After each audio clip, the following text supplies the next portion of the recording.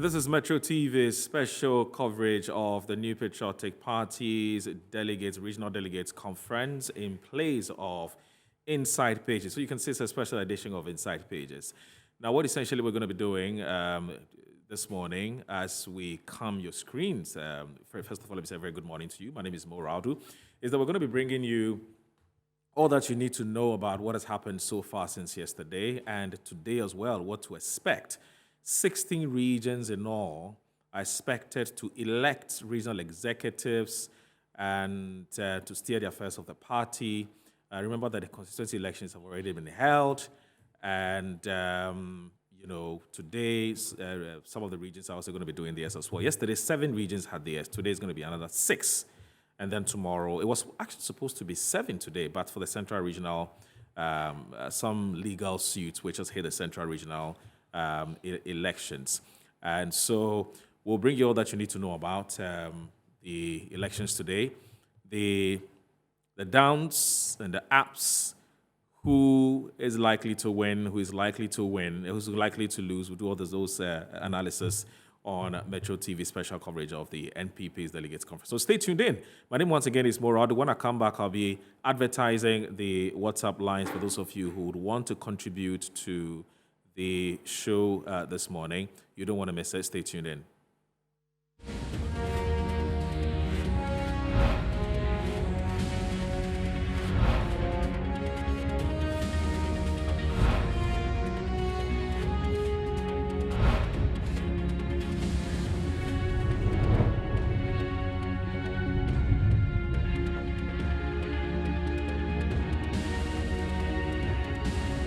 All right, so welcome back. As I did indicate, in case you just joined us, this is the special, call it a special coverage of the New Patriotic Party's Regional Delegates Conference. I'll be introducing my resource person shortly. But before we do that, I will also be running by you who are eligible to vote in the regional elections.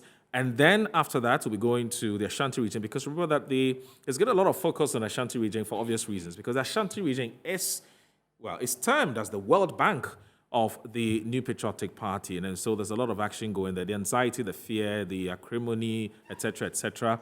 So we'll go to, we'll shortly be joined by my colleague, Henry, to bring us the latest update on what's happening in that particular region. But before we do that, let me introduce my resource persons who have been seated for a while now. So on my immediate left is Mr. Benjamin Suman, who is Executive Director of Solidaire Ghana.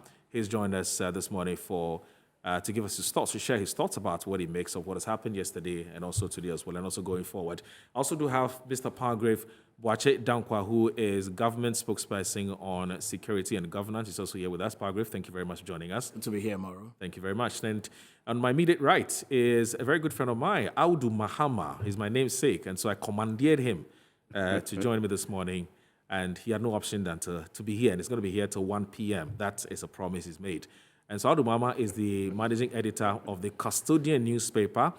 He knows quite a lot about the regional elections as well, just like my other resource persons. And so it promises to be a very interesting conversation going forward. We're also expecting Gloria Furibu, who is a private legal practitioner. She'll also be joining us shortly for what promises to be perhaps one of the best analysis you can ever have or you can ever get on prime time TV at this time of the day.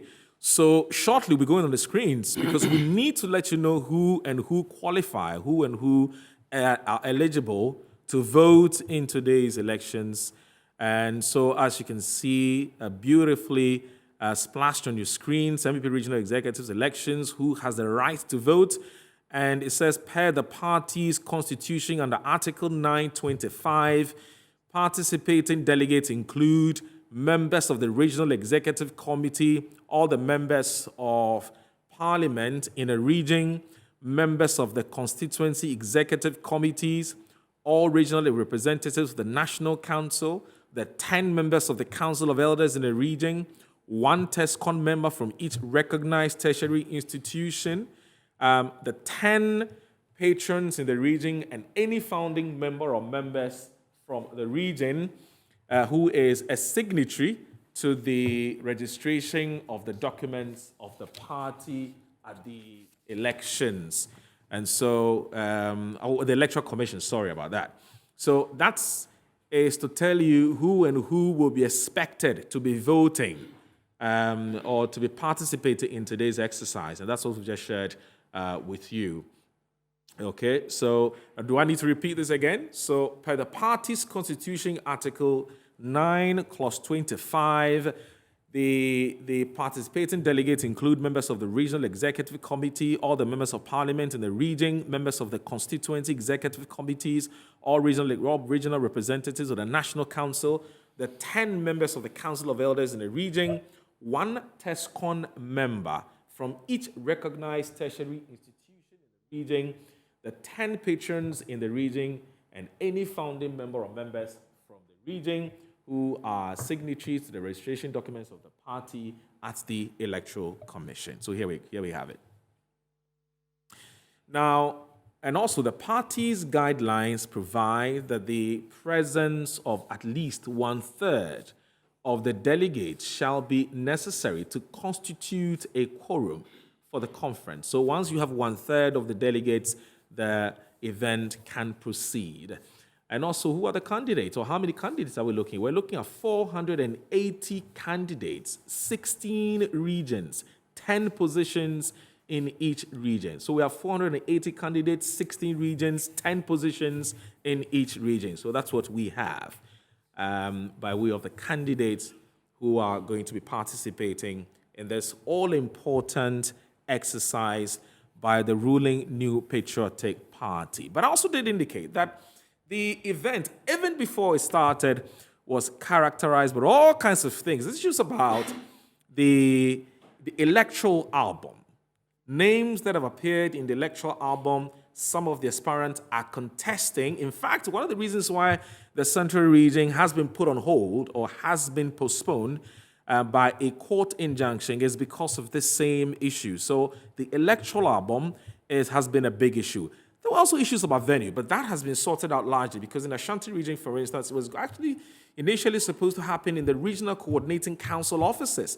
But some of the aspirants contested that strongly, and so that had to be moved to the Baba Yara Sports Stadium. So largely, most of the issues that have been raised by the aspirants have been sorted, except the issues about the electoral album, because they have said the 10 patrons, according to some of the aspirants, are saying the 10 patrons who are in the electoral album are very alien to them. They do not know how they ended up in the album or in the register.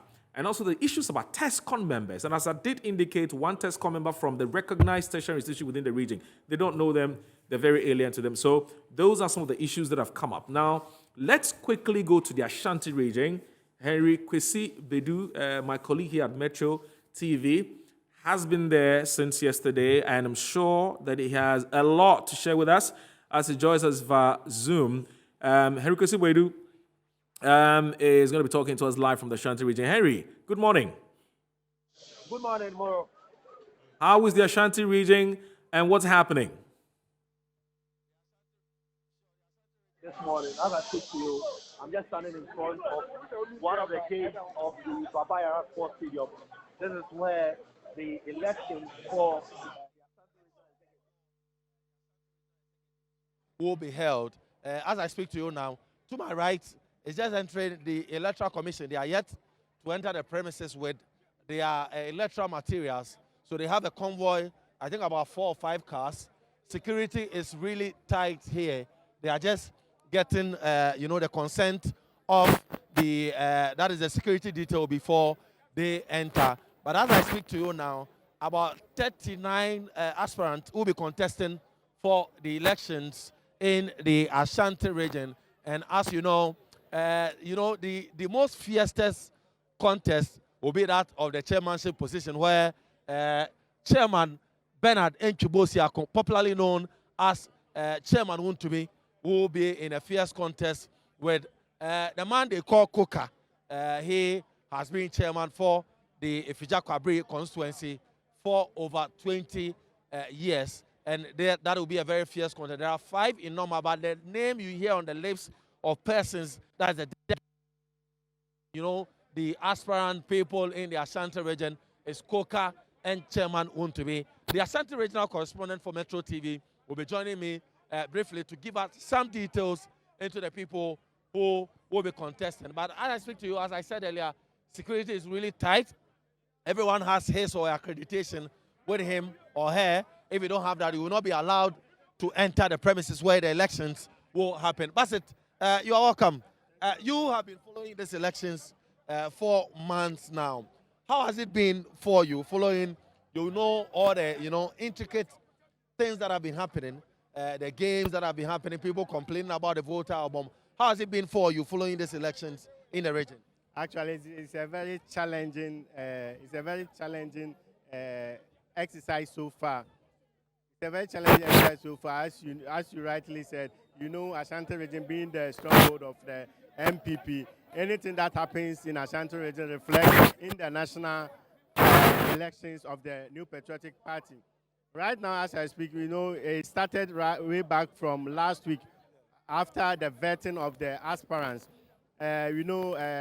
With the chairmanship position, for instance, five out of the 5 persons who are contesting for the chairmanship are all very known persons within the region. And I can mention of the incumbent chairman himself, Chairman Untumi. I can also mention of former Ejisu MP, Deputy Minister of Rules, Osu Ediomi. I can mention one, Edu Beua, who is also a big wig within the party. But the name on the list of all the aspirants and the people in Kumasi as we arrived yesterday is Koka. Just tell us in 1 minute, who is Koka? Well, Koka is someone I know or I've learned about is a grassroots person of the New Patriotic Party. Someone who has started right from the grassroots of the party, from the polling station. He rise to the constituency, and he's now vying for the MPP chairmanship. He's someone, everywhere you pass, you'll be hearing the name Koka, Koka, Koka. Surprisingly, it used to be Chairman Untumi. But as I speak with you now, the trend is gradually changing because right now you can hear some noise at our background. They are fighting on the same. So there are people, one faction is on Untumi side and the other faction is on Koka's. Our region has even been divided into 2 factions, wow. Untumi and Koka. Even if you look at the contestants, most of them are divided. We have Untumi camp. He's coming with his executives. We have Koka, who is also coming with his executives. Okay. If you Untumi, the old executives are all behind Untumi. That's what you found out. Yeah, that's our fun, and all are behind Untumi. And the Koka too is coming out with his new executive. As for the campaign, as for the function, it has gone down even within our own people, the media circle. Within our own people, the media circle, it has. You can see division within our own. This is one of the aspirants. Let's try and speak to him. All right, sure. So that is one of the aspirants. We want to speak to him briefly before. Yes, lawyer, you're welcome to Metro TV. How are you feeling today? I'm feeling good. Are you very optimistic that at the end of the polls today, you will be victorious and become the General Secretary of the party? Very optimistic. Why do you say so? I've done my groundworks already. I've done my groundworks already, and I know that I'm going to go through. How has it been for you so far? The elections, has it been very tiring for you? Yes, I did. For the past 1 month, I have not been to a region, and I know that everything is going to be okay. And the feedback from the grounds is that lawyer Kwame Adomapia will be retained as the regional secretary. Okay. What of the other persons that you are contesting with? I'm sure people, we've seen a contest in the chairmanship position. People think that, your chairman, together with yourself, you are an incumbent, promised to give the party 47 out of the 47 constituencies in the region. What didn't happen? It even reduced. You used to have, I think, about 45, and it reduced to 44. Why do you think people should retain you? Chairman, we pick it from 44 and send it to 45, and it came back to 44. we lost 1 seat compared to Greater Accra, compared to Central Region. How many seats were lost at the Central Region? How many seats were lost in the Greater Accra region? Nobody's talking about that. Everybody one lost seat here. But when we are maintained, we are going to redeem our seat. As for 47, 47, tell me which general will go to war and promise less? Which general will go to war and promise less?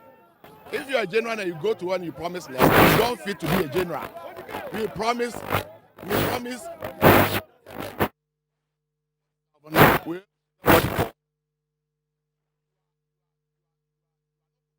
Other areas we did better.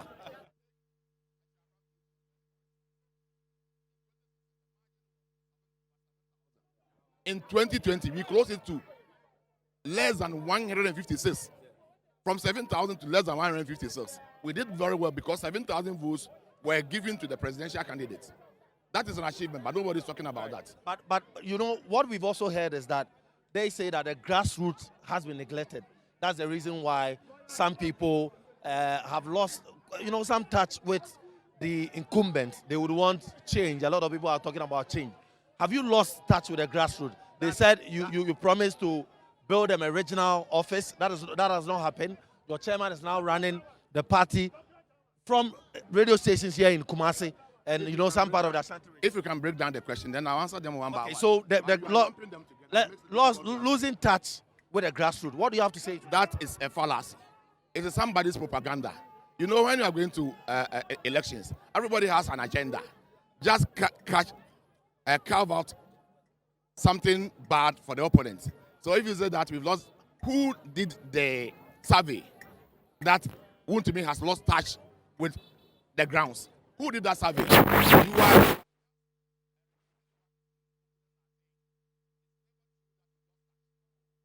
All right.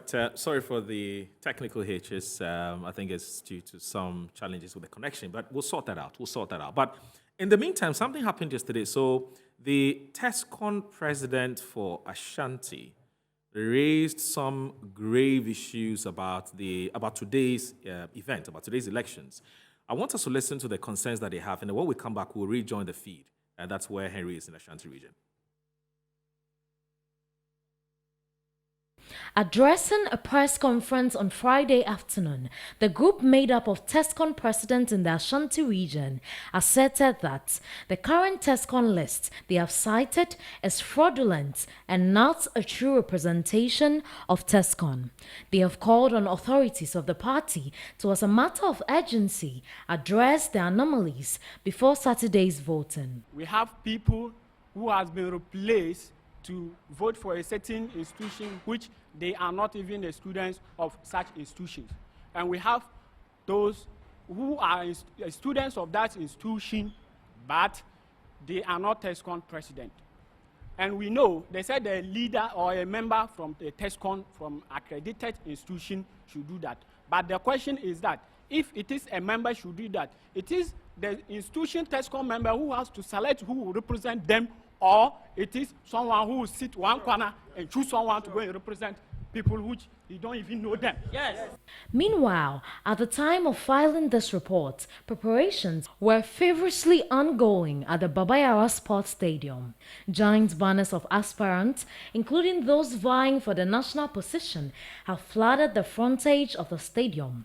Meanwhile, information gathered is that the Ashanti Regional Elections Committee Chairman, Simon Osei-Mensah, has ordered for the removal of all posters and banners which have been mounted inside the stadium. All right, so those were some concerns that were raised by the TESCON group or the TESCON president in Ashanti concerning today's elections. Now, let me bring in my resource persons, and then also we'll bring you the results from yesterday's elections as well, because that's very important. Some of you want to know who won and who lost, so that's extremely important. We'll bring that to you. But let me pick the initial thoughts of my resource persons who are here. So let me start with Mr. Pagwe Dankwa, and the reason is simple. Apart from the fact that he's a government spokesperson, what happens in the party would definitely have a direct bearing on what happens in governance. And so it's extremely important to pick his view and his thoughts on what he's picked up so far, what he thinks of the thinks of the exercise thus far. Margaret, good to see you again. Good to be here, Moro. Yeah. So I noticed something very interesting about this year's, how do you call it, Regional Delegates Conference. It appears to be, the stakes appear to be very high. What do you think could be accounting for this? First of all, do you share that view? And if you do, what do you think could be accounting for this? Well, I do agree with you. Stakes are very high. Very good morning to you and to my wonderful colleagues and to your beautiful viewers. You know, Moro, I love elections. Right. And, because I love elections, particularly because it enhances our democracy. Right. And also gives people an opportunity to decide who leads them, because I love leadership. Right. And so once again, the New Patriotic Party, the political party that I belong to, whose government I serve, as well, having gone through the polling station elections successfully, having gone through the constituency elections successfully, selected all their constituency executives from 257 constituencies, now is selecting their regional executives. We are selecting our regional executives for 16 regions. Yesterday, I mean, I know you're going to go through it, but once I have the opportunity, I'll just go through. We had 7 regions going through the elections successfully. At the backbench of that is really to commend the Electoral Commission, because I think that within the very shortest possible time, they were able to churn out credible results with no infractions whatsoever. Even in one of the regions like Bono East, once they were done with the counting and the mentioning of the chairman right through up to the women's organizer, swearing in was done, which means that we are ready to hit the ground running. The reason why this regional election is particularly important is leading us into the flag bearership. And we have seen unprecedented ever in our political party major contending flag bearers having an interest right up from the polling station in terms of investing heavily on persons that potentially could become polling station executives, and then also investing heavily on persons that could potentially become constituency executives, and now regional executives, because the work is at the regional level, and the regional executives represent the national executives. And so we've seen that, yes, heavily those contending leaders have certain stakes and his interest.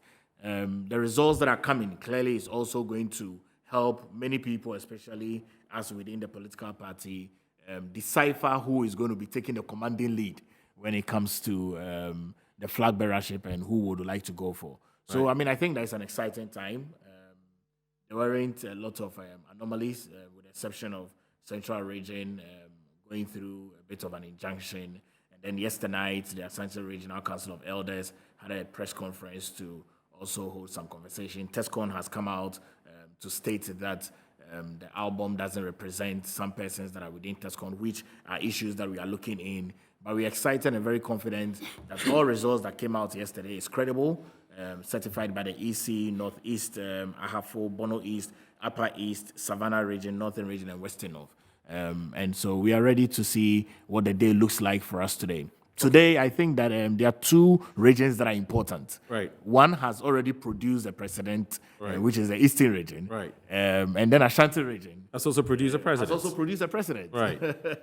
So I mean, those 2 regions are critically important for our conversation today. Right. So one of the things we're going to do, and we're also going to be sharing with you the regions that will be voting today as well. That's another information we'll be sharing with you shortly. So 2 things I'm going to do. One, the results of yesterday's elections in the respective regions, the 7 regions, who won, who lost. We'll be doing some analysis of that. And also today, the regions that are going to be voting as well. But he's already hinted you, Ashanti and Easting. It looks like there's a lot of attention in these 2 regions. And I think your guess is as good as mine. Ashanti and Easting are 2 strongholds of the New Patriotic Party. And so you can understand why there's a lot of attention in these 2 regions. Now, let's go to Savannah before I pick the thoughts of my other 2 resource persons. Let's now go to Savannah and look at how the Savannah votes yesterday it turned out. So these are the certified results for the Savannah Regional Executive elections. So for chairman, you have Alhaji Suleiman Idrisu, who has won. You have the first vice chairman, who's a Dr. AWUDU Amadou Musa. And you have the second vice chairman, who is Johnson Kwame Jinde. And then you come to secretary. You have Muhammad Isa, who won yesterday. Women organizer is Hajia Safia Mohammed. And then you come to assistant secretary, Mayoyu Aminu Suleimana. And then you come to organizer, Kwame Abuaje. And then treasurer, Abu Lutier. Youth organizer is Raphael Akati Mahama. And then the Nasra coordinator is Mohammed Mahe Bamba. So these are the results for you for the Savannah region. We now go to the Ahafo region and check out the results for that region as well. Okay, so the Ahafo region's results are good. So here we go. So NPP Ahafo Regional Delegates Conference results. So you have the chairman, Owusu Sechre. The first vice chairman is Justice Enchi. Second vice chairman is Osei Bonsu. The assistant secretary, Citizen Akoto. Organizer is Nana Edu. And then, or is Edu? Is Nana Edu or is Nana is Edu? Right, Nana Edu. Secretary is Enchi Eric. Nasara coordinator is Ahmed. Woman organizer is Ajua Fusua. Youth organizer is Setodro. Treasurer, Eugene Kusi. So these are the victors of yesterday's elections in the Ahafo region of the New Patriotic Party. So we've brought you Savannah, we've brought you Ahafo, we'll bring you some other ones shortly. Let's now go to Bono East. So Bono East, the chairman, Ibrahim Baba Bukari. The first vice chairman is Amua King David Kwao. Second vice chairman is Baba Abdallah. Secretary is David Boache. Nasara coordinator is Jibril Abubakar. Women organizer is Sophia Efriye Danso. Organizer is Suleimana Musa. And assistant secretary Muhammad Seidu Liman.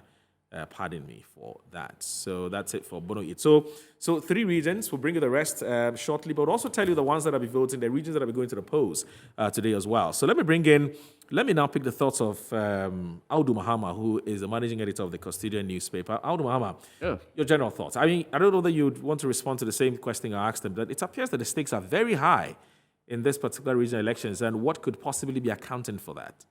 Good morning to cherished viewers. It's my first time of being here. Right. It's a lovely studio, and Right.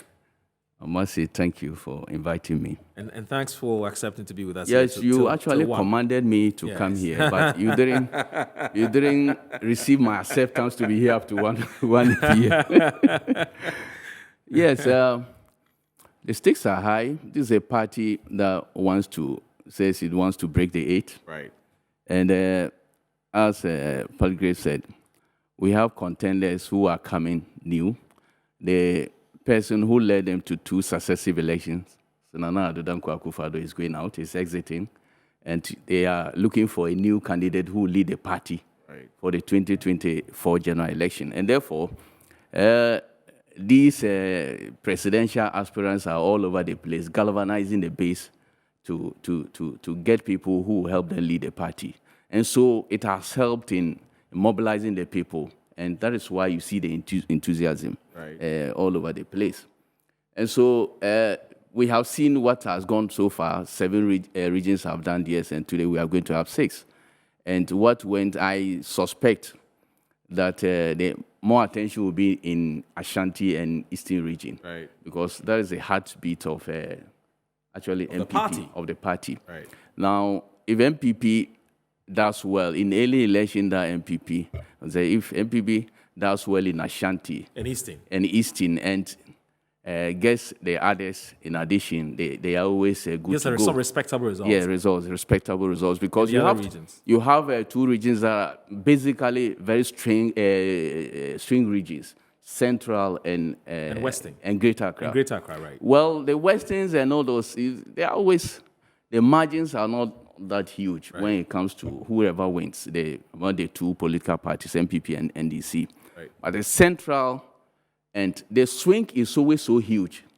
And Greater Accra, even Greater Accra, normally the gap is not so huge between the presidentials, right? It's always a parliamentary that swings very heavily. Right.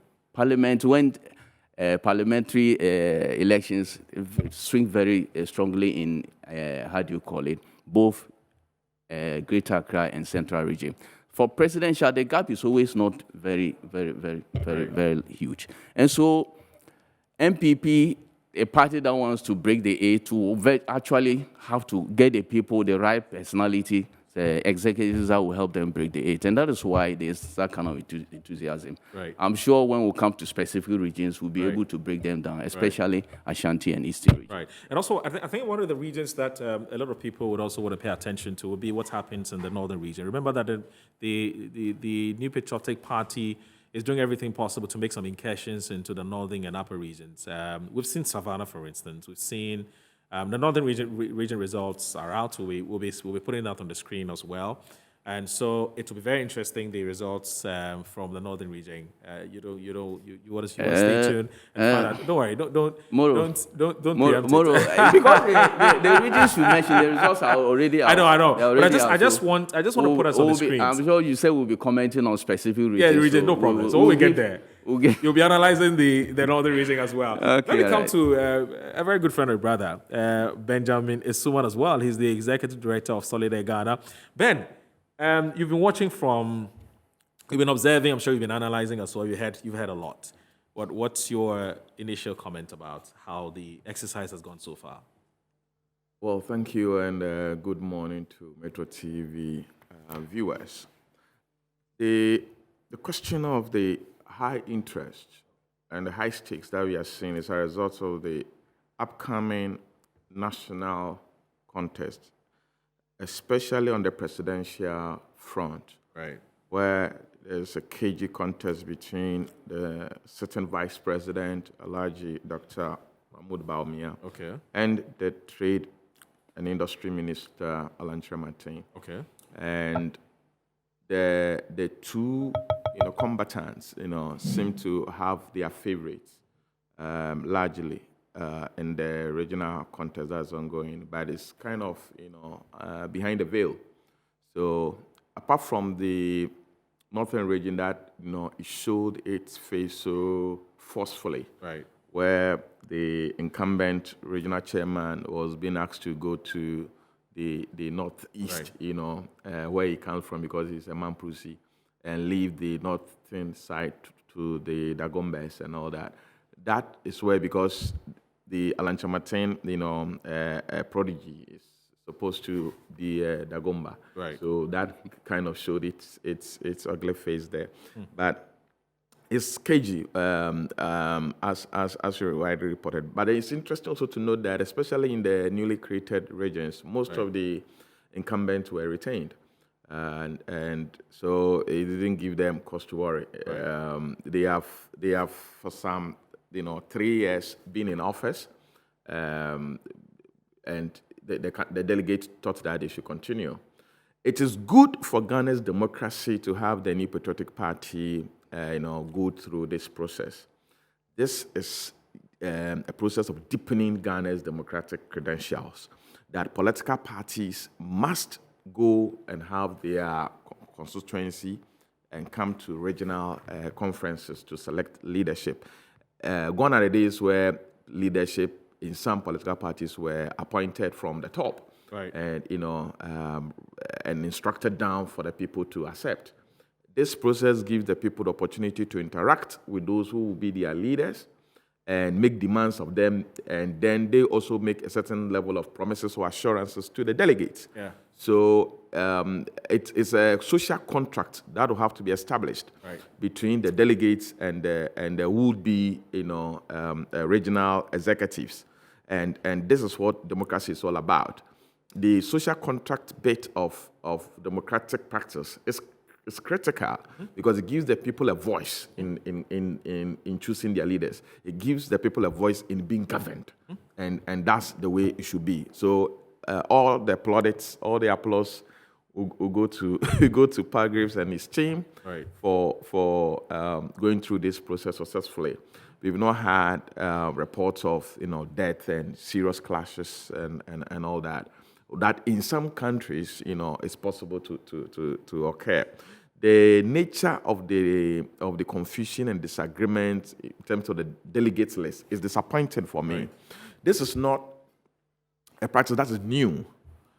Look, brother, right from the period of National Union of Ghana students level, candidates are denied access to the delegate list, sometimes until the Congress grounds or on the day of election before candidates will even have access to delegate list. This is not right. Right. Unfortunately, such leaders from the NUCS level have risen to the national level, and they are now practicing the same NUCS level. It's serious. They are practicing the same, level of mafia that is done at the student level on the national level. Mafia tactics. Yeah, exactly. It shouldn't be. We must move away from that, opaque system of avoiding for a candidate to see the delegates list. Why should the TESCOM presidents from various campuses in the Ashanti region come together, hold a press conference, and say that our representatives found on the delegates list are not our representatives? Right, are alien. Who will best represent an organization than an organization chief executive officer or its president? Right. You see, it's so clear-cut. Even though the NPP constitution says that a representative from TESCOM, it's foregone conclusion that that representative from TESCOM must be the TESCOM president, and in his absence, maybe the secretary or the women's commissioner. Right. Maybe that arrangement chronologically must be done by the NPP, in their constitution or in their rules of election, to say that in selecting the TESCOM representative, it must be the TESCOM president. Right.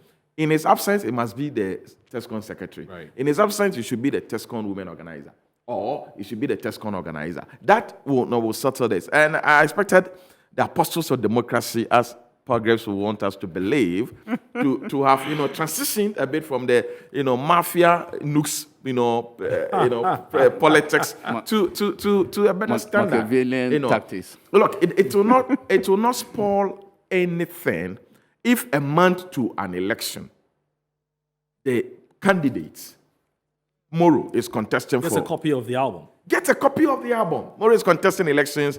He must talk to the delegate. On election grounds, on election day, MORO does not have the full list of the delegates. So who has he campaigned to? Right. He has to only go to radio stations and attempt to assemble constituency executives and talk to them. It's so clear-cut. Apart from the TESCOM bit, that a representative from TESCOM, there's another one that 10 members of the regional council of elders. Yes. How do you select the 10? Then the question of those who founded the MPP, we should select 3 of them. How do you select the 3 out of them? Right. It gives incumbents, some advantage. Yeah, I get the point. And we'll come back to how the process that have led to the elections, because you're raising some very, very legitimate concerns I'll be there. making comments. Let's now go to the regards Eastern to region, TESCOM. because we mentioned 2 regions. We say Ashanti and Eastern. Keep an eye on these 2 regions. So we're going to the Eastern region. Kofi Eje is our correspondent there. Kofi Eje, good morning.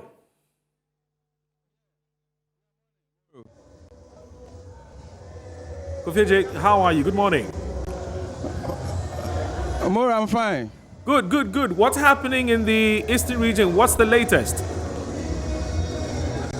Okay, in this region, as it stands now, the security men are already on post, checking around what will happen today. As it stands now, the executives are now going for their accreditations and other rounds. The election has not started yet. But I have with me the deputy police regional PRO here for him to brief us on how the security will be going this morning. So, Mr. Agomadu, can you tell us, are your men on ground and what will happen this morning? This morning, as you can all see, the program has just started, and our men are on the ground. You can see the uniform personnel all over. We have the MTTD deployed to actually take care of the traffic situations. And we have the other uniform personnel who are equally positioned at vantage points to take charge of security. We also have the plainclothes personnel also deployed all over to actually monitor the situations.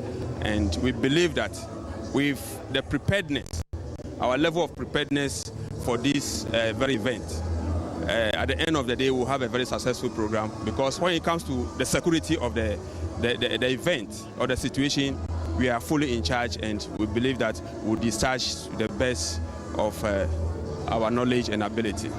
Can you tell us how many men are on the ground today?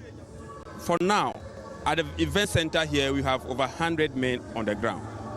We have others who are also deployed at various centers like the hotels where some of the dignitaries are lodging, all over Koforidua, where we have delegates and some of the dignitaries who are here for this occasion.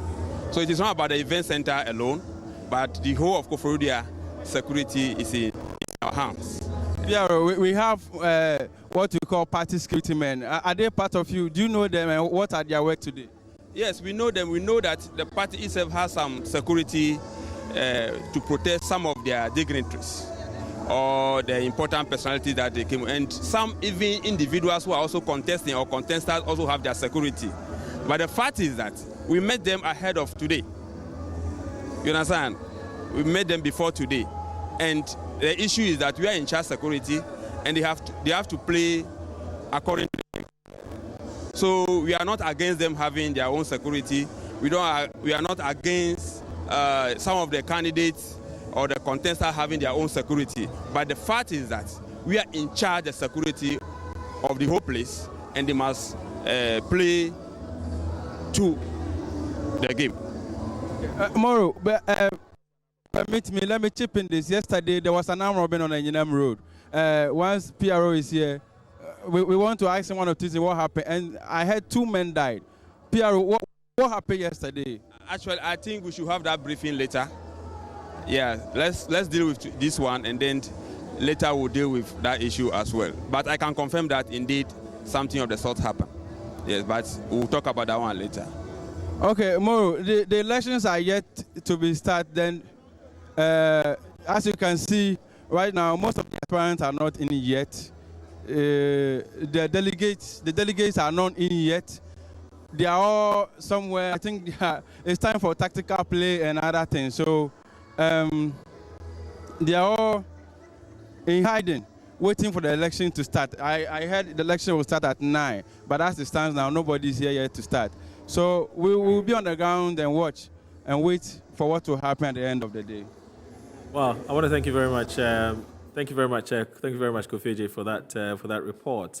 Well, the policeman you spoke to has refused to be ambushed. You wanted to speak to him about a subject matter which is totally unrelated to the elections, and so he refuses to respond to that. Yeah. But I thought the policeman was smart on that. Very smart. Yeah. Yes, he says there will be a press briefing on that. So you wait when we address you. Get all the facts. We'll give you all the filler that you want.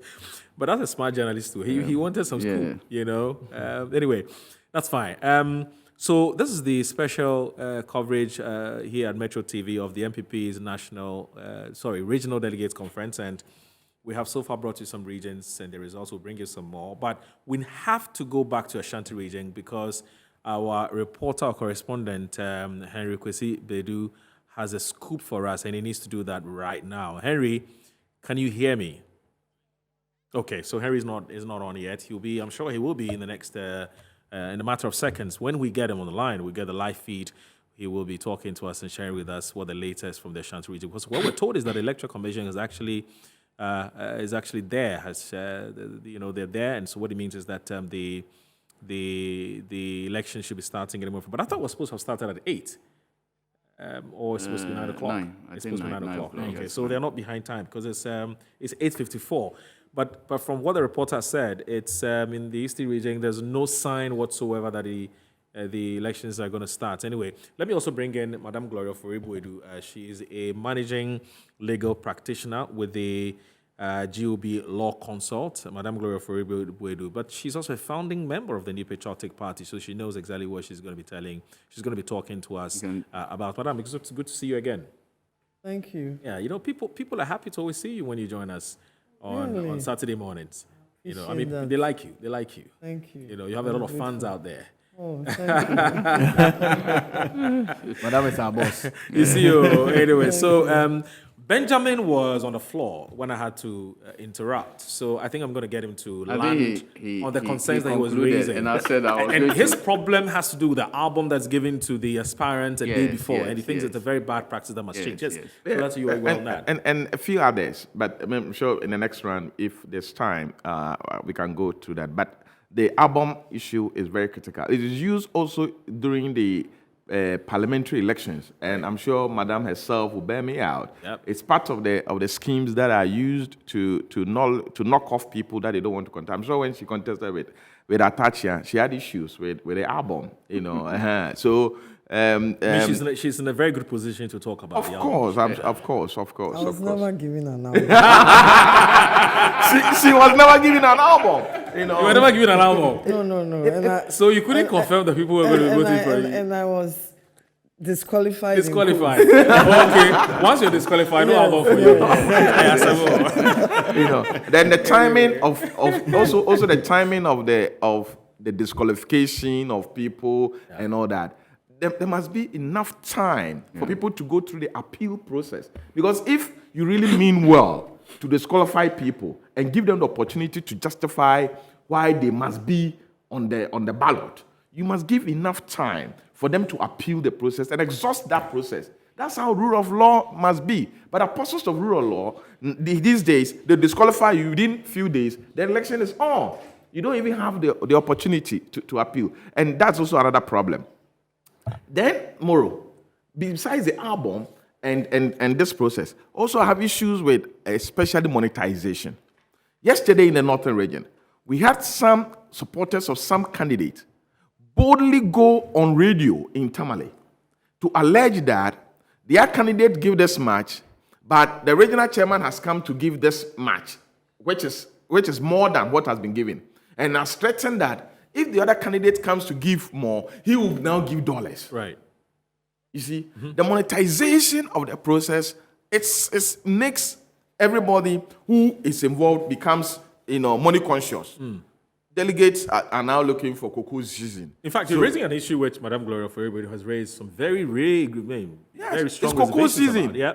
Cocoa season for delegates. So the delegate is expecting that he'll get this from this candidate, he'll get this from this candidate. So as he's going to the conference grounds, he's telling the wife that I'm coming home with some money so that for the next 2 weeks or next month, we will not buy food, or because I have enough money or whatever it is. That is also a problem that I think So they collect this money and then wait the following year to collect money again? Of course, yes. So, but remember that after this process, National Executive election will also come on. The National Congress will come on. Yes. They will also, that's another cocoa season. The presidential election will also come on. That's huge. Then after that, Madam Gloria and Co will come for the parliamentary contest. And that's another cocoa season. Then they now enter into the main national election season, where they are requiring bikes and all that to go around and campaign. You put the delegates in the process to be looking for something all the time, and monetization of our democratic process is dangerous for all of us. Because you see, because it's these delegates, and it's not just about delegates, but even the party supporters who are always in this business of expecting some financial rewards before they take a decision will tell you that these party executives that they vote for don't attend to them until they need them again. There's always talk about neglect. Neglect of foot soldiers, neglect. In fact, even at the constitutional and regional level, some of them, if you interact with them, they'll tell you that, look, these guys don't come back to us as soon as we give them the votes. So for them, it is cocoa season because that's the only time they can get them to collect some monies from them. Do you understand what I'm saying? Because you call them after, look, you vote for somebody at the regional level as a chairman. You call the person is one. You call the person, I'm busy. Oh, was giving some excuses as to why they can't attend to you. So once we don't hold media magic. But whether the person will vote for you or not is another matter. It's an entirely different matter. And that's why there's talk about fear delegates. And see, the results that we saw yesterday in the Northern region, I followed Northern region. Yes. Oh, I have the Northern region. Before you even go ahead with it, So in the northern region, for instance, Mohammed Adam, Bantama Samba, as we call him, Chairman Samba, Chairman Samba. Yeah, he won. Yeah, he's incumbent. But he paid the price. Yes, he paid heavily. If you confess, he will confess. He will tell you that he paid heavily. What happened was that Chairman. But that's a very serious allegation. Yes, I'm telling. Chairman paid each constituency. Do you know this as a fact? Well, the camp of the losing candidate, when they realized that he couldn't match the contest, they jumped on Tamale radio stations to complain. So they ran to radio to complain that chairman is trying to buy the election. Okay, you understand? Right. But the thing is that they themselves were not innocent. Right. They were guilty in the process. They admitted that their candidates paid. It's who's giving bigger, exactly. Who's giving more? Yes. He who pays more gets the nod, and that's a problem. Are you suggesting a Samba body like he? I'm sure you cannot hold the Quran and deny this. All right. So we'll also be, as you know, I did promise you something that what we're going to be doing. In fact, this is how we structure the conversation. So we'll have a conversation, and then also we'll go and bring you some facts and figures that you need to know about the election. So, for instance, we're going to be shortly displaying on the screens the regions that voted yesterday. And then the regions that are voting today and the regions that will be voting tomorrow. So that's going to be showing on your screens shortly, because you ought to be able to situate the conversation we're having within its proper context. So that's why we found it very necessary to do this. So shortly, it's going to be on the screens. So the regions that voted yesterday, the regions that are voting today, and the regions that will be voting tomorrow as well. But whilst we're waiting for these overlays, as we technically call them here, in the media parlance, we would be picking the thoughts briefly. Okay, so good. Now I'm told Henry is ready. Our Ashanti regional team, led by Henry Kwesibedu, is ready with some interviews. Henry, please go ahead. All right. So, Moro, we are still just in front of the Baba Sports Stadium, where the elections for the regional executives of the NPP will be happening in no time. But I have some women with me. What is happening is that this is not like the national election where you cannot campaign during the election. Now you can see a lot of women. These people are in Wuntumi. What I see in front of their dresses are Wuntumi Tuaso. Okay, all right. Behind her is also Wuntumi Tuaso. Let me speak to her. Mame, don't worry. You are about the Metro TV. You also. But your friend saying? Your friend, Rajwa. Now, I didn't want to into us. You must say, I'm an into us or move to. I didn't want to us. The entire one to us on the say. And maybe Drew, not Santa Region, I ain't been yashi. Now you got to a banana this 14 time bosses. Near Mamma, I am ready. I come and with them. That's why you chairman want to be boss according to the chairman or by Jack Mayan. I'm a neck. Look, one say a D. And I'll be to me for my boss. This is a friend said, Chairman would to me or be a Rono. I don't think a man is a fire. I just say to know. But also. Okay. Now, a people say coca. I almost say coca. Yeah, I didn't know that Chairman would to me. One of the bad man was original yet. No one now. Now, I've been never to us. I don't know if they are breaking eight, you know. As I say, I don't know to me and this for the Siano. It's any one of pan to be a big man and I am gentility. Yeah, poor beer. Poor big cow, bet me I come here. Yeah, poor beer. Over here. No. So, I've spoken to one of the women here. They are supporters of Chairman Wuntumi. They are saying that they think that Wuntumi is the man to lead the party into the break the age mantra that the MPP is looking at. I'll speak to one of them briefly before we move on. Mami, you know about the Metro TV. Yeah, Rabbi Mena. I didn't know also say Wuntumi to us. Wuntumi. Nidi di buasiako. Nidi ni one am say. Buasiako di TD achirama. What the TD achirama man MPP. Edru mrebi ani ato aba. Wo kodila yeseme omu bo ni adwana kwose dem. But Wuntumi ba ya na wutimi kodila so to aba. Dia wabre no odie Wuntumi wabu MPP. Enti wasa Wuntumi watso so. Ye de ani mo bia wodi koka. I was a steam and tell you, Wuntumi. See, I meant Wuntumi dia. Ye timi mreki age MPP for. So that is another lady we just spoke to. They are saying that they would want to maintain Chairman Untumi. So they are here. We'll be speaking to other supporters. This is one of the aspirants. As you can see right behind me, his name is Ohimin. Ohimin, you're welcome to Metro TV. Thank you. Thank you. Why should the delegates vote for you to become the youth organizer of the party? Yo, very well. Good morning to your cherished listeners and then viewers. I have been here before. I have contested for this position before. This is my second time. Again, I am asking all the youth in Ashanti region and the delegates in Ashanti region to vote for me because I have very good policies for the youth.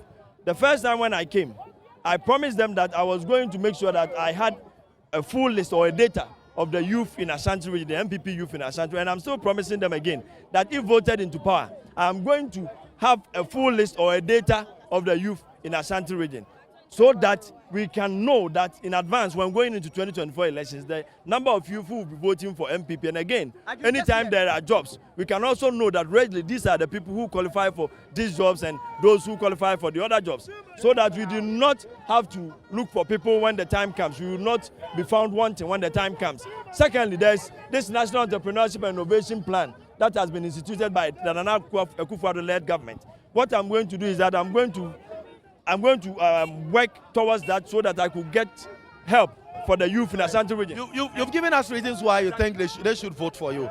But out of the 900 votes that is the delegate that will be voting together with the MPs, how many do you think you can garner? I know I'll be taking home around 500. Take over 500? Exactly. I will speak to you after this election. No problem, I'm here. I'll be waiting for you. All right, sure. Thank you very much. That is Ohimin Ayanmo, one of the aspirants for the youth, that is organizer position. So I'll take you around to speak to you briefly on and show you around. So this is the entrance of the Babaya Stadium where the elections will be happening. You could see a lot of all the people who are here. Most of them are aspirants. Yes, so you can see some of the TESCON people screaming. Okay, let me come there. It looks like they have a lot of concern. Let me speak to you. All right. Okay, so you are, what's your name? I'm called Amadou Abdel Fattah. Why are you saying you will vote? Are your names not in the album? Yeah, I'm the TESCON president for my school, that is Royal Ant College of Health. And per the constitution of MPP and the TESCON, when you have to go for regional election or national election, the leader of the the TESCON has to come and cast his vote. But yesterday, the TESCON delegates list or album release, we see a lot of abnormalities. Ghost schools. What were the abnormalities in there? Now we have unaccredited schools being in the in the album, and also some of we the presidents, our names have been removed and replaced by different people who are not even in the institution. Some are government workers. We have nurses, and we have the biological sisters and brothers of the regional youth organizer found themselves in. I'm sure that the party has a structure. If you have grievances, like as you stated, that your names are not in the album, I'm sure there's a structure or what you could do. Some people have moved to get an injunction from the court and all that. Have you spoken to the education committee of your party? We have the election committee, and then the regional minister is the chairman. So yesterday we signed a petition to him, and he refused to even talk to us, even to meet us. He didn't meet us. And caution people. What's your name? Let me My hear name is Grace Otin. From which school? Otin School of Journalism and Communication Studies. Me person Mekechi. Me bro phone yet. And 3:30, you write a petition signed by all the TESCON presidents. Which are 37. We came in here to meet the regional minister. He stood there, told us to wait. We waited till 11 p.m. He used the back door and ran away without taking the petition. Free say because we are bringing the petition, it doesn't favor them. Honorable Kokofu was here. We tried to talk to him. He told us to wait till now. We are now here. So we have represented our schools in the name of MPP, and we have to vote. I am a president. Be a president and me institution and me school fees. Yenumu biti mi kwa babesia. Programs schools near Saboka, but ye who because of a dry woman MPP. It is a mra siatua. Yababe who the chairman for the electoral committee. Yes, on so ni enkasa. Eti yabano album now makofa abanu yenim bebre. In the constitution, say me president before some to abano, they have to consult me. Na me interest executive, Nasara coordinator, secretary, and a betuaba. If none of them so amount to then we take a test on member. Nobody consulted any of us. Were we consulted? No. Nobody consulted us. As we are in here, Honorable Kwakwa, we love you. We have worked with you. You integrated me. And yes, I'm being ungrateful. I'm setting a line so that any regional youth organizer or Bebano obey the needful. We can't suffer for somebody to eat. Sure. So, Moro, as I speak to you now, yesterday, that is the electoral album came out, and there are a lot of grievances. What they are saying is that about 37 of their members from the tertiary, wing of the MPP party have been deleted from the album. So they have a lot of concerns. So we'll come to them. We'll try and speak to. I spoke to Honorable Kokofu earlier, and he said, off his head, he can't say the number of persons who will be casting their vote here. We'll be speaking to some of them briefly and get the responses here. So that's what is happening. And let me get this gentleman. He is still campaigning for one of the youth organizers. Boss, what's your name? My name is Julius. Can you please speak up? My name is Julius. Okay, so I could see Safo Raphael Patrick. Do you Yes, he is the next youth, Ashanti Regional Youth Organizer of the MPP. Everybody. Why do you think so? Because he is courageous, he is hardworking, he is selfless, he is humble, and he is the one who can lead the youth in the Ashanti region. Okay, thank you very much. So that was Safo's guy, Safo Raphael Patrick. Is also aspiring to be the youth organizer for the party. But what I'll do is I'll show you around. There is heavy security presence here. This is what you go through when you want to enter. So everyone has his or her accreditation intact. When you get here, they will cut a part of the accreditation before you can enter. And when you enter, there's no way you can come out. So I'll take you through. The security men or the police here will check your accreditation to enter. That is what is happening here. If you don't have the accreditation, you are not allowed to enter. We'll try and speak to the police commander before we go. Please give us, we'll let you cut it, but we are doing it live. We'll let you cut it, but we are doing it live. Please, can we come? That's me, media. Don't worry, we'll not come out. All right, so that is what is happening here. When you come, they will cut your accreditation before you enter. That is the commander for the Ashanti Region Police Command. Let's try and speak to him. Commander, good morning. Can we please speak to you briefly? Commander, So what is happening is that you could see what is happening. One person who came in with an accreditation that is cut has been sent outside. He will not be allowed to come into the premises again. So I'll try and take you around for you to see exactly what is happening here. Commander is doing his work together with men, and he's not allowing people to enter. So these are the scenes at the entrance of the where the Baba Sports Stadium, where the elections will be happening. You see heavy security presence, fully armed. The delegates are here in their numbers, and they will be casting their vote briefly. So, Moro, as I speak to you now, I'm not allowed to go outside the premises again. I'll be here until the election is over because they've cut our accreditation. So there's no way we would have the opportunity to go out again. But I want us to move to show you where the ballot papers and all the elections, all the action will be happening. What is happening is that a lot of the delegates are outside. Some of the people who are here are also delegates. You could see some of the media men also set up speaking to some of the aspirants and the other people who are here. Let me try and speak to this gentleman who is coming. He says he will not speak, but I will try and get some people to speak to. So, Moro, that is what is happening here. These are the scenes. This is the Baba Sports Stadium. We are told the elections will be happening right there. heavy security presence in the area. Let me see. I've cited Simon Osei-Mensah. He is the chairman of the election committee here in the region. I'll try and speak to him briefly. Honorable, we are live on Metro TV. You are welcome. This is our live coverage of the Ashanti region elections. How has the preparations been for you so far, Honorable? Thank you very much. So far, I think the preparations are going on well.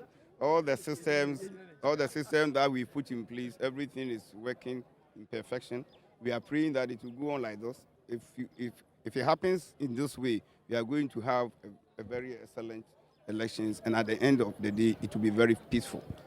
It's past 9 a.m. When are we expecting that actual polls will start? Actually, we had wanted to start at 9 a.m., so we asked the delegates to start coming around 7 a.m. Unfortunately, most of them are late.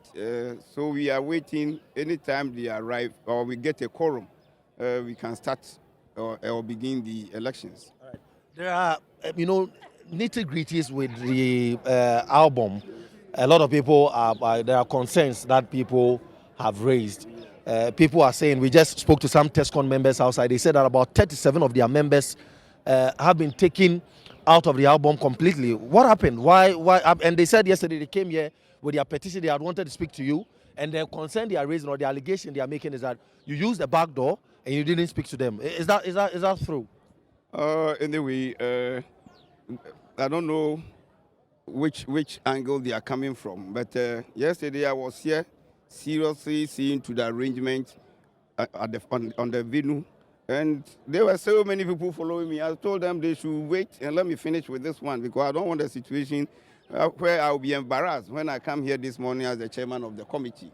Whilst working and organizing where we have the polling stations, where the delegates will sit, other dignitaries will sit, and then you want to stop me when I was having meeting with the security service. I should stop. Do you understand it? If there had been any chaos this time, people would have blamed me. So you see, first things first. So I asked them to wait. They didn't have the patience and they left. So that one, what can I say? Two, people should understand that the responsibility of the compilation of the album is not that of the Regional Elections Committee. That is done in Accra, and they are forwarded to us and the Electoral Commission. Okay. The first batch that came for the constituencies, we did reconciliation and realized that out of 44, 27 of them have some challenges. We identified the anomalies. We forwarded to those who are compiling the album. They rectify them and then return them to us.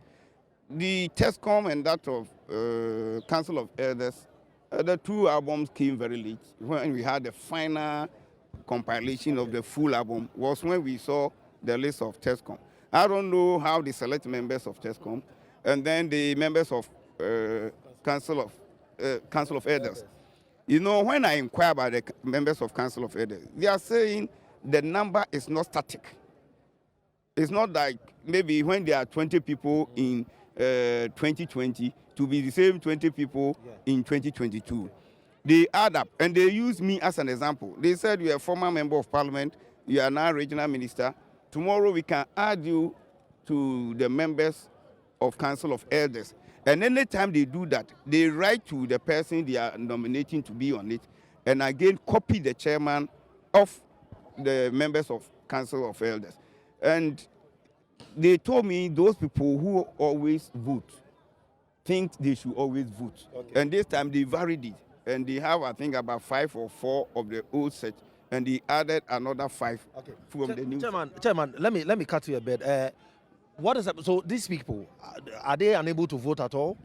Because today is the D-Day, and they are here. They've selected the 10. We are going to use the 10 people in the album that has been given to the Electoral Commission. We don't have any mandate to change any of them. Okay. In the case of TESCOM, maybe there are some considerations you can look. If it's true that a particular person whose name appear on the album is not a student, that one, there's no way we allow the person to vote. So we are just waiting for EC. I don't know why they are late. We are waiting for EC, and when they come, then we will sit down and take the list and call the people to come and prove that they are students of those schools. If they are students and members of TESCOM, they'll be allowed to vote. There's nothing that I can do. Okay. There's nothing that I can do. Let's talk about Fomena, the Fomena constituency, and also Mampong. We saw a letter signed by the Director of Elections of the NPP party Evans Enemako saying that the constituent or the delegate from Fomena will be barred from voting because there is an injunction and the election in their constituency doesn't happen. Are people of Fomena who are delegates, will they be allowed to vote here today? The final decision will be communicated to us by the Electoral Commission. At what time? So at what time are we saying that? They are not here. Okay. So if they come, they will tell us. What of Mampong? They are responsible for the album. Mampong is in court, so they are not voting. So Mampong is in court, but Fomena will be you know. They will come and communicate to us if there have been any changes. For now, we've been given 46 constituencies. Okay. Until EC comes in and see that A, B, C, and D cannot vote. I cannot say A is voting or B is voting. But we are going to work with the list available now. Okay. So, how many hours are we anticipating that this, elections is going to take? We were thinking maximum 3 hours. That is why we've created 3 more polling stations, making them 4. Do you understand it? And if you have about 900, it means that we are thinking of something less than 250 people voting at a point. Yeah. Finally, before I let you go, the media, we have a lot of concerns. When we came in, this was cut, and we are not allowed to go outside the premises again. Yeah. But let's say if something happens outside the premises, I'm not a prophet of doom, not predicting something bad, but something interesting is happening. How do we go out to report? We will look at it, but what we wanted to avoid is that I have my card, you have your card. Yeah. You give it to me, you are inside, go outside and give your card to another person to enter. So we are not doing it. When we have all the delegates in, we can look at it. Okay, sure. Thank you very much. Can give to him. He goes out. He is wearing his correctly. He goes and gives to another person, and that person will enter with that card. That's why we are saying no. Okay. Thank you very much. That was Simon Osei-Mensah. He is the Ashanti Regional Chairman of the NPP, and he is also the chairman of the election committee here. So your man to your right is heavily armed, ready here, and that is, as I spoke to you, heavy security present. So the chairman of the election committee says that 46 constituencies have been given to them, with the exception of the Mampong constituency. Mr. Godwin, we've been looking for him all over the place. They say he is the only man to speak on behalf of the police. You're welcome. Thank you, sir. All right, so we are live on Metro TV now. How has security arrangement been so far for you? We could see heavy security presence outside the premises and indoors. How has it been so far? Yeah, thank you very much. Let me just use the opportunity to extend my greetings to your cherished viewers. It's been fantastic. Okay. As you can see, since morning, our men have been here from 5 a.m. We deployed our men at the gates, at the periphery of the stadium. All that we want to do is to ensure that the exercise is very peaceful. We've been doing this all this while. Anytime there's an election, we ensure that the police perform their duty to the latter. And this particular election is very important to the police, and it's solely the responsibility of the police. Okay. And we don't have any other sister security agency. So it's not a joint task force? This is just an internal party thing, and it's one venue. So we've done a lot of personnel across the region to be here. We have our senior officers here. Even the regional commander himself is here, the deputy regional commander, the crime officer. We have other senior officers here who are assisting the junior ranks to ensure that we have a very peaceful election. That's what I can assure you. We are here in our numbers. When you enter the stadium, it's where the election will go on. We have our men who are on standby. When the election starts, they will go and then man the process. Okay. So we are here in our numbers, and my brother, I can assure you that the police here is enough to police this election. Any excesses so far? You've been here from yesterday. So we haven't had any problems. Okay. You know, the arrangement is that when you enter the stadium, you are not supposed to go back. So those who have been accredited to enter, the arrangement is that when you enter, you can't go back. And they've agreed to that. So they are all complying. Even the media, when they enter, they didn't know initially that when they enter, we have a peculiar challenge. Let's say, we are going to discuss I've spoken to Simon Osei-Mensah now, and he says that... Chairman, yes, they brought the directive. So we are going to meet them again and then see the other modalities that will be put in place so that maybe we'll consider the media from going out and coming back. Maybe that one. Like the military, or what is it, police presence is a bit heavy here. Why so? It is not. People think that there's a little bit of tension here. It is not about it. Yeah. Every election, we make sure we deploy. That's why a lot of your men here heavily, fully armed. Get it. This is only one venue that we have. Okay. And this is not the first time we are having a number of police officers to police search events. Any elections, we make sure that even during the the Ghana-Nigeria match, we had a lot of police personnel.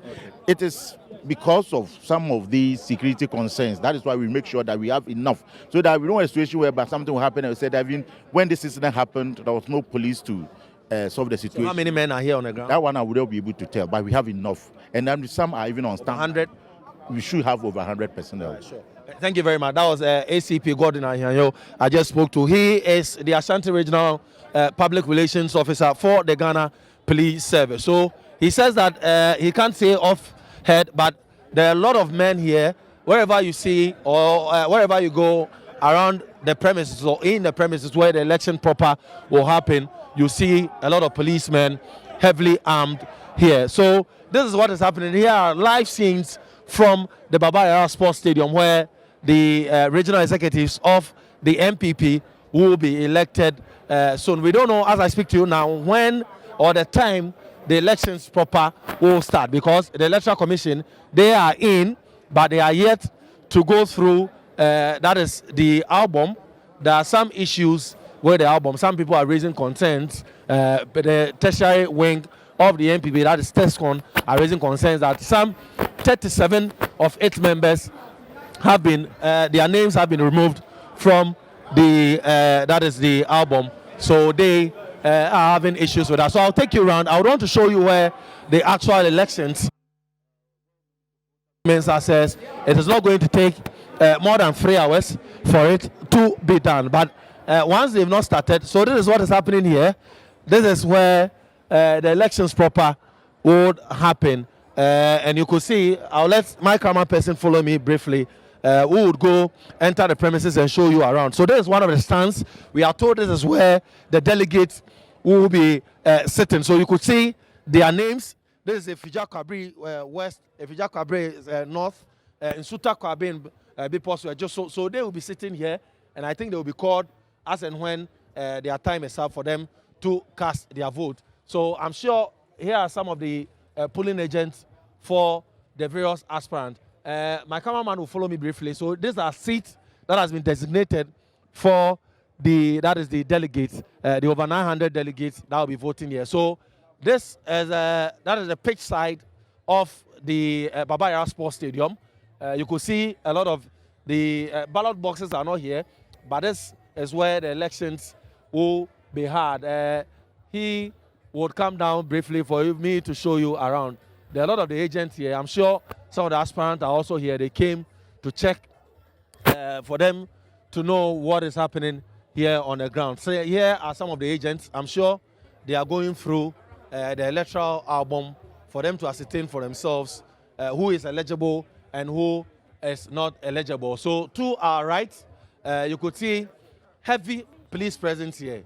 They are here to ensure that everything happens smoothly. I'll speak to one of the, that is the representative of the Electoral Commission to find out when actual, that is voting, will take off. So this is the police. They are here heavily ready. They are very, we are told by the public relations officer of the Ghana Police Service that over 100 men are here. They are on the grounds. They are not allowed to speak to us, so we will not be able to speak to them.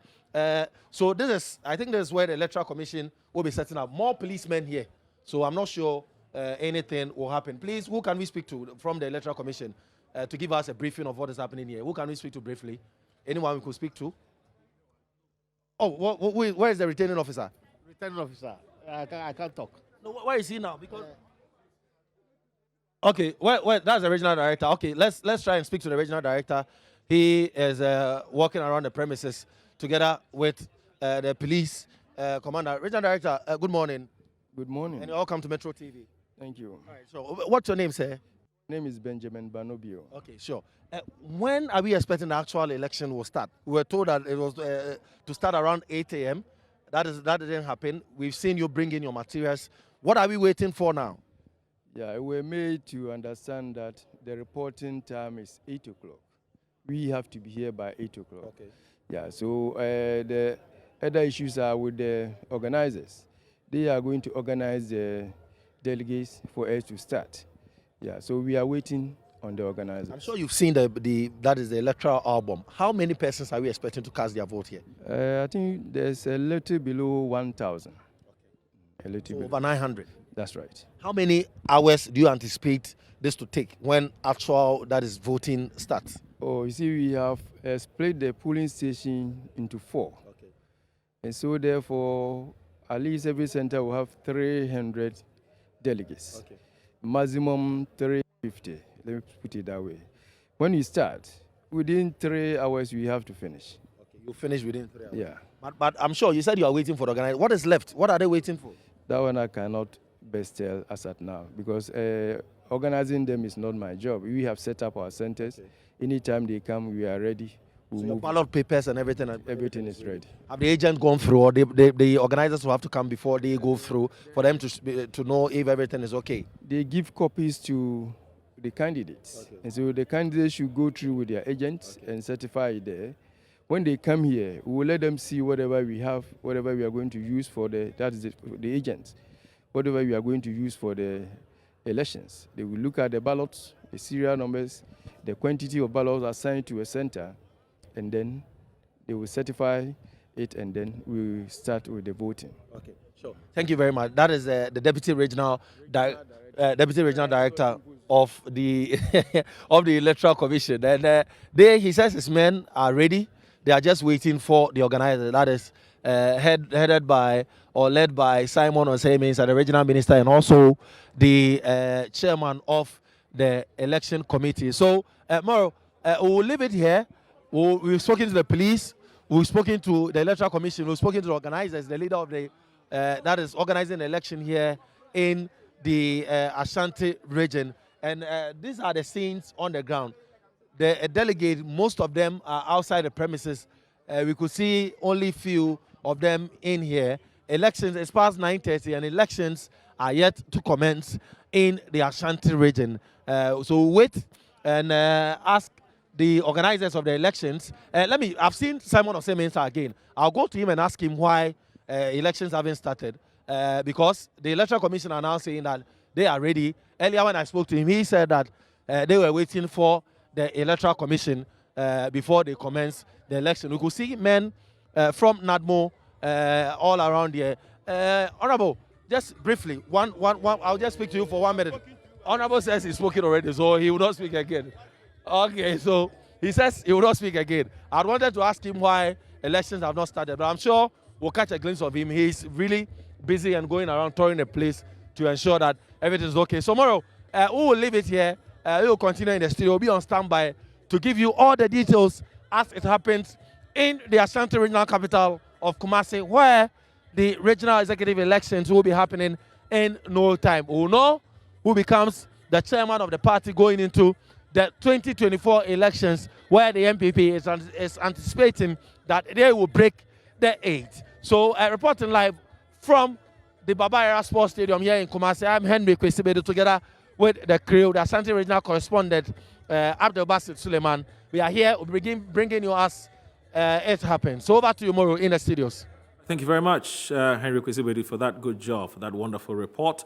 He's there with Abdul Basit Suleiman, who is our Ashanti Regional Correspondent, bringing us the latest on what's happening in the Ashanti region as far as the Regional Delegates Conference is concerned. Unfortunately, the event hasn't started yet. It was supposed to start, it was slated to start at 9, but it hasn't happened yet. And the regional minister, who is also the head of the, the head of the election committee in that region, is explaining, initially mentioned that it was because the Electoral Commission hadn't reported yet, but then it turns out the Electoral Commission said they've been there since 8. And so our reporter was going to go back to him to say, well, the Electoral Commission said they've been there at 8 o'clock. So what exactly is the reason why the event hadn't started yet? But, whilst my colleagues here were telling me that there's a lot of camping and a lot of last-minute maneuverings and things that's happening. I don't know what they mean by that. Perhaps when we come back to them, they would explain to us what typically happens at the 11th hour before the elections. It looks like there's a lot happening, behind the scenes, because this is a very, very crucial election, especially for the incumbent chairman, Chairman Wontumi.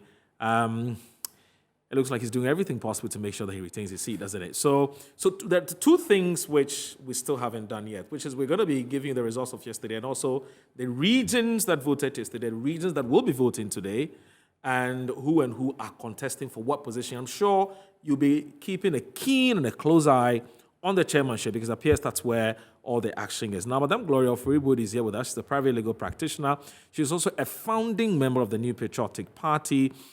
Yesterday, when the team invited her to join us, she sent me a very, very interesting article. I'm sure that she can't wait to comment on an article, and it has to do with the welfare of party executives and how she believes the party can do better in that step. But before then, Madam Gloria, I'm sure you have your preliminary thoughts that you would want to share so far from what you've heard, from what you've read, and what you've actually seen today as our hardworking reporters are going around talking to the people, the persons who are supposed to make sure that the election starts. It's past 9. It hasn't started. In actual fact, I know the elections will definitely come on today. Right. But what I think the party should consider is that the party won the last elections, that's the presidential, let's leave the parliamentary, but the presidential, by about 500,000 votes. So the party should think ahead that if you want to win, you must be strategic. Every vote in your party counts. So now we have delegates, who are so dissatisfied. What's more, the TESCON, the youth form majority of our voters. So if we antagonize the youth, don't think you are antagonizing a few of them. They can influence the majority against the party. So the party won by a small margin, 500,000 votes. So the party needs to keep these votes if they want to win, unless they don't. But I am a party member, and I appreciate if we continue to, break the 8. But with all these non-strategic issues, it's heartbreaking. TESCON, the youth, we can't mess with them. If we calculate all the accredited institutions and even the non-accredited, the numbers are out there. We just won by 500,000 votes for the presidential. So we can't afford to antagonize anybody. What do you think about I know you have some substantive issues you want to raise, but what do you think about the response that the Ashanti Regional Minister, who is the head of the Election Management Committee, said to our reporter when he asked about the concerns or the reservations that have been raised by the TESCON members and the fact that they can't find their names on the electoral roll, on the register? What do you make of the response that he gave? Well, he said he can't do anything about it. I heard him saying that if it's proved that some of the representatives are not students, then they will not allow them not the issue, is it? To vote. But I can't even, it's so strategic that the last people anybody should take out of an album are the TESCON. They are the youth. The youth are the majority of the electorate, the voting populace in this country. The party cannot afford to mess with the youth because the party should remember that the last elections, presidential, were won by just 500,000 votes. Right. And to and think so that, much as there are MPP supporters out there, there are also millions of NDC supporters. And it's just a swing. It's just a swing vote. So you don't mess with TESCON. This is surprising because yesterday, before you came in, we played the video of the TESCON members who had actually organized a press conference to bring these issues to the fore. And they had mentioned that, the same issue about the names missing on the album. You would have thought that from yesterday till today, something could have been done about it, but it doesn't appear that. It looks like it's late and there's nothing. That is so they don't intend to do anything about it. That is so unstrategic because right from the polling station, there have been issues. So already people have been alienated at the polling station. Right. Then we had the coordinators. The coordinators are quite few. Right. But, we didn't have much issues there. But the constituency, people complained. I remember in Adra Savo's constituency, over 500 people could not find their names in the album. So we should start calculating, do the math.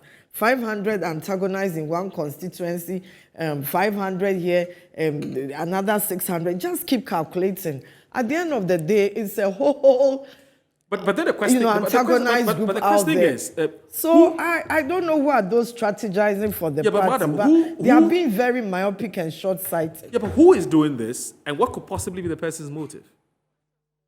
As I said, that is very short-sighted. Maybe the person wants to win at all costs, but do you want to win an internal party election without looking at the national whole? If you are talking of breaking the eight, then one of the strategies should be that we are keeping all votes together. And how do you do that? These people are not robots, they are not machines. They are people who love the party and who have supported the party. So how do you minimize dissatisfaction and antagonism in the party? But the last group to even antagonize are the youth. Okay. That is such a dangerous precedent. Right. Now, you have actually issued, what I say, Anas, as an article or a letter or something of sort when you're raising issues about the welfare of party executives and the issue of people being sorted or being paid at the 11th hour for them to take certain decisions in the interest of certain party executives or certain aspirants, rather than looking at the bigger picture. Can you expatiate or throw some more light on your love letter? Yes, I'll just say that this is just a follow-up to the proposals we sent for the annual delegates conference in December last year in Kumasi. Unfortunately, they were not discussed, but we, about 5 of us proposed that the party should have a form of structure where all card-bearing paid-up members can vote in internal elections. In that regard, if we do that, then there will be finances in the party. MPs will not be burdened. The party finances in the constituency will continuously be contributed to. But it was never discussed, unfortunately. And so based on that, I came up with a position paper that if we have more resources in the party as a result of payment by all card-bearing members of the party, like it's done in the NDC, it will make the party vibrant. People will not wait and be impoverished for 4 years and once in a while be given handouts by aspiring candidates. Rather, with the membership paying dues, people can even be paid monthly allowances. That's the 5 executives. Unfortunately, there's no treasurer at the local level, but we have organizer, we have, women organizer, we have secretary, we have youth organizer, and then we have the chairman. Right. They can easily be. Treasurer. There's no treasurer at the polling station. The polling station. Right. Yeah, amazingly, I don't know what came up when the constitution was being drawn. But if we do that, assuming you have people paying 10 cedis, 5 cedis, infinity, at the end of the month, you can even raise 2,400 per polling station to pay an allowance of about 400 each of the executives. So it was a kind of brainstorming, but I've not had much feedback on it yet. But that was really the reason that we were informed to come up with the proposal for the amendment to the Constitution. So that is it, because if party members are paid even a minimum of 400, an allowance a month, party executives, that translates to 4,800 a year, and that translates to 19,200 in 4 years. But if you calculate the freebies that they get, how much? So I think we can do we can create that vibrancy, and it's good for the party executives and the National Executive Committee to look at that, and then look at the proposals for amendments and pass it as a delegate. It's interesting you're raising this issue because it's not the first time we're hearing about these proposals to take care of the welfare of party members. I do remember Jacob Beche-Belamte, when he was campaigning to become the national chairman of the New Patriotic Party, was one of the issues that he raised. He talked about welfare of the party members, Mark Menu said same. General Secretary, everybody.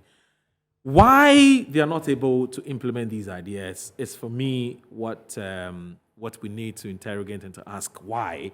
My theory is that the reason why some of these things don't, the parties do not want to do these things, because you see, you need the gullibility, you need the how do you call it?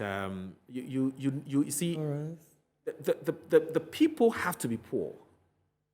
Maybe it's probably by the choice of my words, but my thinking, and I'm starting to be corrected. If the people are not poor, how then do you bribe them for them to vote for you?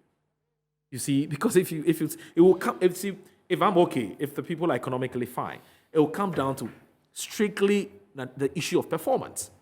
And you and I know that oftentimes they are found wanting when it comes to performance. So my thinking is that that's probably part of the reasons why they don't want to do this. But I'll have to leave you guys just briefly for just a few seconds. I want to go to the screens and walk my viewers through the regions that voted yesterday, the regions that are voting today, and the regions that will be voting tomorrow, and also who is aspiring for what positions. And so that's what we're going to be. We'll take a short break. When we come back, I'll be at the screens.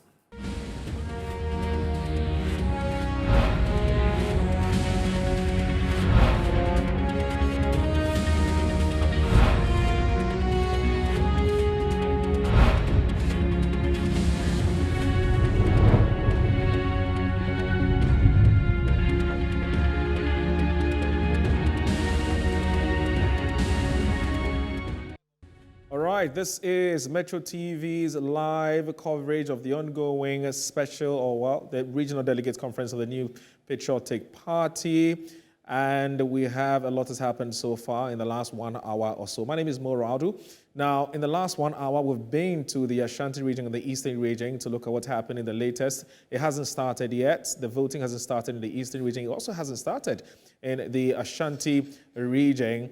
We are still not sure what exactly is the problem. What we do know, when our reporter, Henry Kwesibedi, spoke to the regional minister, who is also the head of the Election Management Committee, he said that the team is ready. Unfortunately, the delegates are not in yet, and there's been all kinds of speculations as to why the delegates are not at the Babaya Sports Stadium yet. But as and when the election starts, we'll be going to the Ashanti region to bring you the latest on that, and of course that of the Eastern region. But I did make a promise. The promise I made to you was that I was going to be running by you the regions that voted yesterday. So we're looking at close to 16,000 delegates, 480 aspirants. That's the number we're working with. Now, yesterday, 7 regions voted. Today, 6 regions are going to be voting. And then tomorrow, you can do the math. 3 more regions will be voting. Now, the reason 15 regions are not going to be voting with minus Central region because there's a suit, right? An interlocutory injunction has been placed on the Central region elections. And that's why it is not coming on. But for now, let's walk you through some of the regions and the persons who are aspiring to lead the party in those regions. And so that's what we're going to be starting with. It's either that or we're going to be walking through the regions that voted yesterday and the regions that are voting today. So here we go. Now you have the Ashanti Regional Chairmanship race. I'm sure that's what most of you are keenly watching to find out who are contesting, who are set to be the front runners, and the 2 contestants that you must be watching. So, for instance, you can see Bernard Entry Boesiako. He is called Chairman Wuntumi, or popularly called Chairman Wuntumi. He is gunning for the 3rd time. He is the incumbent chairman of the New Patriotic Party in the Ashanti region. Now, you have Odenehu Kwekwapia, popularly known as Chairman Odenehu. He's popularly known as Chairman Odenehu. That's Koka, as he's affectionately called, Koka, Chairman Odenehu Kweku Apia. He's a former Efija Kwabre South constituency chairman, and he's been there for close to 20 years. Indeed, we're being told that it is a 2-horse race between the 2 of them. Of course, there could be surprises here and there. They say fear delegates, but the 2 persons who are told are head-to-head, toe-to-toe, as far as the elections in the Ashanti region is concerned. These 2 chaps. That's what Wuntumi and Chairman Koka. And then you have the likes of Kwabena Owusu Ediomi, who is the former member of parliament for the Jesu constituency. And then also you have Robert Asare-Bediako, popularly known as Chairman Asare-Bediako, a former Asokwa constituency chairman. And then you have Oheneba Kofi Edum Bewa. He is an election strategist. Now, one of the things that he's talked about is the fact that he has a global experience when it comes to organizing elections. His work with the Clinton campaign team, etc., etc. And so he has what it takes to bring the knowledge and the expertise he's garnered or he's learned from abroad. He's going to bring that into the the organization of the new Patriotic Party in the Ashanti region. Now, most of the guys who would want Wontumi out have said that one of the reasons they want Wontumi out of that position is that, one, he made the party lose some of the seats in the region, 3 seats in the region, and also he said he will build for the region the, a regional headquarters of the party, a regional office for the party, and that hasn't happened. And so these are the 2 reasons why. And also he's created apathy and disunity within the party. So these are the 3 things that they're using against the incumbent chairman. Let's now look at Eastern Regional Chairmanship. So there's just two persons who are contesting for these slots. So we have Jeff Kunedu, who's the regional secretary, former regional youth organizer, and also Kwejo Boateng Ajemine, popularly known as Chairman Kujo. He resigned as the constituency chairman of the new Joabe North weeks after winning a 4th term. So that's it for the Eastern region. No biggie, not a lot to say about these 2 chaps, but yes, it's going to be obviously very competitive as well. Now let's come to Greater Accra region chairmanship race. Now, Greater Accra is extremely important. We do know the cosmopolitan nature of Greater Accra. The numbers are huge in Greater Accra. Remember that NPP lost some seats in the Greater Accra region, and so it's going to be very interesting how things are going to play out in that particular region as well. So you have Divan Otu Agohum. He is popularly known as Chairman Agohum, incumbent Greater Accra regional chairman. Yes, he's there. And then you have Odalai Paka. He is the current Greater Accra Regional Secretary. He was previously a constituency secretary for the Ablekuma Central constituency. And then you have Alfred Boy, a former Volta Regional Deputy Minister. So what we're being told is that it's actually a straight fight between Divine Otu Agohum and Alfred Boy. These are the 2 chaps. The guy, the first guy, and the third guy. That's what you should be watching out for as to who is going to be the next regional chairman, Greater Accra regional chairman of the new Patriotic Party. Promises to be very exciting as well.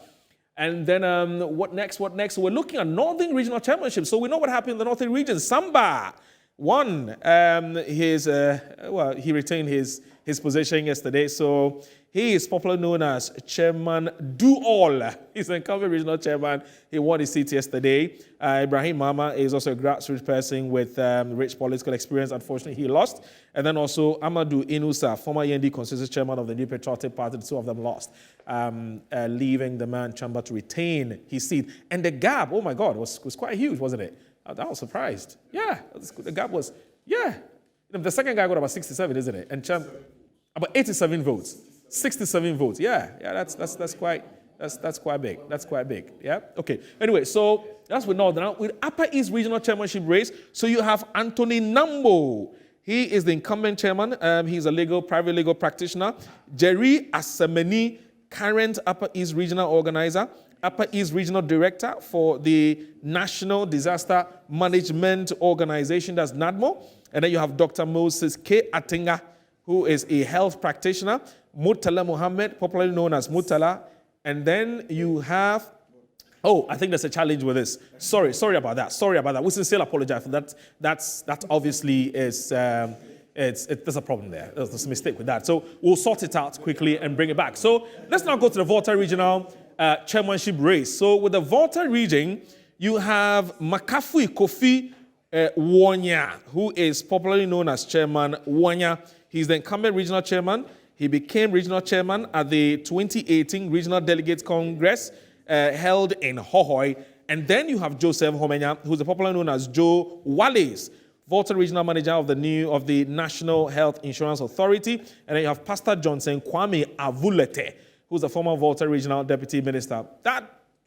We'll see how that pans out as well. Not a lot to talk about when it comes to the Volta Regional Chairmanship race. So that's it. So here we go.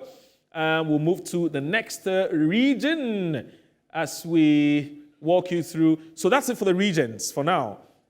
We will also in due course be bringing you the regional executive elections that but the schedule of the New Patriotic Party, as the New Patriotic Party is told us in terms of which region will be voting when and how many regions will be voting. So let's try this one out. So May 27th, which was yesterday, you had the Ahafo region, Bono East region, you had Northern region, you had Northeast region, Savannah region, Upper East region, Western North. So 1, 2, 3, 4, 5, 6, 7. So these are the regions that voted yesterday. Yeah, you got it? So that's it. Yesterday, these are the regions that voted. Now, these are the regions that are going to be voting today.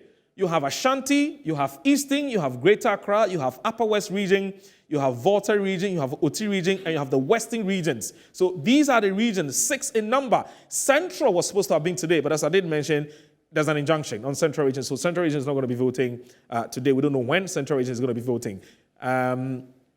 And so you have Ashanti, Eastern, Greater, Upper West, Volta, Oti region. So 1, 2, 3, 4, 5, 6, 7. Okay, so 7 regions are going today as well. Sorry about that. 7 regions. I thought it was going to be 6. But Western region is going today as well. So Ashanti, Eastern, Greater, Upper West region, Volta region, Oti region, Western regions. And then you have tomorrow, May 29, 2022, Bono region is voting tomorrow. Now, NPP regional executive elections is at the venue for voting per the schedule of the New Patriotic Party. So they have a delegates conference happening on the Oasis Hotel in Gwoso. And then you have Bono East Conference, Kentampo School of Health, Northern Conference, Tamale Stadium, Northeast Conference, Nalerugu Senior High School, Savannah Conference is happening at the Damango MP's office. And then you have Upper East Conference, Nat Hall in Bolgatanga. Yeah, I know, it sounds quite funny, doesn't it? I mean, what is, the MP's office? But that's fine. Western North Conference, Pastoral Center, Seshiwi also. And then you have Eastern Region Conference, Cultural Center in Koforidua. Greater Accra Conference is happening, Trade Fair Center at La. Upper West Conference, Wa Secondary Technical Institute. OT Conference is happening at the Yabram Senior High School in Dambai. So these are the venues, yeah, in case you want to go there, and that's it, but you have to have accreditation, otherwise you can't be there. But let's look at the Western Conference. That's happening at the Nzema Male Complex in the Ampani, that's in Elembele.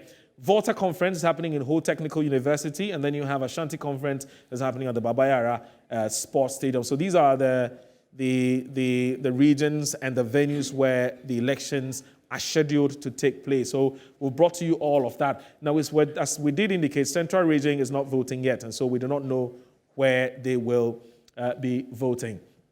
Right.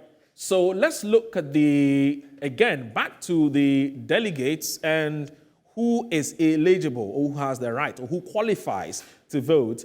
Now, per the party's constitution, Article 9, Clause 25, is quite clear, as you can tell, black and white. Participating delegates include 1, members of the Regional Executive Committee, all the members of parliament in the region, members of the Constituent Executive Committee, all regional representatives of the National Council, and then you also have the 10 members of the Council of Elders in a region, the TESCON, in fact, 1 TESCON member from each recognized tertiary institution in the region, the 10 patrons in the region, and any founding member or founder or founding members from the region who is our signatory or signatories to the registration document of the party at the Electoral Commission. So you have to meet this criteria, otherwise you would not be allowed to vote as a delegate. Yep. So that's it for the qualification criteria for the delegates who are going to be voting. Now, again, the party's guidelines provide that the presence of at least 1/3 of the delegates shall...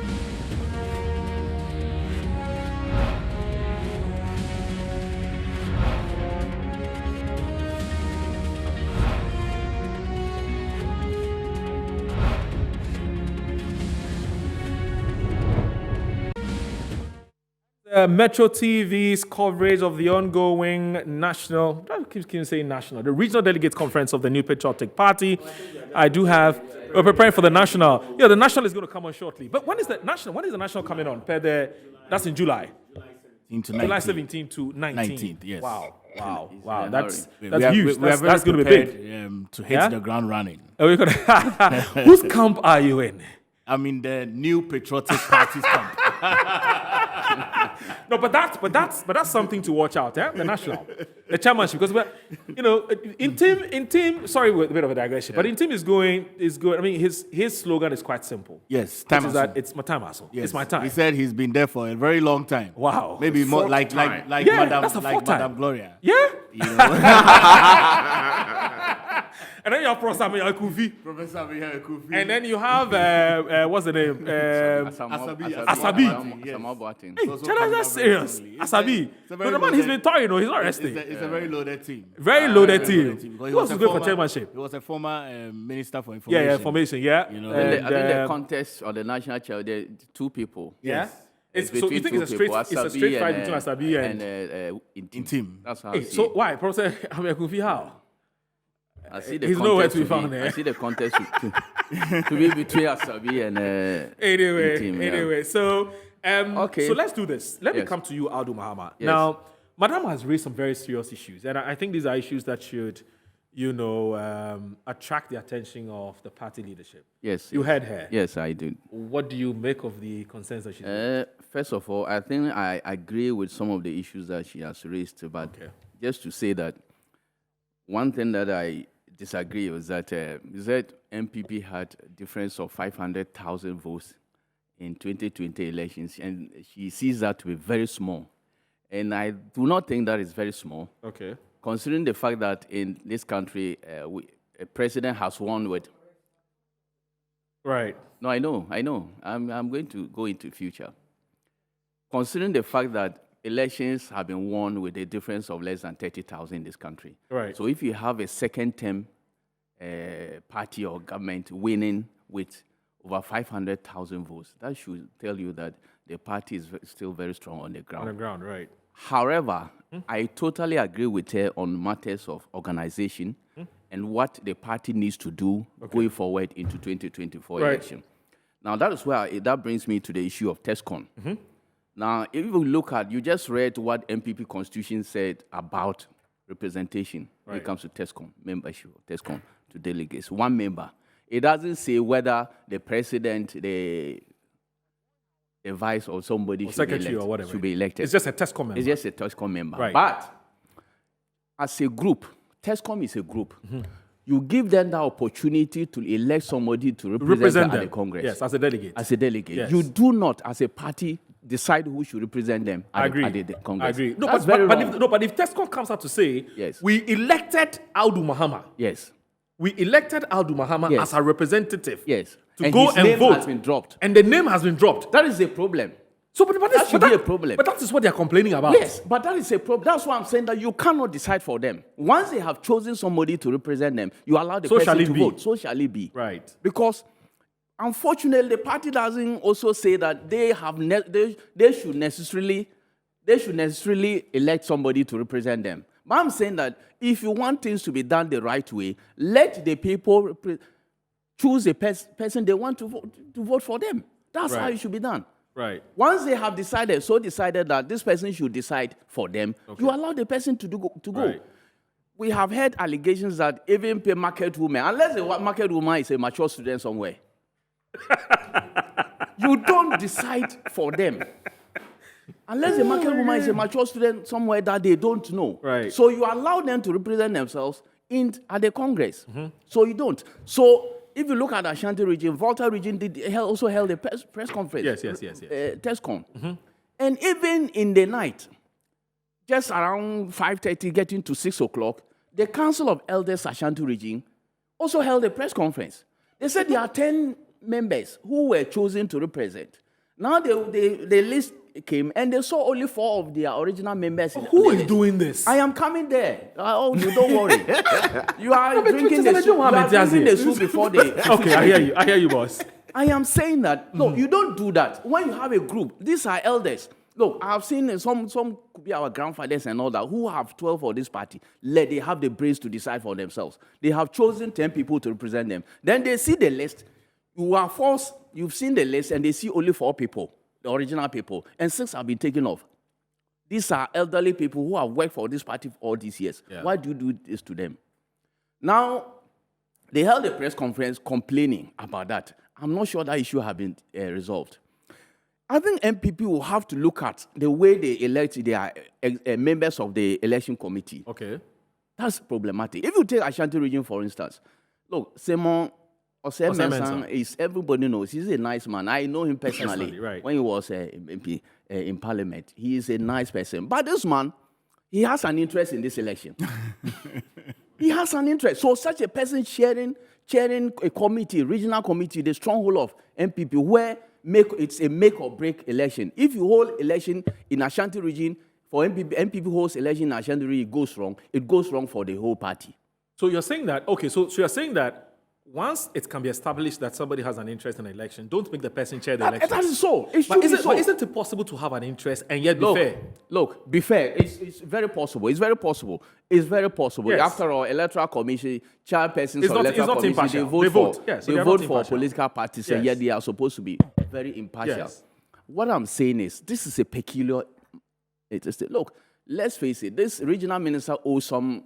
How do you call it? Allegiance. A lot to the current chairman, Wood to me. Yes. Look, he's probably there as a regional chairman because of Wood to me, Chairman Wood to me. So such a person chairing an election committee in the region will definitely create obviously owes a debt of gratitude to him. Is it? So he owes a debt of gratitude. Exactly. Gratitude to the person. So if there's anything he can do to make sure Chairman Wood to me retains the seat, he will do it. Look, let's don't kid ourselves. These things happen in elections. My brother was talking about a lot of issues. Look, these are peculiar issues in these two major political parties in Ghana, NDC and NPP. These manipulations and all these things do happen in these two parties. But Madam asked a question. Yes. AWUDU. Yes. The question is that, isn't it myopic to only think about how you can win an internal elections without thinking about the consequences for future national elections? Precisely the reason why I'm saying that, look, Ashanti region is so critical for NPP that they should do things right. If you do not do things right and you get somebody elected who the people do not want, it will be very difficult to organize them, to put them together, to get to the 8 years that you want to break. How do you do when you look? NPP cannot win any election in Ghana if they, as in Ashanti region, they get less than 71% in Ashanti region. It has never happened. Anytime they've gotten less than 71%. In fact, the last time they got 71%, even that election went to the second round. Right. And because of some of these issues, there was apathy in the first round. You know, second round, they got 75% in Ashanti region. If the 70% had come out to vote in the first round, NPP would have won that election. But they have 2 years to fix these problems. They have 2 years. So, but why worry? You don't create problems and say that you have. What if you are not able to fix it? You don't create problems that you should not create. If you create problems for yourself and fixing them, maybe problematic. Look, you have regional elections to hold. From there, you are going to host national elections. Yes. And you are going to hold presidential elections. Very crucial. Very crucial. All these are crucial. So you don't create problems for yourself at this level. And I'm saying that, look, NPP will have to be very careful. I know the processes have started. It might be too late. But how they look forward in resolving those issues going forward is very important, especially for Ashanti region. And in terms of monetization, and look, of our elections, I don't know how we are going to stop it in Ghanaian politics. The issue has become so serious that one time even the minority chief whip, Honorable Montaka, had to raise it on the floor of Parliament about monetization of Ghanaian politics, especially among these two big political parties, NPP and DC. You are going for even polling station elections, and aspirants will have to pay so much to delegates to get elected. I think the way we are going, if you don't check it, we are going to be in serious trouble. And it's about time we will look at certain laws, how we regulate these things. If we don't, our electoral laws will have to be looked at for us to address some of these things. As for monetization of politics in Ghana, it's become so serious. You look at CDD, Afrobarometer reports, and all these are replete with some of these things. And it's something that we have to look at as a country because we are moving towards dangerous grounds.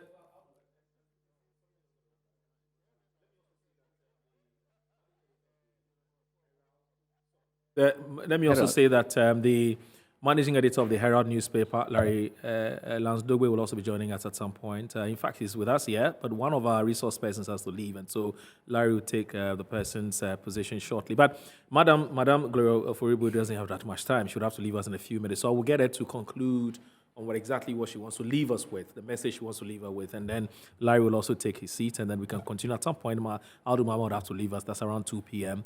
We can grant him that. Look, don't go there. But in the meantime, In the meantime, youth in yes, afforestation. yes, you do have. But in the meantime, the elections that are yet to start, Ashanti Region and Eastern, and what you and I were talking about in the background, which is that there's some last-minute maneuverings and last-minute, dealings, perhaps. A lot is happening. And I want us to tie that in with what you just said about the monetization of the process. In fact, it was, he apart from being the executive director of Solidaire Ghana, he has a lot of interest in politics as well. I know. When he tells me that a lot Yes, is we happening, know. When he tells me that a lot is happening this minute, I have no reason to doubt him. What I don't know is what is happening. Yes. But something is happening. In fact, camping. A lot of camping is happening. What is happening when people are being camped? We need to know. Shouldn't we know? When people are being camped, are they being spoken to? Yes. Are they being prayed to? Yes. What's happening? The final smoking hour. Madam, you don't have a lot of time, so please bear with me. Madam has to, give us a final take. I just want to take. But are you worried that look, it hasn't started? It's 9 o'clock, and what do you think is happening? It's 10. It's past 10, and the voting hasn't started. We're told there's a campaign going with on. that, I'm not worried. It will start. It will start. It will start. Are you worried there's some We campaign have the happening? Ghana maybe time. That's the GMT. And when it comes to these electoral matters, it takes time. So it will definitely come. There's a lot of dollars and.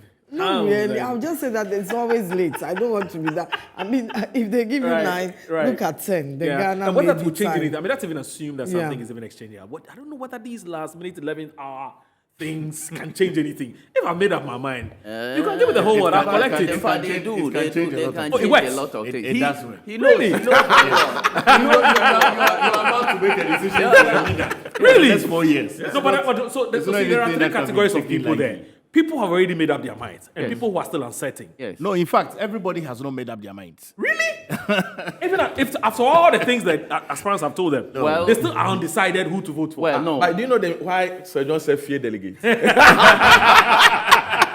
Madam, please, your last take. Yes, I'm about to leave, but I want to take us back to the youth in afforestation. You remember last week we discussed the Achimota forest. Sure. I've just been informed that they have not been paid for the past 5 months. The last time they were paid were in December. So I humbly ask the YA, to get involved. But that aside, I remember training US Peace Corps in small enterprise development, and some of them went into the forest reserves. So maybe they can also team up with the US Peace Corps to train our youth in afforestation, in self-enterprise development.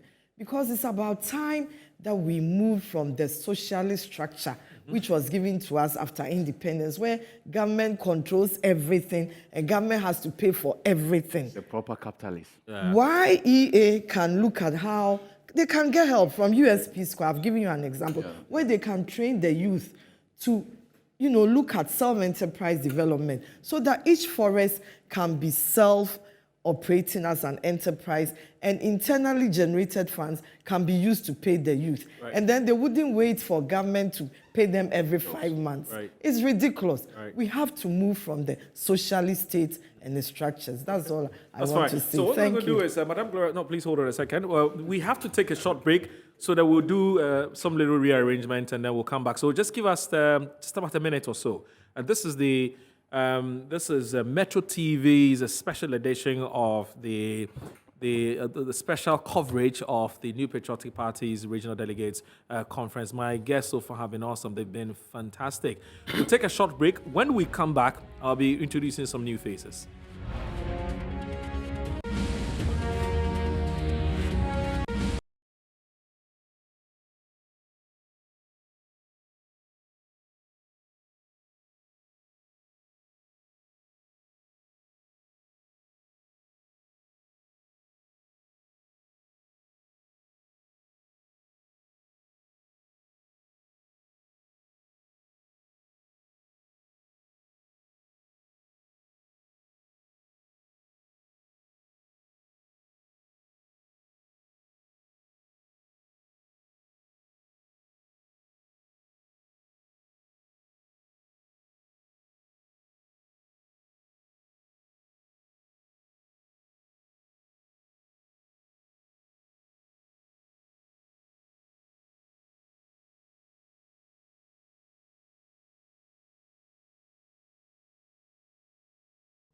Right, welcome back. This is Metro TV's live coverage of the ongoing New Patriotic Party Regional Delegate Conference, and which is currently happening today. It started yesterday, it's continuing today. Tomorrow it would also wrap up, hopefully. 7 regions voted yesterday, 7 regions are voting today, and 2 regions are going to be voting tomorrow, pending the outcome of the interlocutory injunction which has been sought by a party member with regards to Central Region. So we don't know when Central Region is going to be voting. But for now, 7 regions are voting today. We've been to the Eastern Region, we've been to the Ashanti Region, we've brought you the latest updates, we've spoken to everybody who needs to be spoken to about the elections as well. Unfortunately, the elections in Ashanti Region, as at the time we spoke to our reporter, Henry Kwesi, and also Kofi Eje, in the 2 regions, it hasn't started yet. We don't know whether it has started now. We'll bring you the latest update on that as well. My name is MORO. So instead of Inside Pages, we're bringing you the Metro TV's special coverage of this very, very important event. I remember that the New Patriotic Party has done their electoral coordinator elections, and then they've done the constituency. Sorry about that. We're now doing the regions.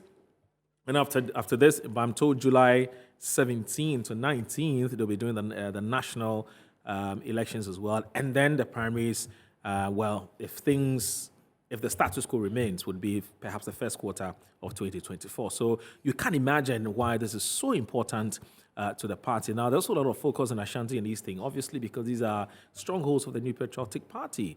And so what happens there would have far-reaching consequences for the party in terms of unity and also for the 2024 elections. Now, let's go to the Volta region. Now, Volta region, well, that's the World Bank of the NDC, but the NPP says they're committed. They are resolved to make sure they make some more inroads into that region. But let's go to Christian Ahodia, who is our correspondent in that region, to tell us whether voting has started and is any interesting things to report on. Christian, good to see you. Yeah, Moro. Right. Good morning. Now, what's the situation in the Volta region? Yeah. Currently in the Volta region this morning, I think everything is well organized by the New Patriotic Party in the Volta region. And so this morning at the Ho Technical University, we are here this morning, and supporters of various candidates are also here jubilating and also waiting for their candidate to come down. But I can tell you that the security in this Volta region here, or in the premises here today, it is very, very, very tight. And arrangement of security for this particular event, this has been the first ever arrangement of the security in the Volta region, which I've admired a lot. The reason being that they have not allowed supporters to enter the yard until the election started. So as I speak to you now, we are waiting for the delegates to come down to start this process. But the security here too is very tight. Everything is moving very smoothly. They are all jubilation, no fighting, no quarreling, and they are all mingling together in the premises here this morning. Now, are you able to tell us, are you able to confirm whether indeed elections have started? Not yet. Not yet. Not okay. Yet. So actually, we were given 8 o'clock in the morning, but as I speak to you now, election Okay. has not started yet. Right. And do you have any reason? I mean, do you have any information as to why the elections has delayed? No, no one is giving us information about this. Even media accreditation, we are even waiting for the communication director to come over with the media accreditation before we can even enter the auditorium. But we are in the premises here with the security waiting for the commencement of the Congress. Okay. Now, help us understand or help us appreciate the dynamics of the regional elections in the Volta for the New Patriotic Party, i.e. who and who are standing for what positions, and who and who which of the positions should we be looking out for, hotly contested, etc., etc. This is a very technical question, but I'll give some few analysis here. On the chairmanship here, we have the incumbent, who is Makafui Wanya, who is the incumbent chairman now, and also is the contested, the contestant for this man is the secretary of the party, Joseph Kumenya. He is contesting the regional chairman, and the former voter deputy regional minister Johnson Reverend Avulete is also contesting for the chairmanship here. When you come to the secretary, we have the former communication director of the region, Enoch Amegleto, is also contesting for the regional secretary. And we have the current communication director for the party, who is Pope Yao Yevu, who is also contesting for the secretaryship for the party, and the former DC for Akashi North, Prince Amuzu Sodoke, is also contesting for the secretaryship. And on the list, so we have the security liaison, Apia Fenten, is also contesting for the secretaryship here. And when we come to the woman organizership too, we have the Afi Ajagbo, who is the current woman organizer, and Madam Hannah Achade is also contesting for the woman organizer. Those are the key people so far. And when you go to the treasurer, we have Josephine and others and a lot. And the incumbent regional organizer, Kwesi Boja, and we have Christopher also contesting as a regional organizer. And I can't mention all. Now, one of the things, or one of the issues that have characterized or plagued the elections in the other regions has to do with the electoral album, the register. Now, there have been concerns or some worries or complaints about names missing on the album. And that has been culminated in some interlocutory injunction placed in one or two regions or so. Have these issues also come up in the Volta region? Yeah, actually, there was an issue like that in the Volta region where tertiary institution executive, that's TESCOM, had a press conference in the afternoon that they suspect that 17 names of TESCOM executives are missing from the register that will be using today for the voting. So they are calling on the national authority to come in to verify before the commencement of today's election. And the other side is also Ketusaf, who is also one of the constituency, did not have their election yet. So meaning Ketusaf will also not be voting today, meaning they will be losing another 17 candidates from there, delegates from there today, and there are 17 delegates also from the, tertiary institution, as they said yesterday. All right, Christian Awudu, I want to thank you very much for your time. So when it starts, please alert us. I will, sir. Thank you All very right. much, Moro. Thank you very much, too, for that brilliant report. Christian Ahodia is our correspondent in the Volta region, bringing us an update on the regional elections, which is underway, but it hasn't started in the Volta region. And in fact, it hasn't started in any other regions yet. So we're still waiting to hear when the elections will start. But my colleagues tell me off air that there's a lot of camping, a lot of things that are happening. 11th hour maneuverings, you know what it means. Anyway, so let's come back in-house. Let me say that two of our resource persons have had to leave us. One of them will be back shortly. That's Pagri Bwashidamkwa, who is government spokesperson on governance and security. He's dashing to, he's going to take care of some business. He'll be back in the next 1 hour. But Madame Gloria Foribuedu, she's a lecturer too. She's going to lecture.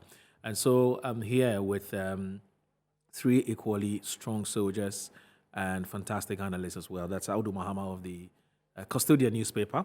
And also joining us at this very minute, it's Larry Lansdogwe. It really had taken us a lot to get him here. He's a very busy man. And he tells me that his auntie had kept him hostage.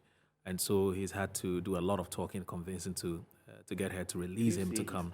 Yes, that's what he mentioned to me yesterday when we were talking to him. So Larry, finally his auntie has released him. Larry, thank you very much for joining us. It's good to see you. Yeah, you must have done a lot of convincing for. You didn't tell me her name actually.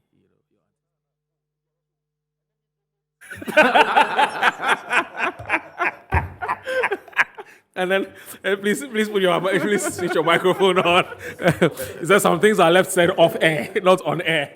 Anyway, Benjamin Suba is still here. He's executive director of the Solidaire Ghana. But I'm going to ask Larry the same question I've asked my colleagues who have been with us in the last, I think, 1.5 hours or so. Larry, why, in your own estimation, why are these elections? Why are the stakes so high in these elections? Where you've heard all the things that are happening, especially in the Ashanti region.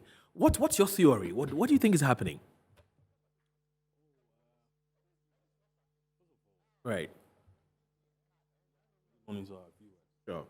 Now, I'm thinking that the stakes are high because it's a party that is in office. Okay, and everybody is seeking to catch the attention of the powers that be. Right. This is a time where your effort will be recognized, right, and rewarded, as it were. Isn't it too late? No, I doubt. I mean, the party is still in office, right, and Not late at all. Yeah, it's not late at all. Cocoa season. Right, cocoa season. The party is still in office, and can do things. Right. Okay, we give things out and so on. So you want to be seen as the guy who is giving everything out in terms of effort. Okay, so that during the day where rewards are supposed to be given out, right, you should also get your right, share. And so that is why it is. I mean, contrast that with a party in opposition that hardly gets this kind of, attention or competition and so on, because there's nothing to share. Right.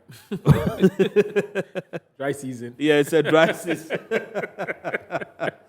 Right. So, I mean, I think that. So you think you think the first factor here is the incumbency factor? Exactly. They're in power. They're in power. And so you want to catch the eyes of the powers that be. Hey, Rana, I'm the one in charge of my Yeah, territory, sure. so come and let's talk. Sure. And whereas if you don't have a territory, nobody will mind you. Nobody will mind Right. you. So that's Yeah. factor number one. What do you Yeah. think is the second factor? The second one is where the party has also promised to break the 8.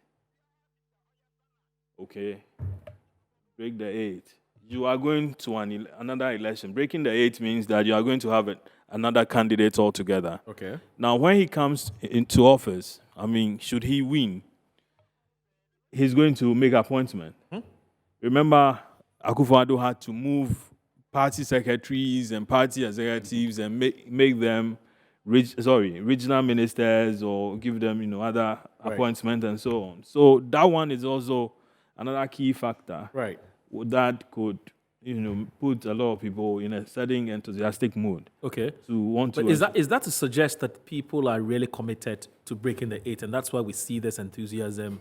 Oh, I mean, and this competitiveness in terms of the various positions that are being applied for.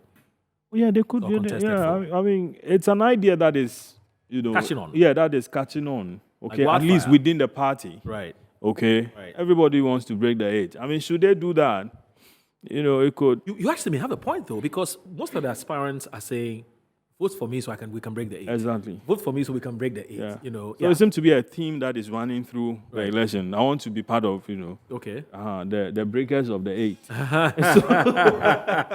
like that, the breakers of the 8. So, right. I mean, it's also catching up. And Okay. That's the second factor. Yeah. Incumbency 1, 2. The quest to break the 8 is also can also account for why we see this enthusiasm and the fact that the stakes are high. So that's number 2. Number 3, what do you think? Number is the 3, third factor? I talked about having broken the 8. Okay. I mean, should a man come to office? Yeah. I mean, rewards. Right. Like, again, the reward thing Right. comes in. Right. The third one. You don't see because Benjamin raised an issue which I don't think we can sweep under the carpet. The issue about the flag bearership race and how everybody's trying to position or to push their favorites to take cover, or not to take cover, but to take strategic positions. Take You know, position. yeah. I mean, that- do you also see that happen? Yeah, I've seen that. I've seen that quite a lot. Okay. And also, before I Right from constituency. Yes, exactly. Oh yeah. I mean, I had From polling station. Yes. From polling station, right. We saw some of the, aspirants buying or issuing statements saying that, you know what, I'm buying Forms for this number of constituency executives. This number of people. Right. Okay. And then put out the check, put out, a press statement before then and all that. I'm told that by the time that statement came out, somebody had long gone without issuing statement. So means you're late. Yeah. So there was There was no phone to buy. The phone's already been bought. They got some. So they don't, well, you keep the money. That's Yes. They got some. So, They got some. I mean, right from the constituency The level or interest is below, so high. people, having positions or Right. position all over. Right. And so that is also key. Another thing that is of interest is the individual. I mean, people want to have influence in there. Okay, parliamentarian. Yeah. Want to that's an have issue. there are people in there because some of them will want to Go again. go again. And so they would want their guys to be in various positions so that at the end of the day, they will help They them. can facilitate their bid. They can facilitate it. And so that is also one A of factor. a factor. Wow. Yes, Wow. that is also a factor. Wow. That's the issue about the performance of the party in the last elections and how that is also playing out on this current elections, i.e., because you hear some of the new entrants saying, well, this guy, we gave him an opportunity. This is what he was able to do in the 2020 elections. And so, get rid of him so that I'll take over. Do you see the MPP's performance in the 2020 elections as also a factor that's playing out in how the elections are being conducted this time around? Yes, I've heard. And some people also being held back, some of them doing everything possible to make sure they maintain their positions whatever it is that they have. I've heard debates about the performance of the ruling party during the last election and how, to some extent, it wasn't impressive. Okay, how it wasn't impressive, and the fact that you need to change the face of everything, right, such that new guys will come in with a new agenda, with a new drive, with a new enthusiasm, and so on. That particular thing is playing against Woon to me. Okay, in Ashanti region. In Ashanti region, so glaringly. I hear when you go to to Ashanti now, Woon to me is like the guy they are waiting to slaughter. But he may win. Oh yeah, well, no. I mean I am confident Wontumi will pull it off today. Really? Maybe narrowly. You see, the dynamics at the top will be quite different from the dynamics on the ground. Okay. If the implementers of the agenda from the top themselves are compromised. The president's representative in Ashanti region is the regional minister. The regional minister is in the camp of Wontumi. Wontumi has become like a renegade within the system, such that he and Abronye and Co. are facing a battle where a caucus from the top think that these guys have become uncontrollable. They boldly go to meetings and say that they are not going to play anybody's game and that they are men of their own. And if anybody wants them, the person should come and see them and have an arrangement with them before they will compromise. Okay? Yeah. So with that, they said, no, this guy, he doesn't want to play, but we cannot control.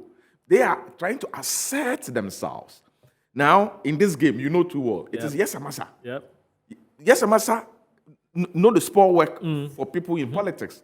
But when you want to be a man of your own, then you are not trying to be Yes Amasa, for which reason a team may gang up against you. That's how come that Abronye and Wontumi are facing serious. Abronye, do you know who's sorry about contesting that. Sorry about this. Sorry for cutting in. I need to go to the Upper West region because I think I hear something is developing. Yes, AWUDU Mohammed's region. Yes. Something is developing in that region. We're told gunshots are being fired. What could possibly be happening? Let's go there shortly and catch a glimpse of what's happening in the Upper West region. Hello? Yeah, hello. Adams, yes. Adams, what's happening? We're told that some gunfire shots in the Upper West region? Yeah, exactly so. If you come to the Upper West region, particularly where the Congress is supposed to be held, there seems to be a tension at the entrance with some aggrieved MPP supporters who think that they should allow into the Congress ground are having a tough time with the Ghana Police Service trying to enter the Congress grounds, which triggered a gunshot. In fact, the regional police commander, DCOP Peter Ndakuri, has ordered the Ghana Police Service that if any of them try to enter the Congress ground, they should apply a minimum force to disperse them. So currently, there seems to be a tension at the Congress ground, which of course has some affecting the whole Congress. So for now, in the Upper West region, going on yet, except a tension at the entrance ground. So currently, we do not know how they are going to handle the situation as we speak right now.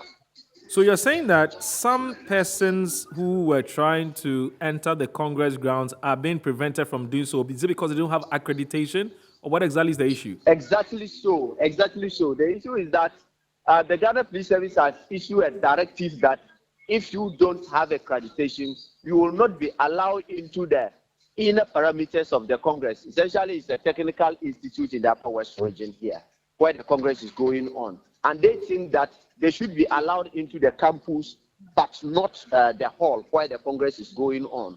They think that they really don't want them to catch a glimpse of what is happening. So that is causing the scuffle at the gate right now. But Ibrahim, who are these people? Are they party people? Are they onlookers? I mean, who are they? Some of them I have identified are party foot soldiers. Some of them are party internal security guys who try to enter the place, and this tension is building up at the gate. And it had to take the police to fire gunshots to be able to disperse them. Exactly so. I think we've had two gunshots right now, but currently the regional police commander has ordered them to apply what they call tear gas to disperse them. If not, the build-up is currently increasing at the main entrance to Congress ground in West. Right. Are you able to tell us whether this has created or degenerated into some kind of a stampede? Persons have been hurt, anything of a sort? We have not encountered anything of that sort yet. Okay. It's because of the arrangement so far, but it has obstructed movement to where delegates are supposed to enter. Yes, but has the crowd dispersed? Not yet. So they're not scared of the gunshots. So they are still there. They are not because they cannot understand why the Ghana Police Service will not want them to enter and see what is happening, because they believe that this is party affair and they are members of the party, and they should be given, in fact, a room to enter the grounds. If not, denying them to enter the main hall where election will be taken on, but they should be able to enter the main campus and also watch what is going on. So they are not taking it light with Ghana Police Service. That's interesting. But finally, are the delegates in? Is the Electoral Commission in? What time do you foresee the elections taking place or starting? Currently, the Electoral Commission is set, and some number of delegates are trooping in. It's just that they anticipated that Congress was supposed to start exactly 9 o'clock, but it's past 9 now, and most of the delegates are not yet in. Though the Upper West Regional Minister is seated at about 8:30, he was seated, but most of the delegates, we expect 240 delegates to cast their votes at What Technical Institute. But as we speak, the number there is seated is not up to half of the number. So we cannot tell exactly the time Congress will start in the Upper West region. Okay. Now, let's come back to the issue about the accreditation, which has become the grounds upon which some persons have been denied entry, and the police decision to fire gunshots in order to send them back to where they are. Are they saying that they were supposed to have been in there, but they have been denied unfairly, or they are saying that they just want to be there, regardless of whether they are supposed to be there or not? That's the clarity I want to know.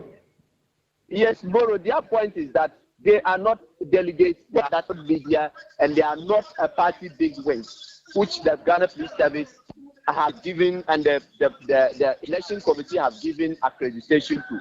Any other person is not supposed to enter the grounds, but the group believes that that arrangement is not well for them. They are not ready to take that arrangement. It isn't that they were given accreditation and denied entry. They were not given accreditation because they are not part of the process. They think that they should stay off the process in order for them to have peace at the grounds. But this against NPP who think that the arrangement is not well with them.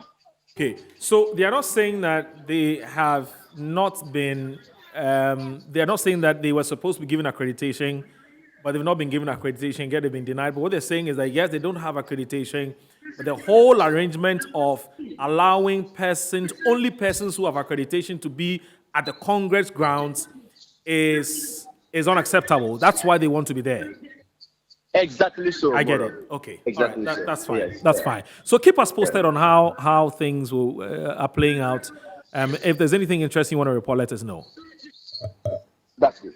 Okay. All right. So that's Ibrahim Turosong, sorry. He's our correspondent in the Upper West region who tells us that police has had to fire gunshots in order to disperse a group of guys who say they want to be at the Congress grounds regardless of the fact that they have, accreditation or not. Yes, they say yes, they are not entitled to accreditation, but they're entitled to be in there. And the police are saying, no, you can't do that. So you have to stay out there and observe proceedings. So let me come back to my resource persons who are here. AWUDU Mama is here. AWUDU, that's your region. Yes. I'm surprised they are behaving this way. Yeah. Look, there are rules to any game. Any game, there are rules. We've seen it all across other regions that if you are not a delegate, you are not accredited to enter, you are not supposed to enter. Simple. They said they don't understand that. They have to be there. They said they want to be there. No, they cannot be there. This is lawlessness. And I think that they should advise themselves, because if they don't, the police may have to apply minimum force, and that may lead to some. Because I think they should advise. That's my region. If you look at the whole of northern sector, I think my region is about the peaceful region in the area, in the northern sector. You agree with me? That's true. Moro. Absolutely. Yes. Yeah. So I don't know why they are being lawless. And who's actually been sending them to create the confusion? So let me come back to Moro. I agree with the Benjamin peaceful nature of the Upper West but don't region. digress. There was something that's very important. No, but this is About the the new one. dynamics in Ashanti region. We'll get back to that. Okay. The Ashanti region. Ashanti region for me is a hotbed. We'll get back there. Yes. It's a hotbed. So you want to touch briefly on Upper West before you come back to Ashanti? I agree that Upper West region is one of the most peaceful in the country. Yes. No doubt about it. But you see, this is the problem. The peaceful people are now agitated and want to enter. Look, the persons who are to issue the accreditation cards are people appointed or constituted by the incumbent. Mm-hmm. You will find colleagues who are either former constituency executives or who are activists in constituencies who are split between factions today. This one, who is also not a delegate, is on the grounds, and the other one, who is not also on the other side, and who also not a delegate, being denied. The question is, the person who has entered has accreditation. The person who has not entered doesn't have accreditation. Yes. How come? Because the persons who are giving out accreditation cards are giving it out to their supporters. No, but in this case, they're not contesting the fact that the guys who are there are not supposed to be there. They don't have a problem with that. They accept that the guys who are there are supposed to be there, but they say they also want to be there. You see, they don't have accreditation. That's why the reporter will conclude that they are not supposed to be there. Okay. If you get accreditation, you're supposed to be there, right? Yes. Media, yes. For example, yes. Media houses. Yes. If you don't have accreditation, are you supposed to be there? No. Good. But you have your media colleague, yes. who has been given accreditation and has entered. And so you also agitate to be given opportunity to be there. That's the problem. Yes.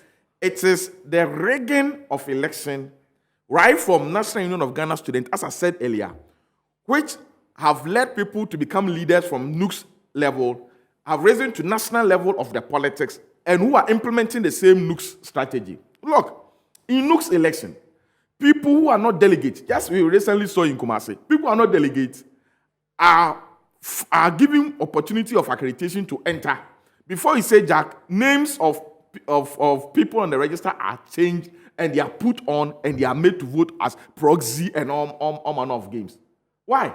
This MPP delegate election. Proxy is allowed. Is that not so? Yes. So even if I'm not a delegate and I have accreditation, I come in and I say, this Mr. So-and-so has appointed me and has given me this as evidence and has given to the election committee. Am I allowed to vote? Won't he vote? You vote. Mm-hmm. But originally when he was leaving his house and coming to the grounds, he wasn't a delegate. Mm-hmm. I'm saying that the rigging. So you suspect he's part of the rigging machinery? The incumbents have undue advantage, unfettered advantage in rigging elections, internal elections within their parties.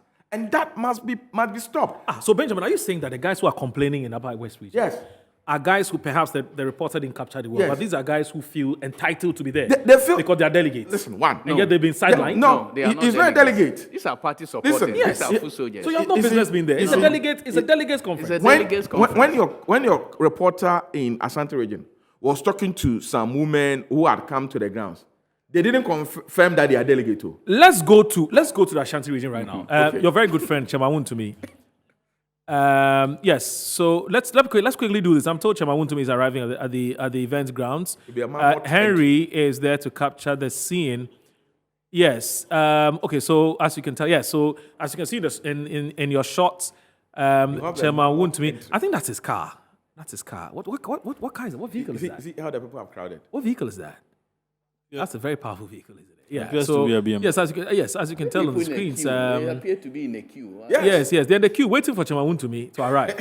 He's like a president, and he says it's a movement. Yeah. It's a movement. It's been like apartheid. So it's like apartheid.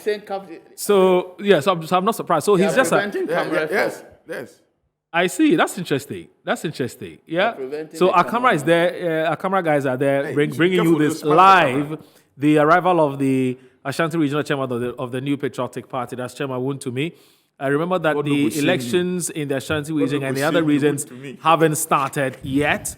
We're hoping that now that Chemawun to me and is in, perhaps the elections will start in earnest. But this is Metro TV's coverage of the New Patriotic Party's Regional Delegates Congress, and as you can see in your shots, is the arrival of the Ashanti Regional Chairman to me, who is expected to engage in that fierce contest with Kuka Chairman Odenho Kwekwapia, and a lot of people are actually watching with glee and keen with keen eyes what's going to happen in that particular region, because Ashanti region is key to the New Patriotic Party.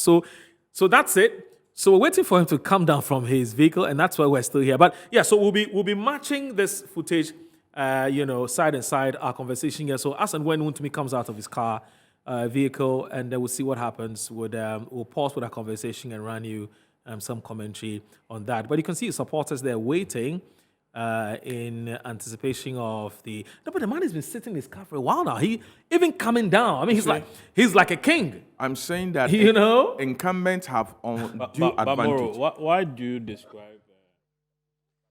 All right, so I told Harry. Sorry, Harry's going to give us. Harry's going to be talking to us shortly. Harry Kasibedu, if you can hear me, what can you tell us about the arrival of Chemawun to me to the Congress grounds?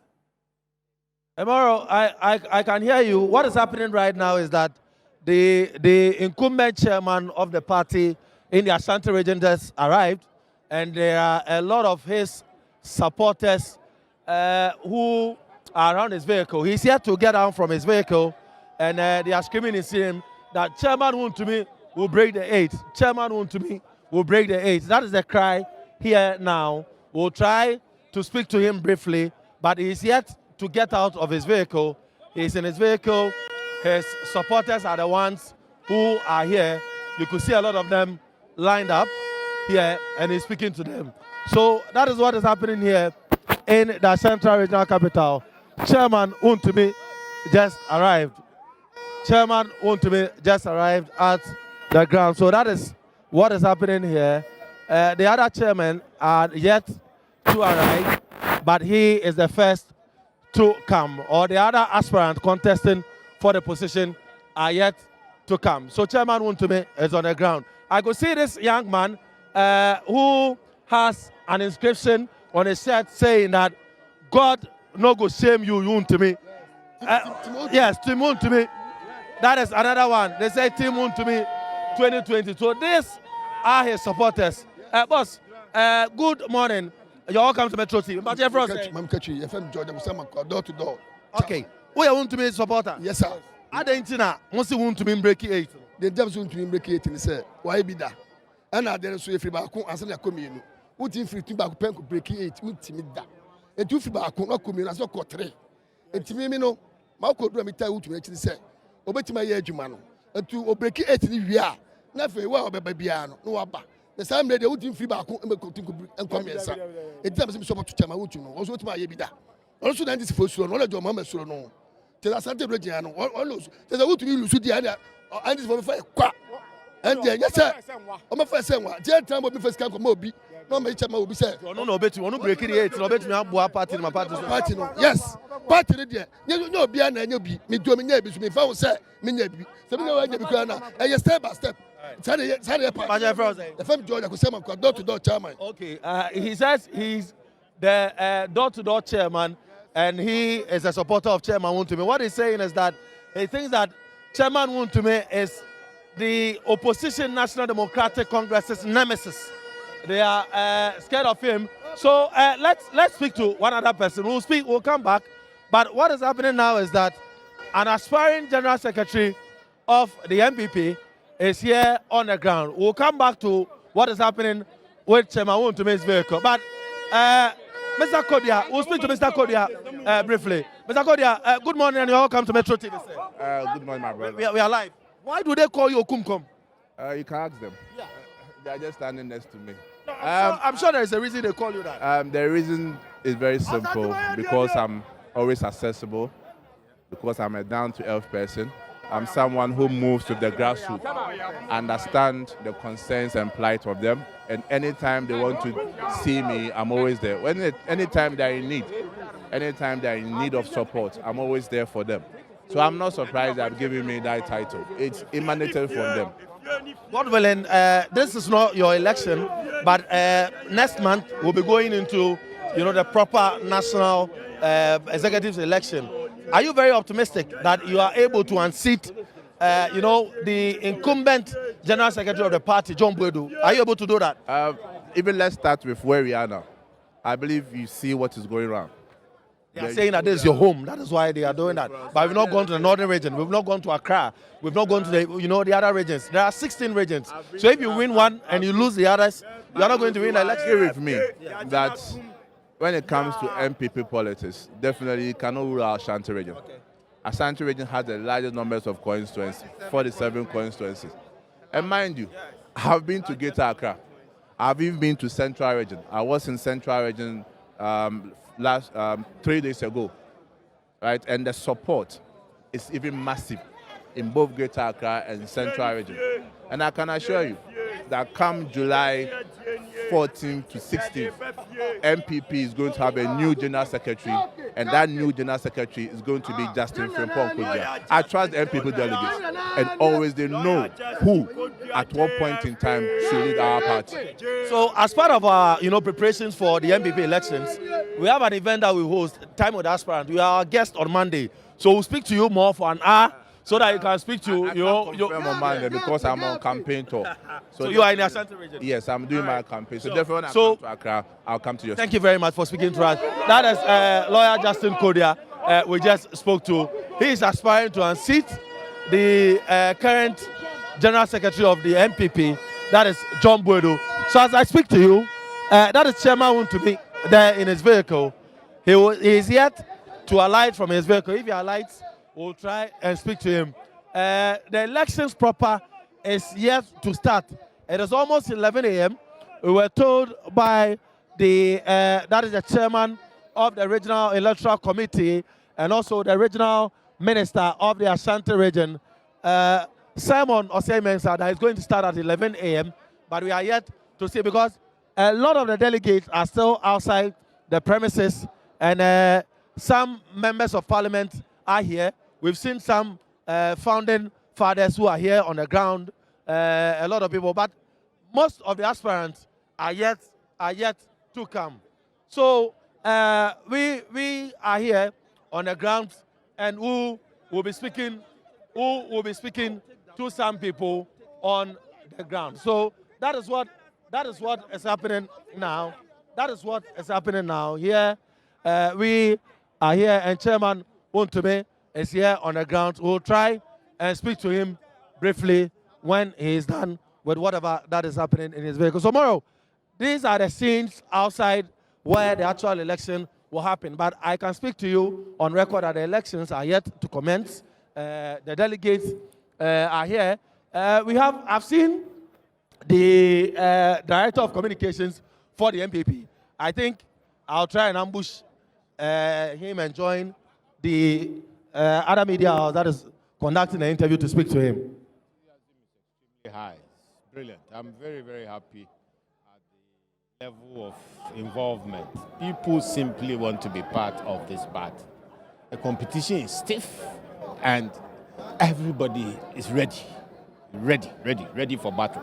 Nonetheless, there has been some issues, a plethora of issues.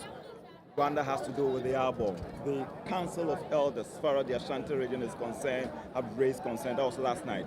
Some names were expunged from the album, and they said they are going to petition the party formally.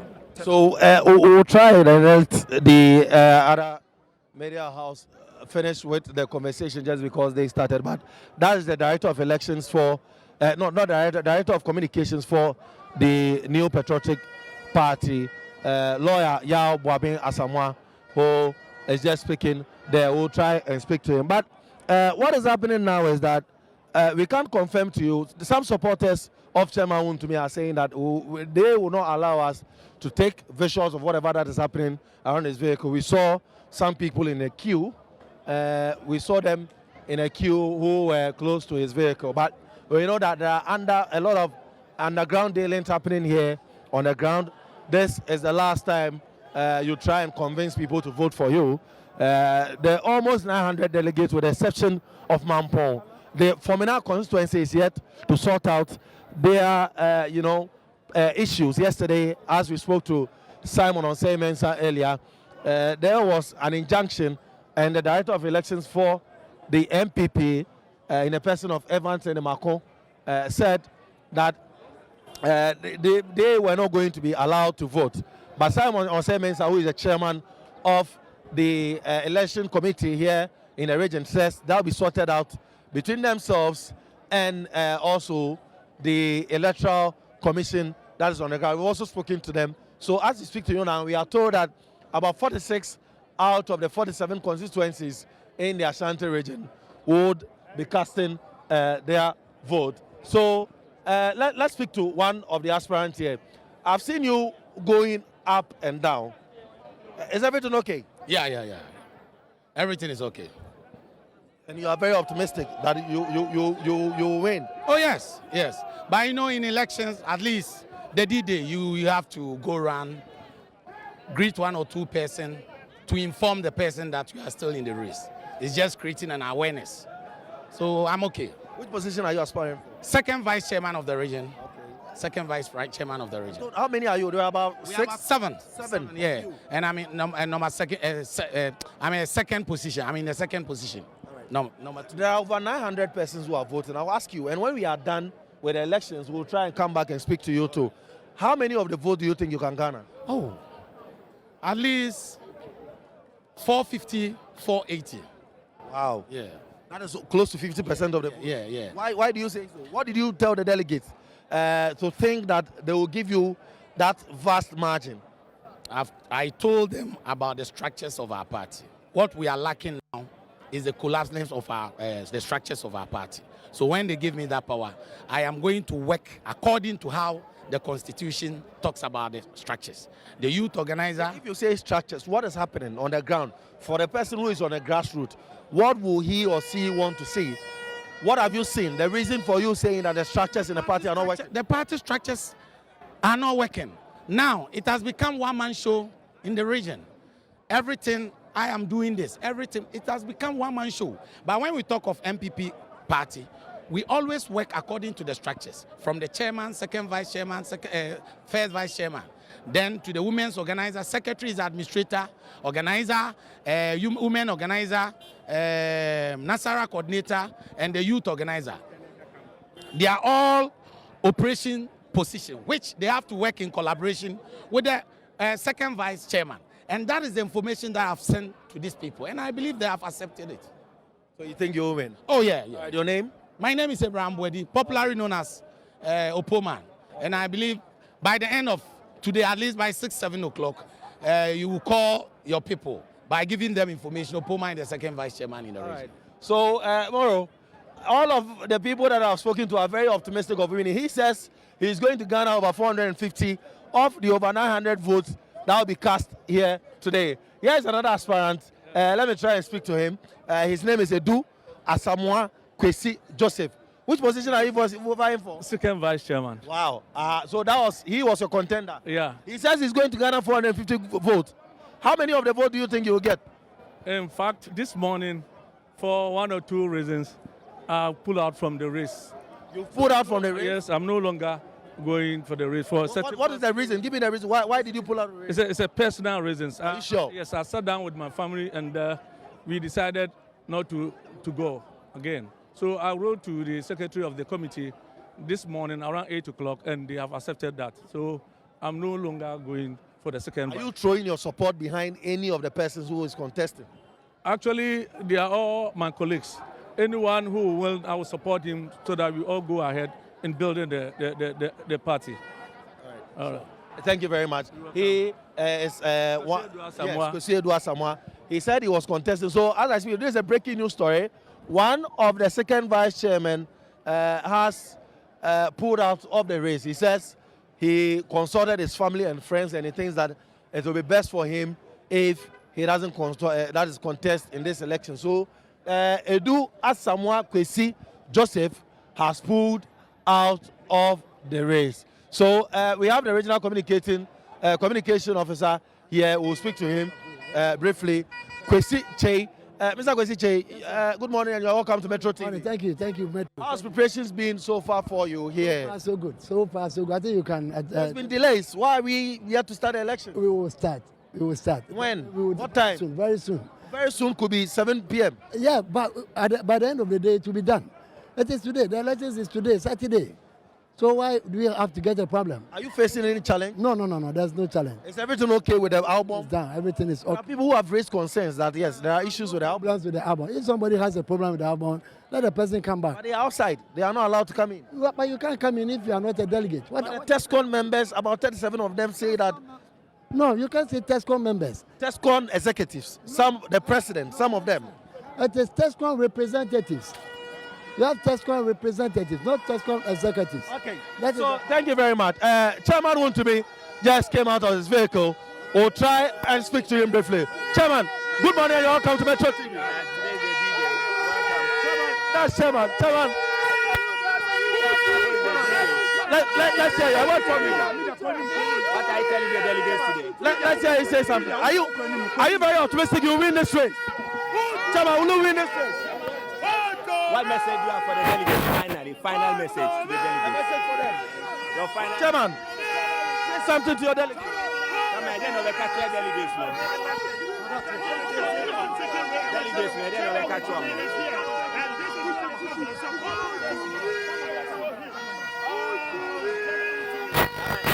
they know the catch one. Chairman, I work for your delegates. So that's Chairman Wontumi walking to the premises and he's decided to keep mute. He said he won't. All right, so on your screens is the Ashanti Regional Chairman of the New Patriotic Party. He's just arrived at the events grounds. That's the Baba Yara Sports Stadium where elections of the regional executives are, will be underway shortly. Now, the reason why Chairman Wontumi's arrival at the scenes has created such scene is because some would say he's the man of the moment. I mean, he's coming up against another equally strong contender. That's a Koka. That's a Chairman Odenho Kwesi Apia. Yes, and that's why, as you can tell, you see all the drama that you see in your shots. Now, most of the people you're seeing there are his fans, who are telling him, they say maintain. And the reason they're giving is that he's the only one that John Mahama is scared of, and so they want to maintain him. So yes, Chairman Wontumi in Tribuesiako, what's his Joseph? What's his full name again? Something in Tribuesiako. I've forgotten the first name. Yes, Bernard in Tribuesiako. Yes, that's him in your shot. He has arrived. I'm told the other contestants are also there. So what we don't know is that now that Chairman Wontumi has arrived at the scenes, whether the elections will now start, because it was actually built or started at 9 o'clock, but it hasn't, because we're told that the delegates are not in yet, even the aspirants are not in yet. Now Chairman Wontumi is there, and you can tell when he was accosted by the fans, he kept doing this. I mean, I'm surprised. Chairman of all people, he didn't want to say anything. He didn't want to utter a word. It's a movement. It's a movement. It's bigger than appetite. The movement is probably talking. Right. I don't know. So once again, what we'll do is that we would, so this is still what is happening there with Chairman Wontumi's arrival at the voting center. We'll also walk you through the.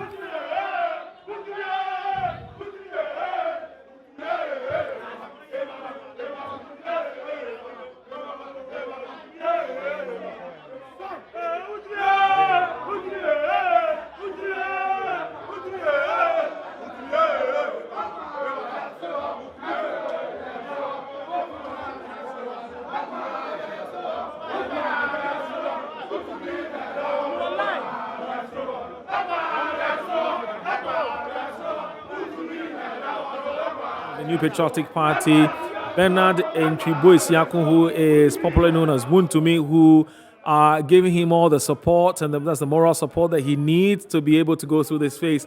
Because we're also told that everything has been done by his contestants to make sure that they kick him out there from his position as the chairman of the party in that region. And so you can understand why his entry has been met with all the razzmatazz and the partying and the drama that you've seen.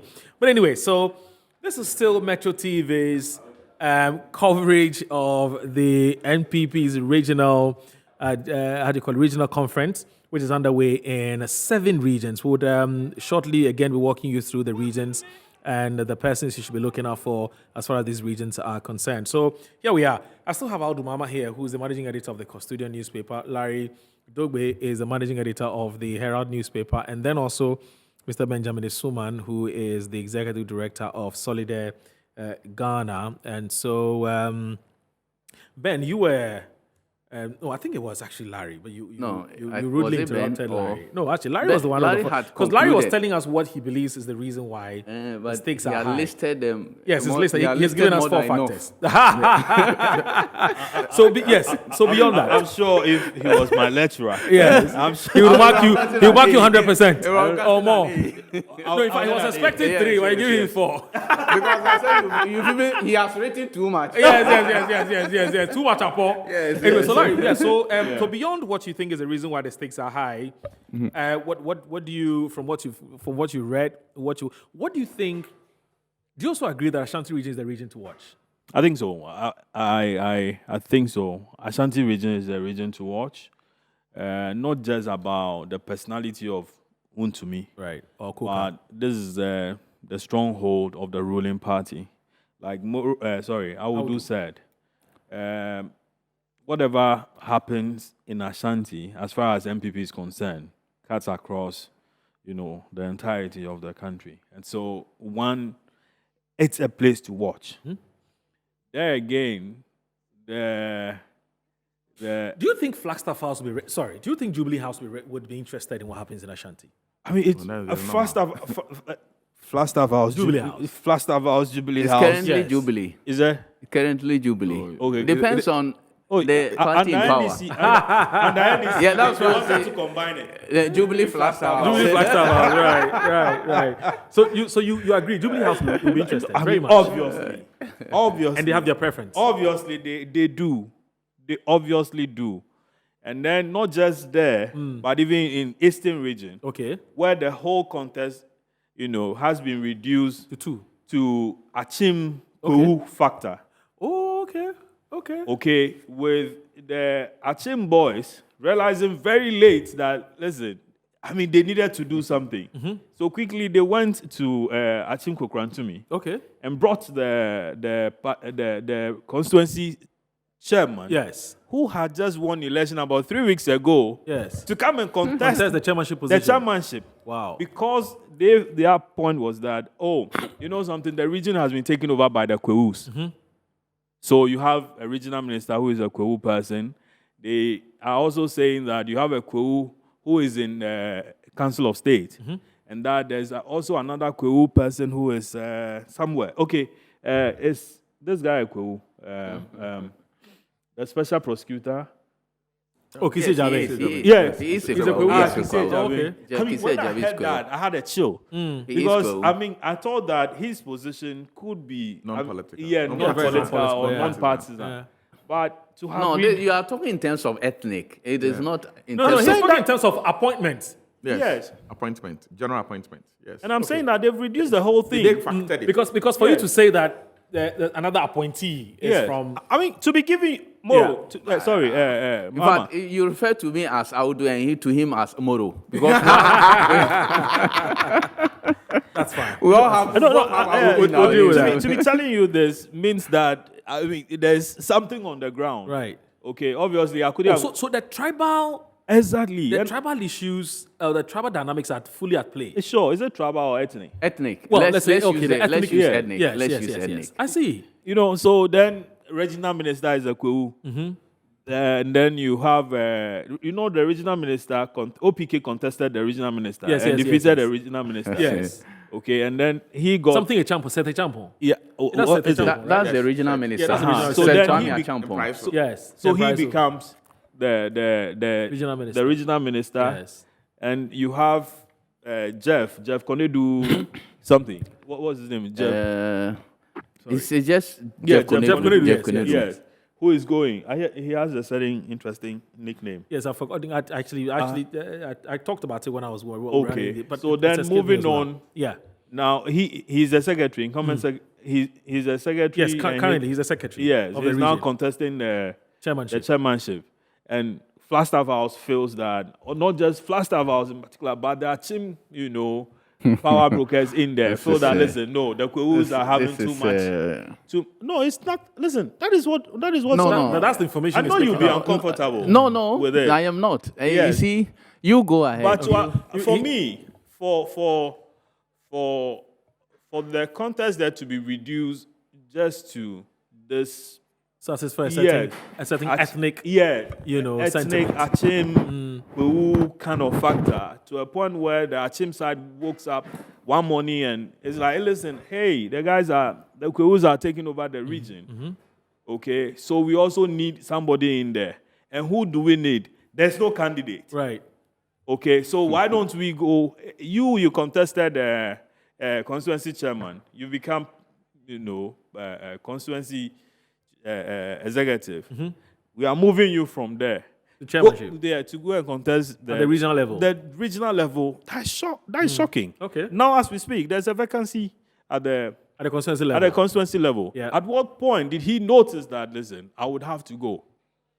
Okay, I would have to go for the chairmanship. So obviously, it took a certain kind of consideration or a certain pull or push factor to drag the man from wherever he is to where he's coming now.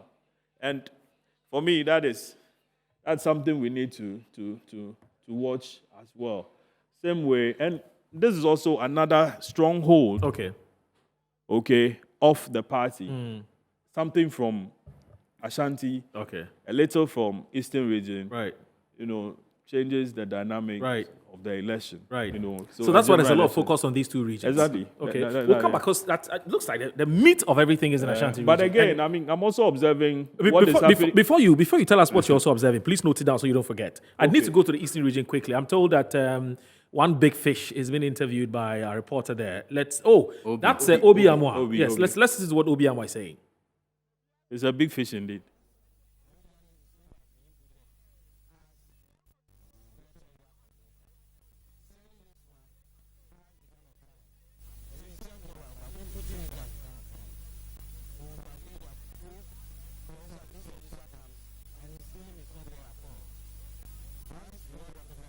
He is the organizer for this particular constituency, and we have the regional register. All the aspirants agree, and it's allowed to vote. That is the arrangement. That's why there's been a bit delay. Why the elections have delayed and what is being done, and some issues that have come up as far as the Eastern region is concerned.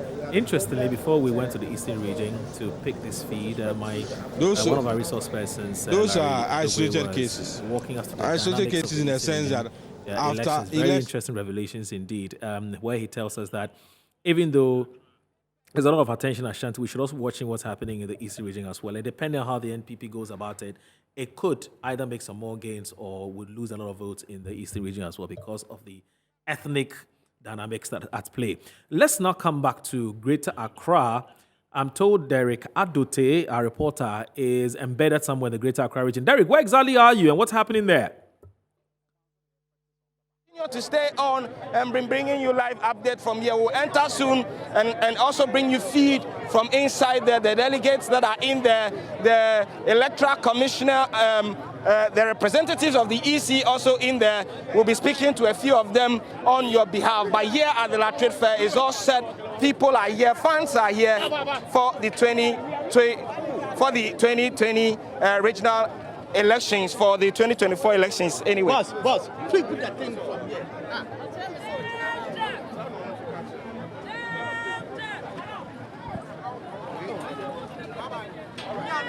Accra region where elections are yet to start, as you can tell. The party supporters are there in their numbers waiting for the elections to start because everybody has somebody they're supporting, don't they? Good. Derek. You see the security officers are here inspecting the tags. Without accreditation, you're not going to be allowed inside. And so we are going to try and enter in there. You can see they are testing everyone. Yes. So these are the security men inspecting. Yes. And without the accreditation, you will not be allowed in here. But I have accreditation. Yes, so if you come in here, you will be inspected as well by the policemen. That is the process. Yes. Yeah. So they inspect and search everyone so that this place is safe for everyone. And so we'll get in there. You can see that's the first security post of the elections here at the Trade Fair. Getting into the dome is not an easy feat without an accreditation. You can see some of the delegates around, some of the party executives around. Will go in there into the dome where everything is set for the elections and bring you some more feed from there.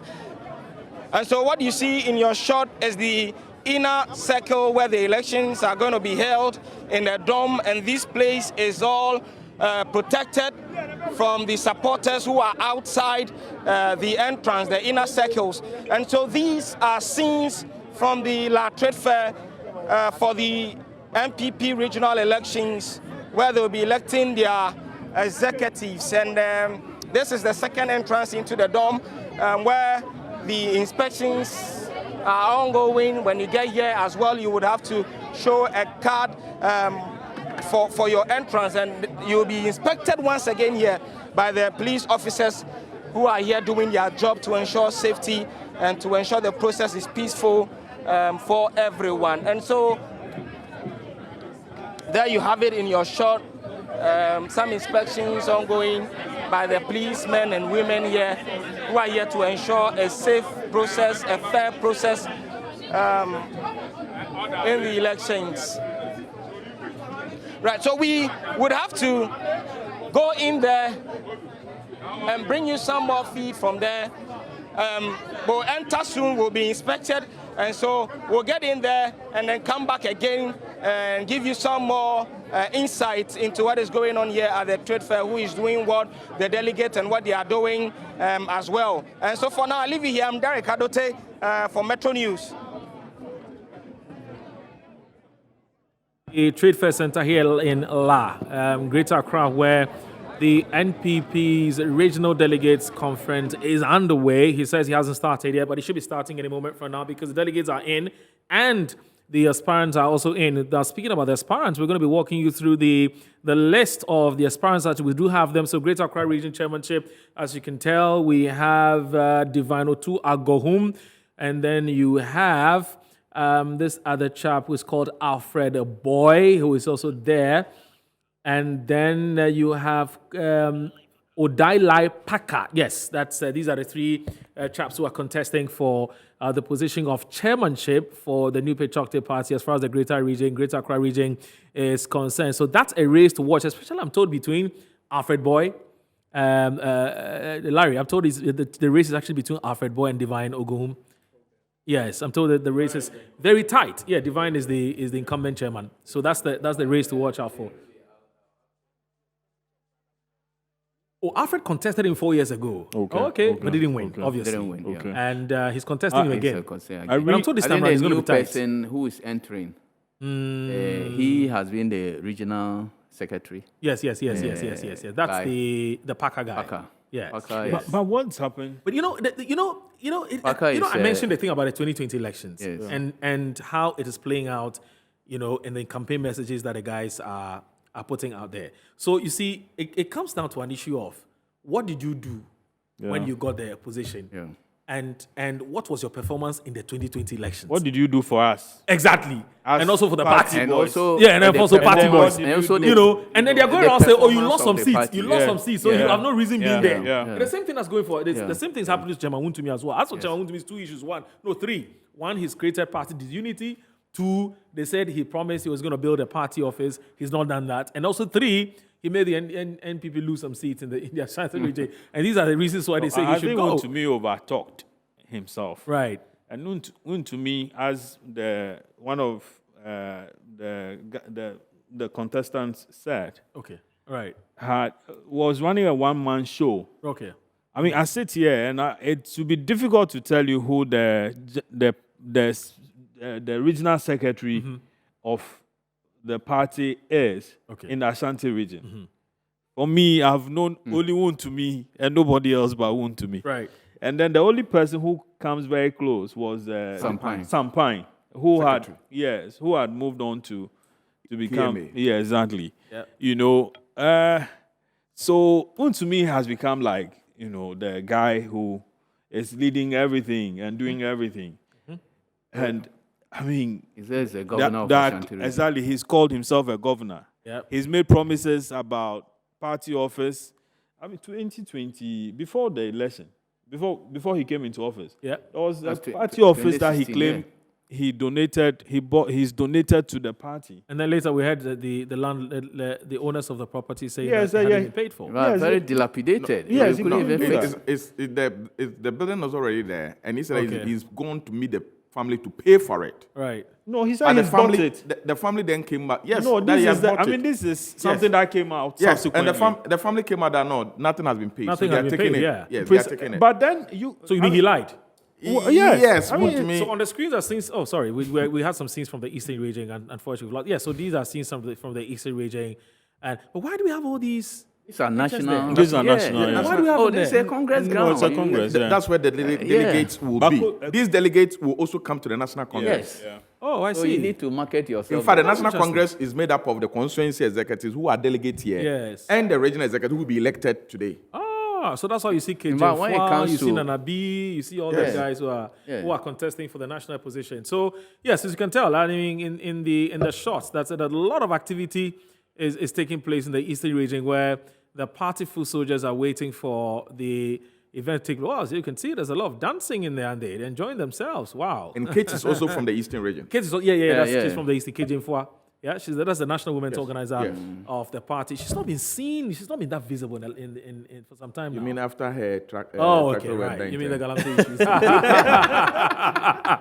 Yeah, but but you know what? I see a lot of. I see. Look, Eastern region is buzzing with activities, even much more than Ashanti. Yeah, there's more tension. But the leader of the party now is from Eastern region. Okay, and so it will be awkward, right, for this sort of buzz, to be absent.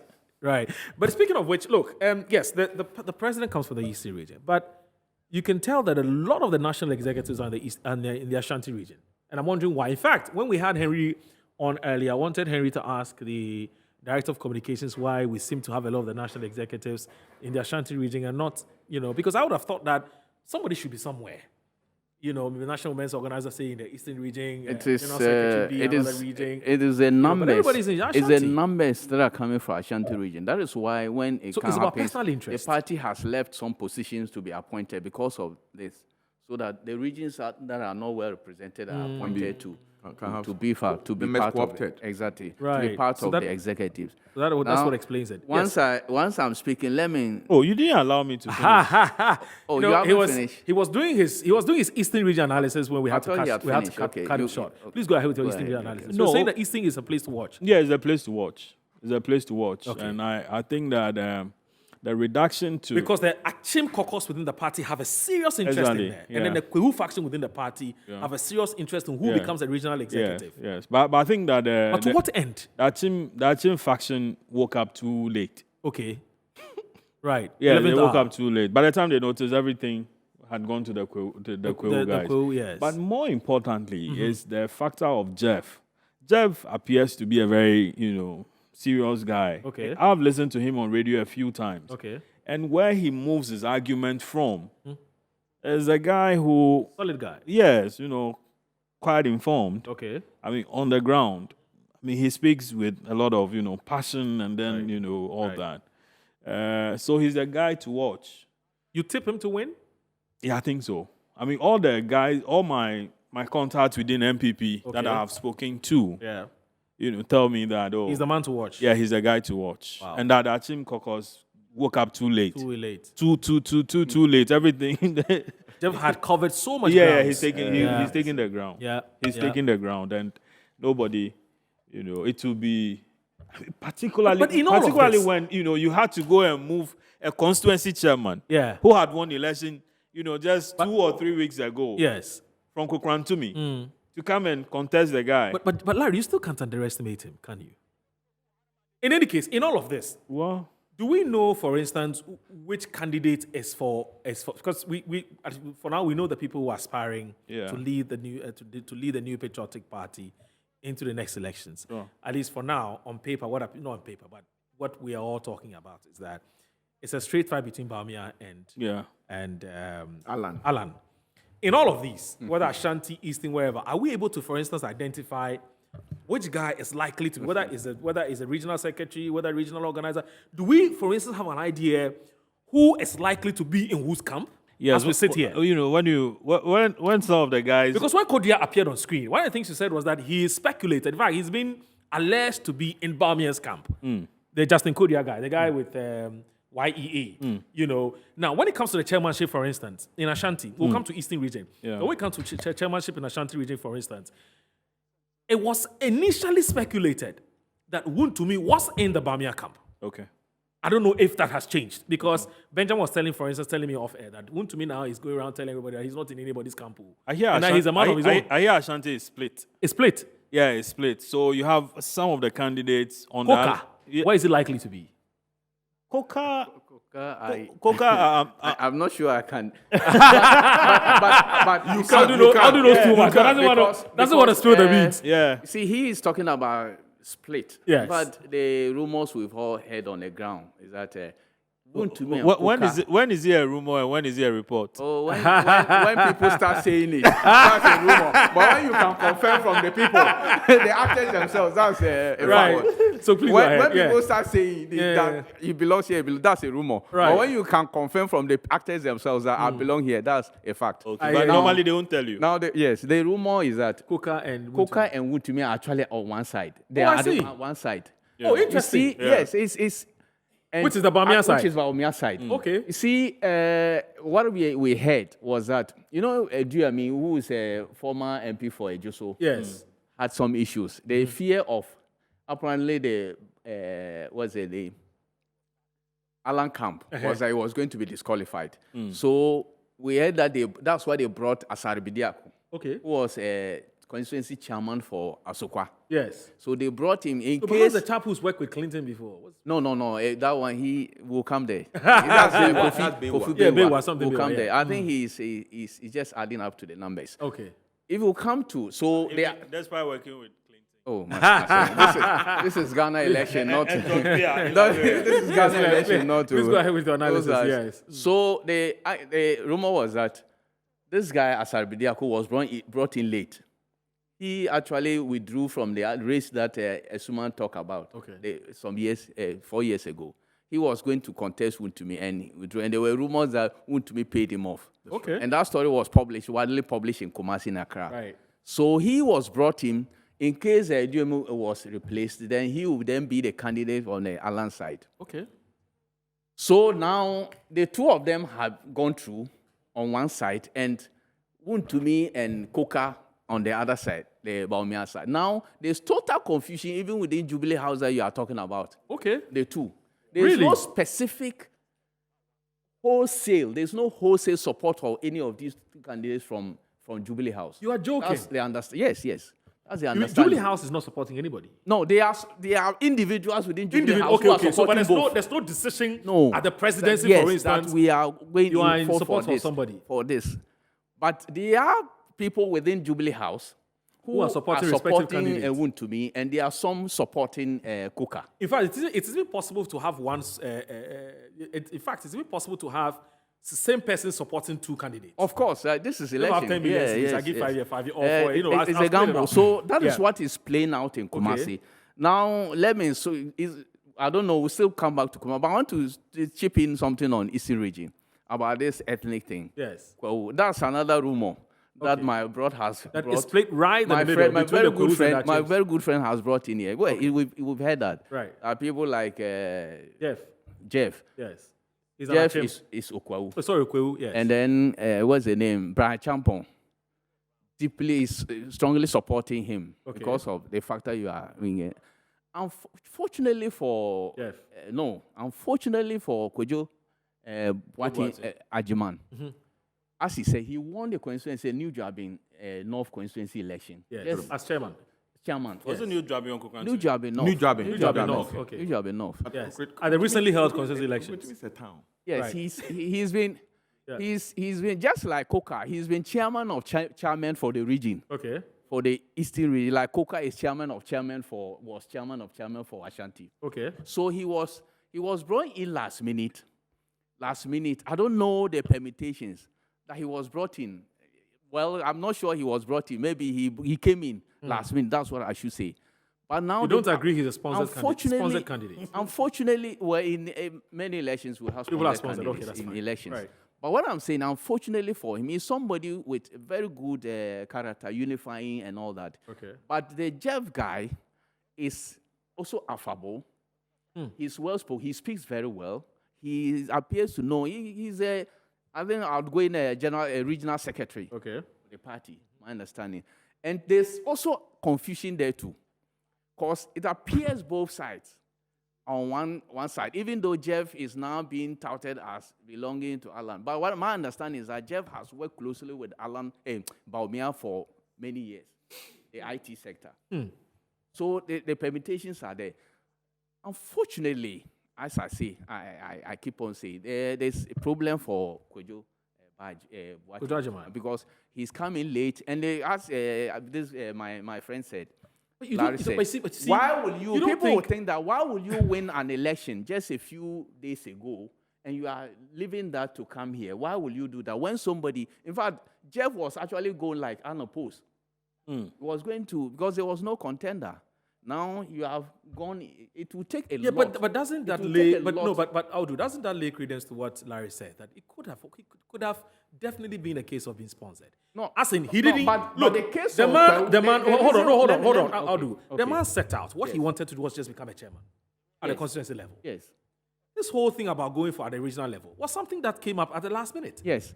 So I doubt if it is something that he himself wanted to do. I'm sure he was pushed. Yes, I have no issue at all. Yeah. Problem with it being him being sponsored. No, yeah. I have no issue with that. But if you talk of the ethnic thing, you know the regional minister. Yes. Is Sete Okwawu. Champo.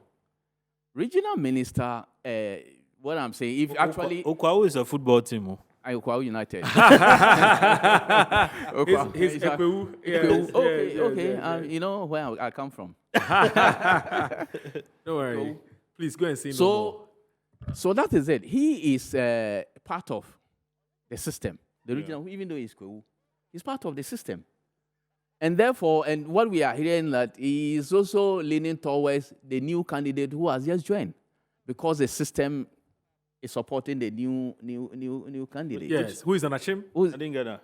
No, what he's saying is that. What I'm saying is that you were talking about ethnic support for But ethnic. I am saying that the regional minister is part of the system. Yes. Okay. And yet, Yes. He's Okwawu, and yet he's Supporting the he's said to be- Achim candidate. He's supported to be supporting the Achim candidate candidate. because of the system. If it were you, what would you do? I will gladly support. Who appointed the exactly. I would. So do he may not be doing because- this happily. Exactly. Yes, I mean, but you in have no politics, choice. in politics, these things do happen. Yeah. That some people think that their interests will be well served Yes. if this person is in the chair. Absolutely. That's what is happening. But it will be a miracle. Even though, look, I know the Kojo Boateng Ajiman personally, and everybody who knows him, he appears on Asempa FM on Wednesdays regularly. Oh, Yes, okay. yes, yes. Kojo Ajima, yes. Yes, with Edu Asari. Okay. Most of the time. Okay. And he's somebody who is a unifier. He's quite. I've heard him a few has, times. He He's- has a very good personality, but I must say again that unfortunately he's coming to the. Could the regional minister? Could the regional minister be supporting Kojo on the point Quietly. that? Yeah, not quietly. Or He's a even system openly, candidate, because that's how I see him. openly, yeah, because then he felt that, or he feels that I'm an Appointee. An appointee. Yes. I'm a Kwewu. And so for the basis of balance, let's bring in A chairman who is from an Achim. somebody who is from Achim, so that the Achims will also feel. But Larry, you were talking about appointments I'm not sure the appointments you talked about is in relation to government. Which if one? it is you mentioned the regional minister, you mentioned the OSP. the OSP, Yeah. you mentioned one other person, Yeah, the council of council of state. state. I am not sure if it is Council of state. appointment who's are at the advantage. If you look at the Achims in this, I'm government, saying that this is what so it cannot be an issue that we are bringing an Achim to balance the equation to have some level But of there are more appointments. Achims There are in more government. Achims in government. So it cannot be the reason that the Achim man is being brought because He's just been whipped. because there are fewer Achims in Awudu, appointments. you see, Awudu, let's know this. In the Northern Region contest, Northern Region, after the creation of the Northeast, Yes. is now is like a Dagomba-dominated land. Yes. Now they have a regional chairman who is a Mampusi, and the Mampusi dominates the Northeast. When the division was made, he refused to go to Northeast. He stayed in the Northern Region. And won. In the run-up to this election, he was classified as a Mampusi. So go to your home region and see. to go and contest. That's it. Yet yesterday, when the elections came, why? Prior to that, he had the support of the regional minister. He had the support of the regional party caucus. He had the support of the Tamale MC, who are Dagombes. And yet the Mampusi yesterday, he ripped the Mampusi candidate. No, the He Dagomba ripped candidate. the Dagomba candidate. Yes. That's for He the Northeast. Mampusi. Yes. Ripped the Dagomba candidate in his backyard. So, in analyzing the contest, the fact that this person comes from here, he doesn't belong, so he must go back, or these people have had too much, so it's our turn and all that. It will not matter if the regional minister, as I said, the incumbents have huge advantage, unless they are not taking advantage of that opportunity. But in this case, none of them is actually an incumbent. Jeff is not an incumbent. But he's coming from a different. He's been there for long. Yes, for yes, example, yes, yes. in Asante region, Yes. where you have the regional Untumi. minister Yes. in the camp of Untumi. Yes. Here we have the regional minister in Eastern region, said to be, shifting. a bit. Okay. If he gets in that camp strongly, and he had done so prior to today, you will see the action that will happen today. Okay. But the campaign of the candidates, you see, when it come the delegates, you don't just feed them. Right. They go there with food. They go there with items. Okay. They go there with keys to motorbikes.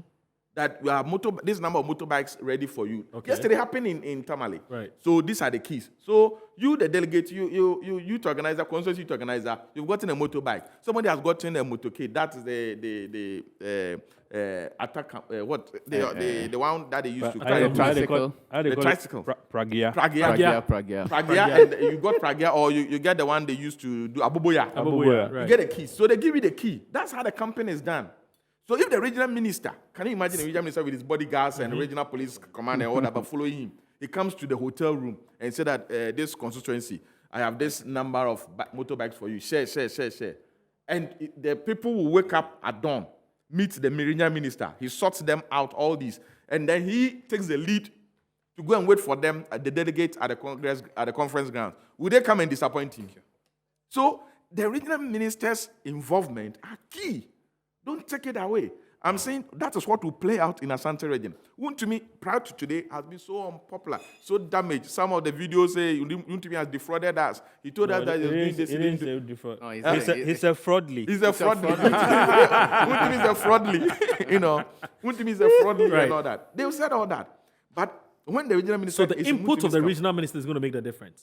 Why do you think the regional minister decided to take the regional conference to the RCC? Until yesterday, court attempt, the order came that it should serve to the stadium. He taken it to the regional coordinating council, which is his office, so that he have control and do as he wish. Please, this in elections, certain things are done behind the scenes and they play out on the day. Yes. We will watch TV and see it as it's on TV. Some work have been done behind the scenes. In politics, things are created.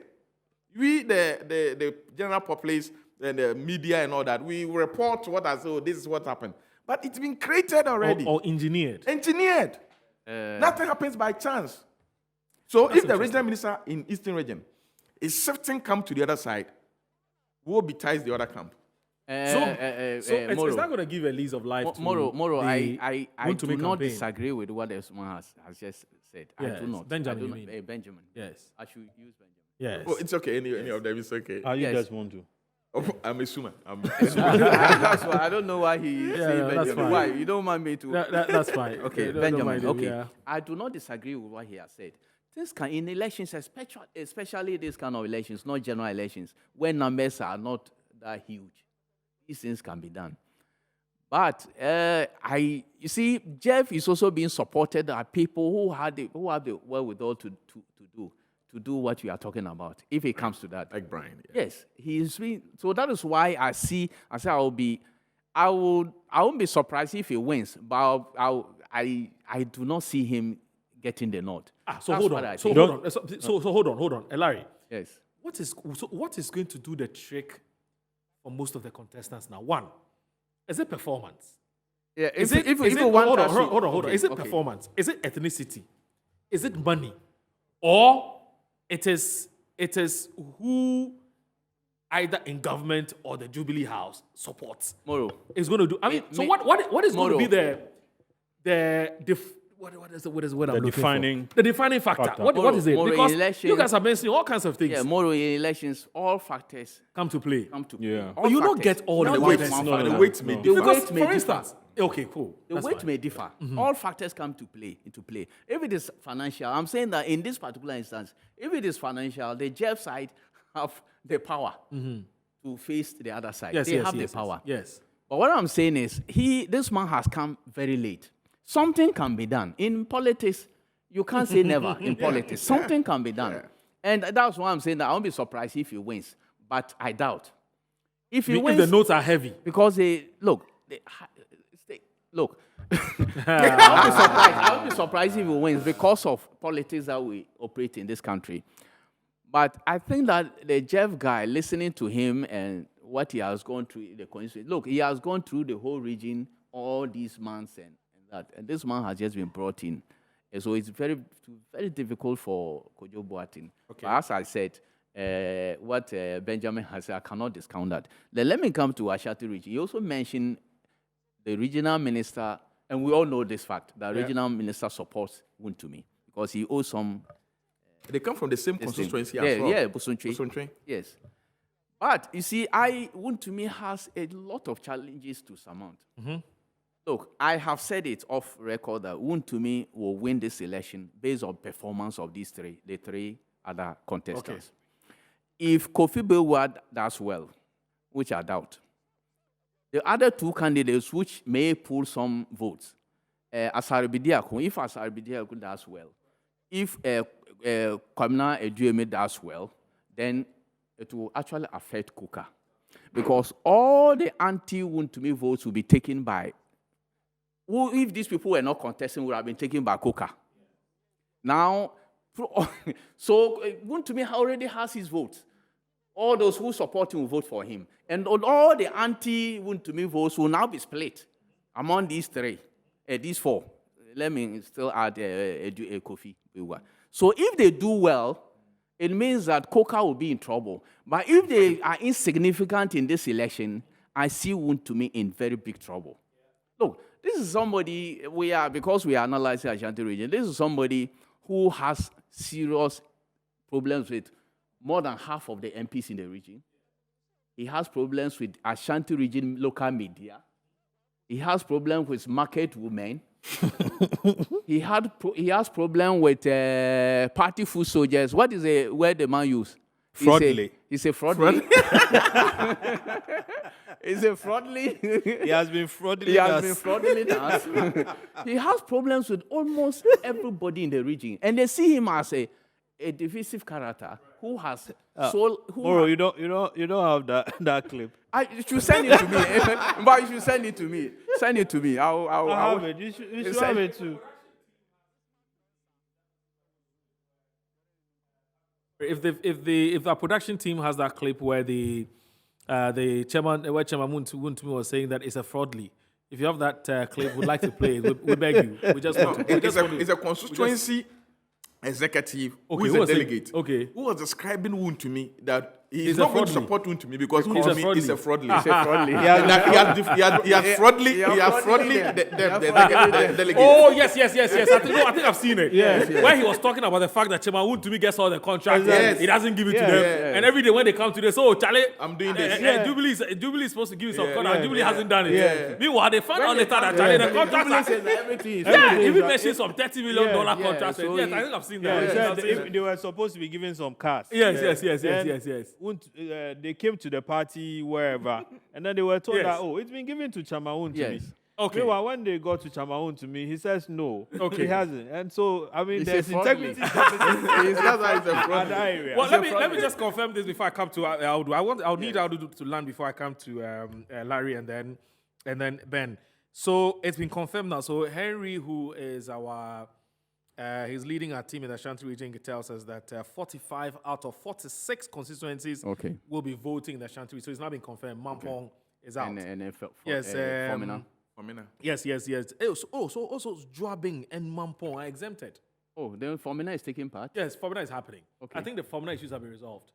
Yeah, okay. So Joabing and Mampong are exempted due to court injunctions on their constituency election. Hey, Joabing, which of the That's Joabings? what has been confirmed. But then, I mean, how can they be voting? How can the region be voting if these are, outstanding? Yeah, no, you see, the party's constitution. That's why I was going to react to. Remember, the law says 1/3. Prosy thing. Because the constitution says that 1/3 of the members can form quorum to take decisions. Yeah. So I do not say it will not make sense to me that if 1/3 can form quorum to participate and take part, that there will be prosy in such an election.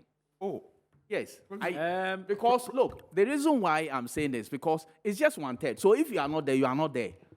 Those who are there should be able to. Because if somebody, my argument, listen to my argument. If you say that 1/3 are qualified to form quorum to take a decision, why would somebody who is not part of the 1/3 be voting by prosy? That's my argument. Because it wouldn't make sense to me. Oh, no, but that's just, you see, the threshold or the quorum matter is just to allow the thing to happen. Yes. But if somebody has a genuine reason... No.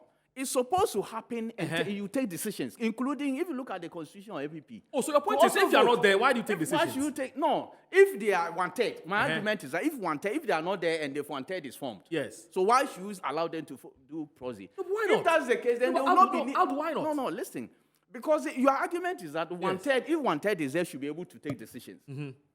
Is that not the constitution? Yes. So that the people who are there to take decisions are already the 1/3. Yes. So that if anybody is not there and you are allowing for quorum, then everybody who is part of the executive should be part of the process. With all due respect, I disagree.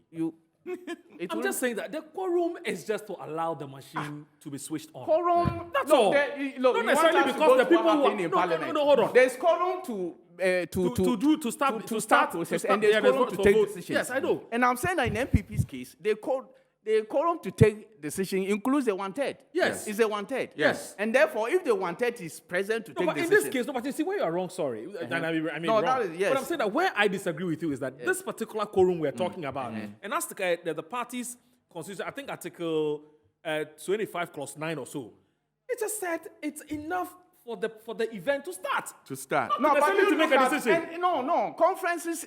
Look, when they host our conferences, yes. In fact, it includes in such a conference, it includes taking part in elections. That is But why. the Constitution hasn't said that. No, It it says has. just It to has. It start. has. It has. No. It includes. If it was to take decision, then your argument comes in. It will. No, it has. No. I'm just saying that. If that is not the case, why So here's would it. So others hold not on. part and the thing is going Here's on? it. Say delegates. Listen, the party's guidelines provide that the presence of at least 1/3 of the delegates shall be necessary to constitute a quorum for the conference. That is what I'm saying. That's my argument. And the election. But why are you extending? No, my point is, why are you extending this to include quorum for decision making? I'm saying that quorum for decision making doesn't come in If here. you look at there's I don't know what Let him come No, again. no, there's a schedule. Yes. There's a schedule when conferences are held, Yes. including amending party constitution, including taking decisions in the constitution. Yes. Unfortunately, I left mine when we go on this. Before I'll bring before constitution. voting takes place. Yes, Yes. I'll bring the constitution Yes. from my car. Okay. What I'm saying is, Uh-huh. if that were the case, your argument Yes. that the It's 1/3 just- cannot take decisions. Yes. How is it that other constituencies are not part and yet the thing is going on? Because they are non-presence or their absence Does not does significantly not affect the quorum. So why is it that these people who are not part of the delegates conference should be allowed to take part in? You see, what Will you explain that to me? for example, I'm a chairman of Bantama. Yes.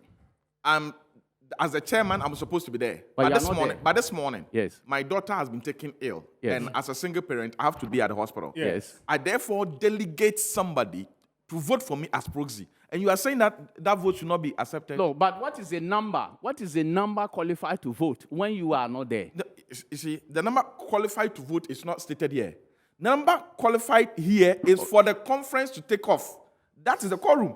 I have to refresh my memory because I think and also I've not that- heard of proxy votes in no. this election. Have you? Oh, no, but proxy votes happen a lot. No. I'll do. Proxy votes are election. I'm saying it is part of It's the. part of electoral No, process. I'm saying that it's part of the rigging of internal elections in parties. But that is That's why it. sometimes there are decisions taken that they will not be prosy because of the rigging. There are decisions. MPP has taken that before in some elections that they will not be prosy at all. And I think even NDC has taken that. They will, in this particular election, they will not be prosy. Well, if The party can the decide guidelines say so, fine. Yes, But I'm saying that if I have to look at the guideline, because there was this guideline issue. When we go I'll go through the guidelines and see whether if there will be process will be allowed. Okay. We'll go into that. Okay. Well, somebody was asking whether, what's the difference? In the central region, for instance, because there are issues in the Kofi elections have not been held yet. Yes. And yet central region is also not taking place. Yes. How come Now in there's an Ashanti? injunction. There's an injunction there. Yeah, there's an Nobody has injunction. put an injunction on Ashanti Yes. election. In fact, Ashanti region, That's the why only essentially injunction that is being placed is on a particular on constituency. some number of delegates. Yes, If you yes, look yes. at, So that's the difference. This guy, Vincent Esifuas, Esifuas, yes. legal thing. He's talking about some He's 7 sued. or so delegates who Yes. should not be part of the delegates list. Yeah, so I think that's where the difference Yes. is. So Right. that is how it is. That's fine. As for So, central- but you are still maintaining the position But the you're making. consistency here is that if one constituency, their absence, has resulted in suspension of the regional conference. Yes. How come that the suspension of 2 has not affected Ashanti? has not affected? No, but here's this answer because in there's this- no I just said that injunction. there's on no Ashanti. court- No, but No, if the there's injunction in the case of Central was at For the the whole regional region. level. Yes, for the whole region, not to but hold in it. the case of Ashanti, Yes. it's It's just, just let's say some delegates that they are saying that they should not be don't there. allowed Do you to understand? vote. So if somebody, for instance, had gone to court to say because Joabing and Mampo are not voting, Ashanti shouldn't come on. but that would have that's happened. another- Therefore, in the central region as well, it Somebody could, went it to could have court. been settled that a Kunfi should not vote. No, and no, then- no, no, and no, it should no, have no, gone- no. The they- person went to court to ask for specific reliefs, which is that the entire Which thing the should not entire come on. decision And it should was not granted. come on. It was granted. So that's the difference. Anyway, But Ashanti, the shocking thing is Ashanti, that Ashanti, MPP Ashanti voting has started. That's just to let you know. The voting in Ashanti has started. Just to let our viewers know. Please go ahead. Okay, for me, it's quite strange. Okay. That MPP, be it at government level Or at the party level. or party level doesn't really respect injunctions. Yeah. Oh no, That's not true. At the government level, They're That's minimal. not why? true. At the government level, That's not true. wait, at the government... He's going to give us an e-levy. example to buttress a point. At the government level, e-levy Yes. was found. That was no injunction. There was no injunction. Yeah, the court didn't grant the injunction. Yeah, it wasn't anyway. granted. No, okay, but I'm coming. But I see... Mere filing but of assumption- process But doesn't- the argument there was that the mere filing, people have Exactly. actually used. There are two schools of thought. Yes. That as soon as it's filed, Yes. it's active. Yes, There's yes, two yes, schools of yes. thought. Yes, I but mean, we even as journalists, yes. various times you are told that once you are writing a story, and then somebody comes with a libel, reads on you, Yes. all you need to do... It stops you from... it stops you. Go ahead. From additional publication Right, and so on. right. So, I mean... So which is which? Yes. You understand? I mean, does it... At what point does it stop you? At what Somebody point will does tell you it... that when it suits the devil... That one, I say, yeah, well, I'll go ahead. Yeah, you look for a person... As Benjamin said, a school of thought, two schools of thought held by all political parties, depending on who... And how the person wants to treat the injunction, and treat the application for the injunction. Yeah. All right. So let's do this. Audu Mama, your issue about the Ashanti. No, your issue about the quorum. Yes. With all due respect, we respect to disagree, but that's fine. We've gone past No, that. we'll go into that later. I want to, you see, because I said in all elections there are guidelines for specific elections. Right. I want to see within the guidelines whether processes are allowed or disallowed before I continue. But my argument is that it doesn't make sense to me that if a particular number can take decisions, why will if some members are not part of the decision, you allow them to do proceed? So for you are questioning the logic. Yes, if that is allowed, I will question the logic that, look, if you say that this particular number is allowed to take decisions, if that person he just gave is sick, all of a sudden his son is sick or her daughter is sick. But how to look at it this way? I'm coming. Let me make my argument. Please go ahead. And you want to go to the hospital, what is the number present at the ground? Why? If the number present at the ground, after all, we are talking of even the Ashanti region, you are talking the categories. There are some categories that the numbers are not full. Yes. Okay. We heard that yesterday.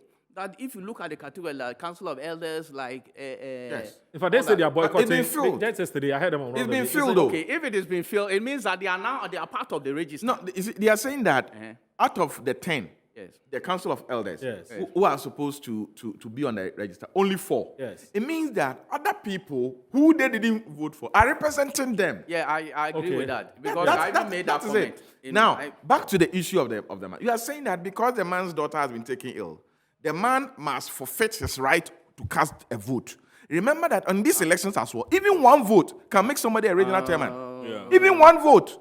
Okay. We don't. This is the first past the poll. First past the post. Yes. Yeah. So if you deny that person's one vote, and somebody goes and says the election is a tie. Remember in Central Region, the NDC, the secretary contest, it became a tie. Mm-hmm. Because of that, the NDC didn't have a regional secretary, and therefore an assistant regional secretary acted as secretary for well over 2 years. Right.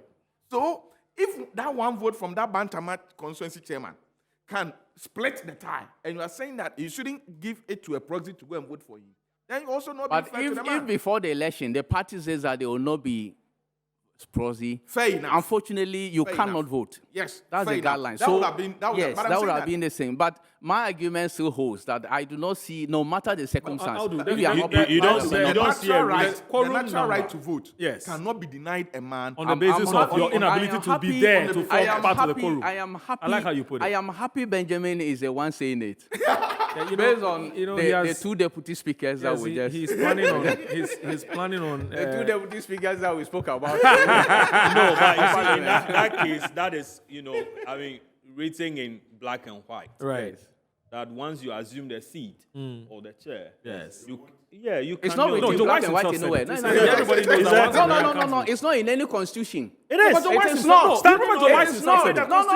Okay, so let's not digress. Let's not digress. That particular one has even been struck out now. Let's not digress. That particular one has even been struck out. Let's not digress. Okay, let's not digress. Let's not digress. Let's not digress. Let's not go to parliament. That's why it's been struck out. That's right. being unconstitutional. Let's come back to the votes. Okay. You were on the floor. But it's very rich that he's talking about the right to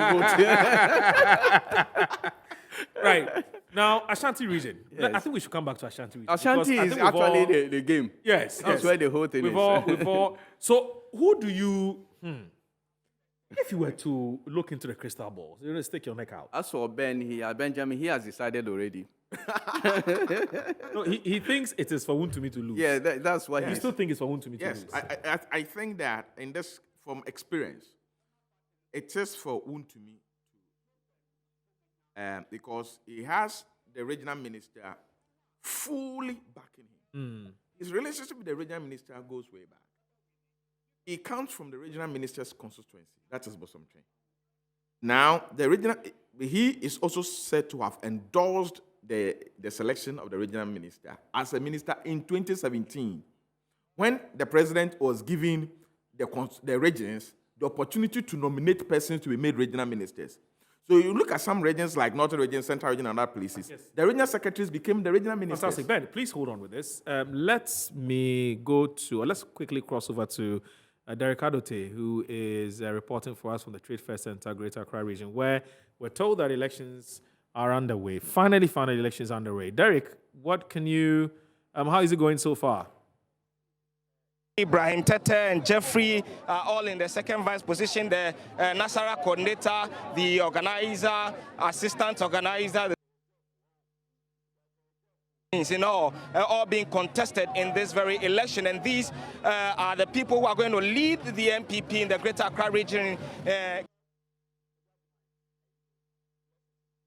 Sorry about that. The feed is not the best, and so would quickly rectify that and go back to Derek Adote, who is a man on the beat. He is at the Trade Fair Center Lab, where the Greater Accra Regional elections for the new Patriotic Party has just started, and what Derek was seeking to do was to bring you the list of persons who are seeking for the respective positions in the party. And so once we're able to get the feed right, and we'll get a clearer feed, we'll go back to Derek for that update. So Greater Accra has started. Ashanti has also started. Ashanti started a while ago. Greater Accra has followed. We're hoping that Upper West, Volta region, and all the other regions that are supposed to be voting today will also start, because I don't think it's the best. I mean, it's 12:13, and to think that the voting just started a few minutes ago, about 5 minutes ago, it's not the best. It was supposed to have started at 9.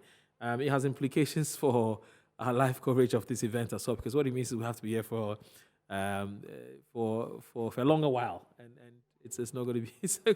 But anyway, somebody would be taking over from us, and so don't worry if you've seen our face for the last 3 hours or so, and the next 1 hour or so, perhaps there will be a changeover, so that somebody else would take over. But yes, elections have started. Now, what do we need to find out is what's happening in the Volta region. Has Volta region started? How about Upper West and the other regions that are voting today?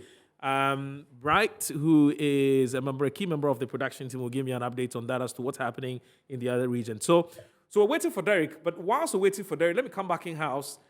Benjamin was on the floor talking us through his own analysis of what was likely to be in Ashanti. His take is that Chairman Wontumi still has a slight edge because, in his view, and from what he knows, he has a strong backing from the Ashanti Regional Coordinating Council headed by Simon Osei. That's his view, and he's entitled to it, okay? He's not saying he has any evidence or so, but what he has picked from the ground is that Chairman Wontumi would still likely, because left to Chairman Wontumi alone, he thinks that he would have lost, and perhaps lost abysmally. But the intervention or the support by the regional minister is what would give him another lease of life. So yes, you were telling us, you're giving us more reasons why you think that the relationship, the opportunity that Wontumi gave. Yeah, whilst I take these are scenes from the EC region. You can tell that the delegates are seating. Some of them are already seated. Some of them are sitting, and we'll see how that pans out shortly. Yes, please go ahead. So you see, I said that when in 2017, Wontumi allowed for Osei Mensah to become the regional minister, he gave an opportunity that was originally supposed to go to a regional chairman or a regional secretary like Sampine. So the victim in that circumstance was Sampine. his colleagues, regional secretaries, became ministers, while Sampan was left at the animal. But he wasn't the only person. In fact, Greater Accra. But Greater Accra, the regional chairman himself took up the position as the regional minister. But to me, knowing his limitations, he said that he won't take it. And therefore, he passed the back to his former MP to become the regional minister. So he owes him a debt of gratitude. And that's why he's going full haul for Wontumi in this election.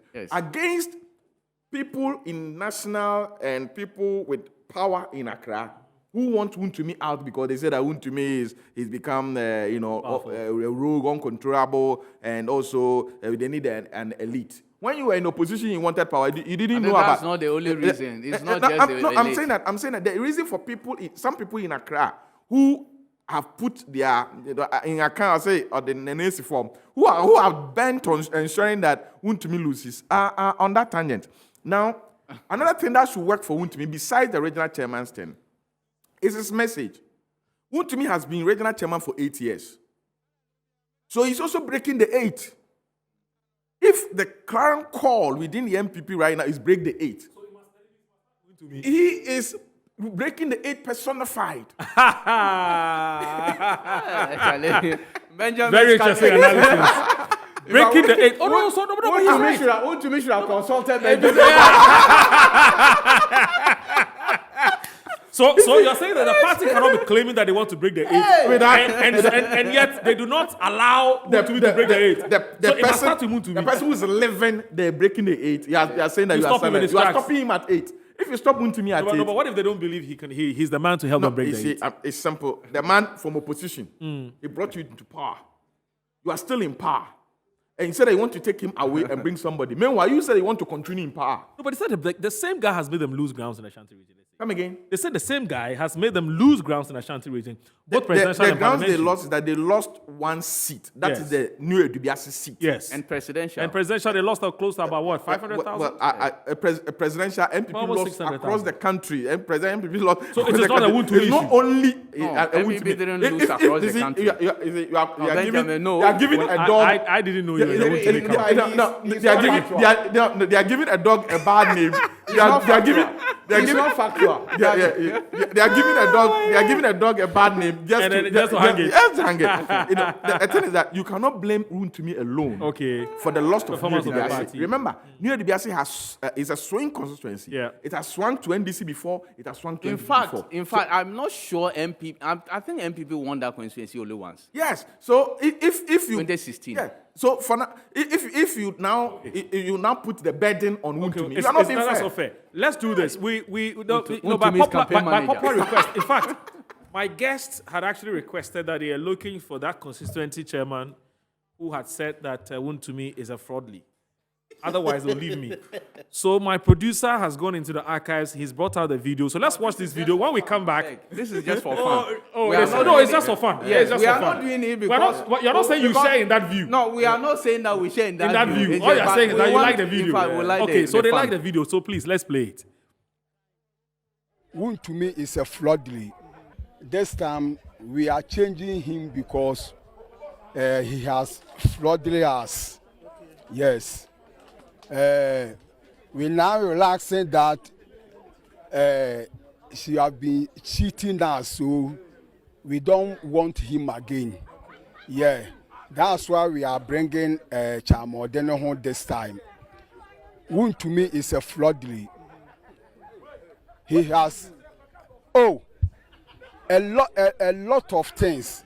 You see, when you go to national and you are going to find something, they will tell you that we have given it to your regional chairman, so go to him. You see, and when you come to him, he will also tell you that they haven't given him anything. But we have investigated, and now we know that all that we heard is true. He used our name, to collect something from national, but he will never give it to us. the used cars, you know, the washing cars. Even I haven't received one, but if you go to national, there was my name there. That my chairman have come and collect a car, and he gave one to me. My name is there, but meanwhile, he haven't given me any car. I asked him, but what he will tell you that is not true, but meanwhile, it's true. You see, and there was a lot of contracts that they have given to him, that even they have told him to give some of the communicators. Yes, but he didn't give it to us. And he also promised us that he will buy us this thing, a bus, for that bus to work for us. But now, where is the bus? Where is it?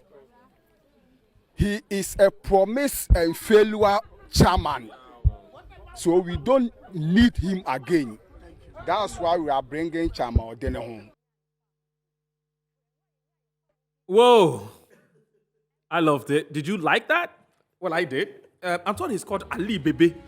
Yes, Ali Bebe. He's a member of the MPP serial caller team in that region. And you heard all the things he said. But for him, it's about Edidija. He said Ashanti Regional Chairman, they give him the thing, you can't give him something to chop. So he's a fraudly. So let's take a break. We'll be back.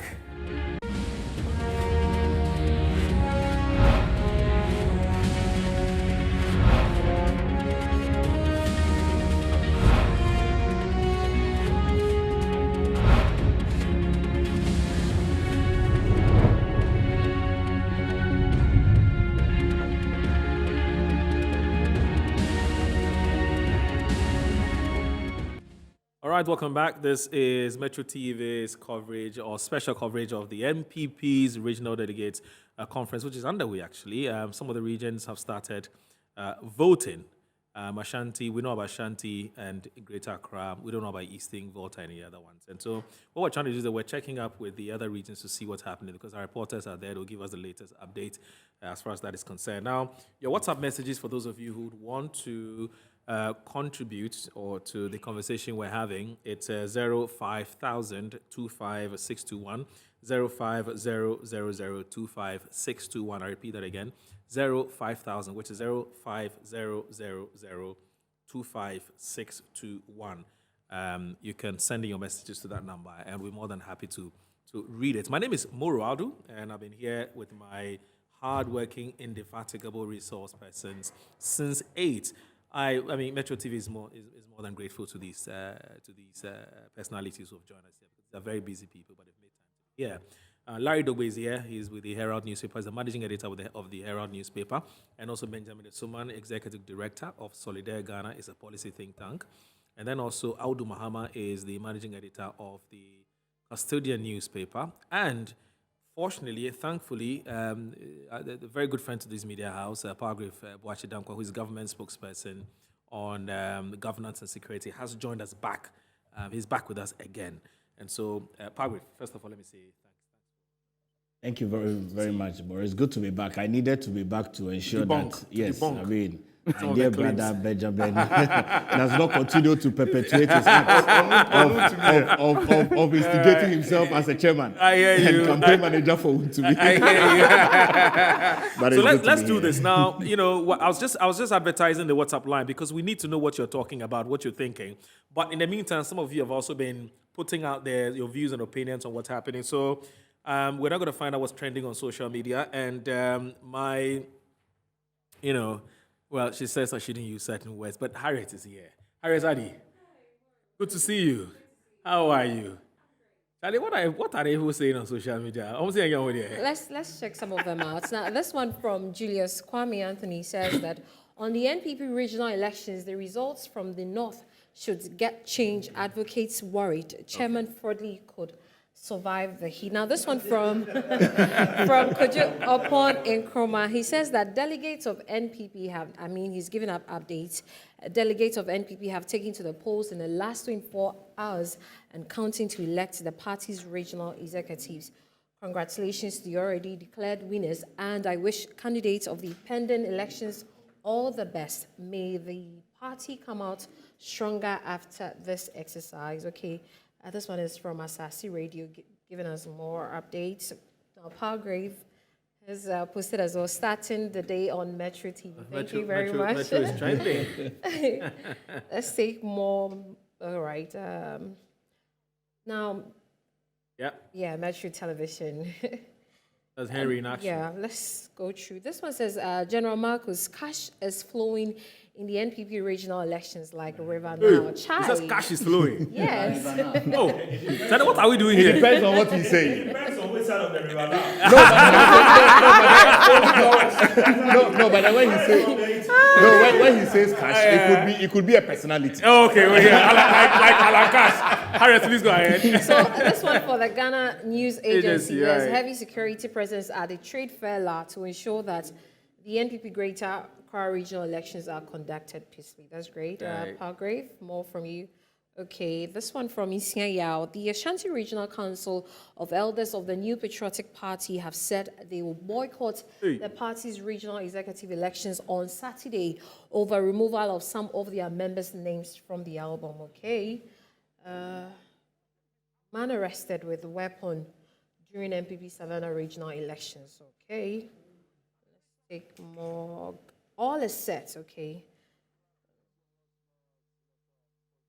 So you can send more of your comments or your reactions and tag Metro TV Ghana on Twitter as well so that we can get it for you.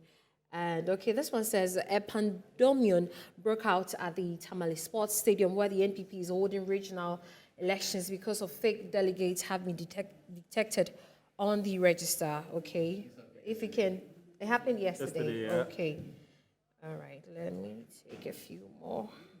Okay. Looks like, let's go to the latest and see what's happening because it looks like Original TV as well, our sister station.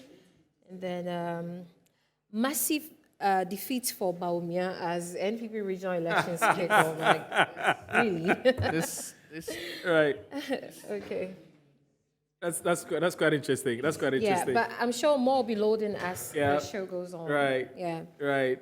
Harriet, I want to thank you very much for Thank you. at least giving us all the filler we need to know about what's happening on social media. Very, very interesting views there. Yeah. How are people able to come by the conclusion or the how do you call it, the defeat the for notion Baumia, that somebody has been defeated. It depends on where we know where it depends on where the tweet is coming from. Where the tweet is coming from. but so far it doesn't show so. Right. In the northern region, Samba, where the regional chairman is a tribesman of Baumia, has stayed in Tamale. Yes. That's Dagomba land. All these years, is the regional chairman. Right. And beat another Dagomba man. Right. Okay? Right. From snatching the seat from him. So it's a Baumia candidate, a Baumia's brother, who is in Tamale, who whipped the Tamale boys yesterday in Tamale. So it cannot be that Baumia has lost this. But you've only cited Northern region. That's one. Yeah. Yes. Well. Yes. Yeah. Yeah. So it's not surprising. Cosmopolitan, yeah. It has become, Tamale has become cosmopolitan. No doubt about it. It has. I mean, we talk about Yendi. Yendi are for Mampusi. Oh, sorry, your mic. I'm told your mic is off. Yeah, you're saying Yendi. Yes. Yes, I'm saying that if he had mentioned Yendi, it would be difficult for a Mampusi to go to Yendi and win an election. That's true because it's predominantly Dagomba, you get it. But in Tamale, I mean, when you get to Tamale, a lot of things, could change because I'm not sure we have gotten to in this. We have gotten to Alan Baumia analysis yet. But hold on. Will that be done after the entire results are out? Yes, the various comes to do that. They do. Pundits will go into that. I'm telling you, they'll do. Pundits will go But, into but hold on, isn't that very clear? You see, because the reason I'm asking whether is this that is very clear. You remember I asked Benjamin Suman about, and I'm back to Ashanti region because we've all agreed that Ashanti region is the place to be. Yeah, the place to be. Now, I asked whether somebody like Chema Wontumi and whether he belongs to whether Alan or Bamia camp. And Benjamin was telling me that, look, that perception is something Wontumi himself has been trying to kill. And that he doesn't belong to anybody's camp. Yeah. So if you are doing but see, whether or not we can trust what Wontumi is saying is another thing. Let's trace the because history shouldn't people be careful with who belongs where? That analysis. It is true. Wontumi started his politics as an Alan Chematin boy. advocate. Yes. Yeah. And then No with doubt. time switched to become a Nana apostle. Yes. And now he says And you can say the same with Mohamed Amin Amta, but he is not a party executive, so we don't want to mention it. But just to He's in patch up the government. point you're making about Yes. how people, swing. It's very fluid. No, you're done. You're talking about Wontumi. Let's talk about, if you are talking about individuals, let's talk about what happens currently. Yes, This man used to be, where is he now? That's what we should be talking about. Wontumi. I say he's nowhere. I'm not talking about Wontumi alone. I'm not talking about Wontumi. All. If you look at it currently. We can't separate the two. Oh. We can't separate People the have two. switched. I mean, listen, They have when you moved are from- applying for a job, when you're applying for a job, We look at your record. Oh yeah, I mean, Yes. you stayed. But- You used to be here. but You the- used to be here. You're What's accounting for your years. What's that in politics? Now, in politics, it matters also. I can plan around that with you, or with the gentleman. You get what I'm saying, and then know that on this occasion, this man will go this way. I mean, you take the Supreme Court for instance.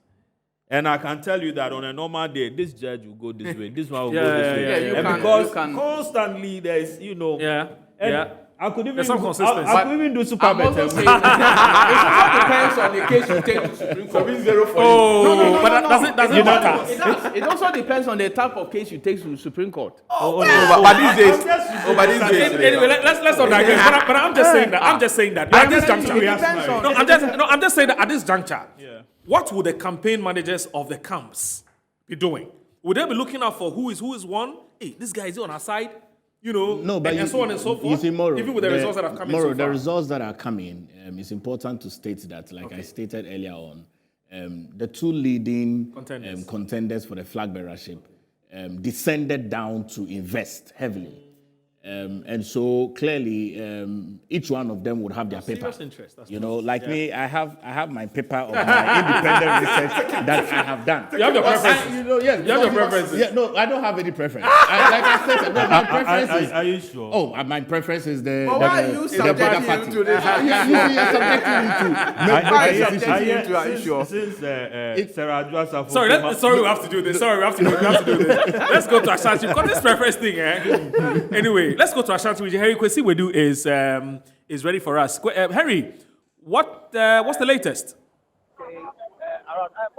I have here with me now the member of parliament for the Insurance constituency. He's also a member of the finance committee in parliament.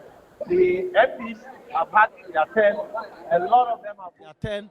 A lot of them have voted now, and they are back to their seat. Just gone by, I was speaking to the MP for Insurance, who says he's filed an injunction against some 7 members in his constituency, and he is MP for Otafo. He is saying that he prays that the regional executive or the regional election committee bars these persons from voting. I have with me MP for Nshaya, so I'll speak to him pretty soon. MP, you are welcome to Metro TV.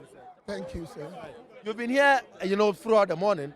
Elections have started. We've seen some agitations here and there. Some people saying that some members or some people that was supposed to be on the album have been taken out. So just because of that, they are not happy with it. What happened? I know that you are not a member of the committee, but why are we seeing these challenges? Thank you very much. In the first place, you are a living witness that the exercise has been largely very peaceful. That's fine. We are looking at the excesses. So you're asking me a question. You can't just pick the excesses. Normally excesses are not even giving the attention you are giving it. Largely, it's been so peaceful. You can see there's tranquility. But the prevailing challenge is about the list of the TESCON reps that are coming to vote. That is the only thing that is giving rise to much controversy. Some of the students are alleging that there are names in those lists that do not represent students from their institutions. And the other party is also saying that that is not the truth. So it has generated some sort of debate and sort of controversy. And you know MPP, we always resolve these things amicably. It's going on, just look. Everybody is quiet. Nobody is throwing stone or fighting or doing anything. But of course, there's controversy over this portion of the whole album, which the leaders of the party and the managers and the organizers of this exercise, they are trying to manage peacefully. And this is what we are doing. So far it is. But what you are saying is also not untrue. It's true what you are saying. There are some people who are not in agreement with or to the list that are coming to vote as TESCON list, because they think some of them are not students in those institutions. And others are saying that that is not true. This affected the commencement of the elections. We were told we were expecting it to start around 8 a.m., but we ended up starting just about 30 minutes ago. That was around midday, 12 noon. Going forward, how do we? You said that it will be solved amicably. Some people have heard some people vow that if their people are not put in a list and are not allowed to vote, they would cause pandemonium in here. How do we solve this going forward? I'm sure that that will not happen because it will be solved amicably. And besides, you look at the police. We have security agencies and their personnel, they are here. So if we put up any behavior that will mar the beauty of this exercise, of course, the legal institution or system will deal with you. But so far as the exercise is concerned, so far so good. I'm praying that it will take this same peaceful posture to the end. That's what I'm praying for. But I think everything is okay. And I would like to use your platform to advise everybody that 2024, between the MPP winning and losing are two factors. Peace or otherwise. Anybody that wants this party to win, there should be peace. There should be tranquility. Whoever wins is MPP man. Whoever wins, we are one people, one family. It doesn't matter who wins or who loses. We are all one family. So if you lose or win, let's all come together. That is the only way we can win 2024. Thank you very much. Thank you very much. That was the MP for Inshaya. So we just spoke to here. He says that things will be solved amicably. I've seen this gentleman who is not really happy with what is happening. Boss. Okay, so let me speak to you. I could see that he's a member of your team and he's not happy. He said in Chi, what is happening? No, there is nothing happening. Are you sure? Yeah, sure. What we are seeing is different from what you are saying. Listen. The party's constitution is very clear. Article 13(4) of the party constitution stipulates that a representative from a recognized tertiary institution, there is no mention of an executive member. And I was privileged to be part of the first TESCON people who voted during a conference in this country. During the regional conference on that day, which was held at Cultural Center, my vice was the one who voted on behalf of my institution, and that does not mean that if the president does not vote, there is no representation to that effect. So we need to get that clear, and what we need to do is to ensure that the status quo still remains, and individuals who are representing various tertiary institutions are allowed to cast their votes as the party constitution establishes. And I don't think we can argue about that.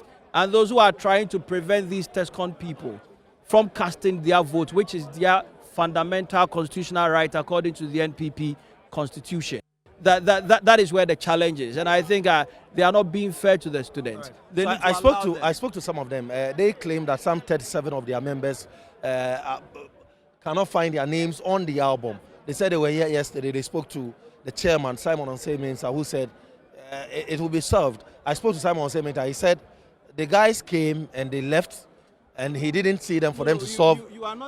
Listen, I'm the regional youth wing administrator.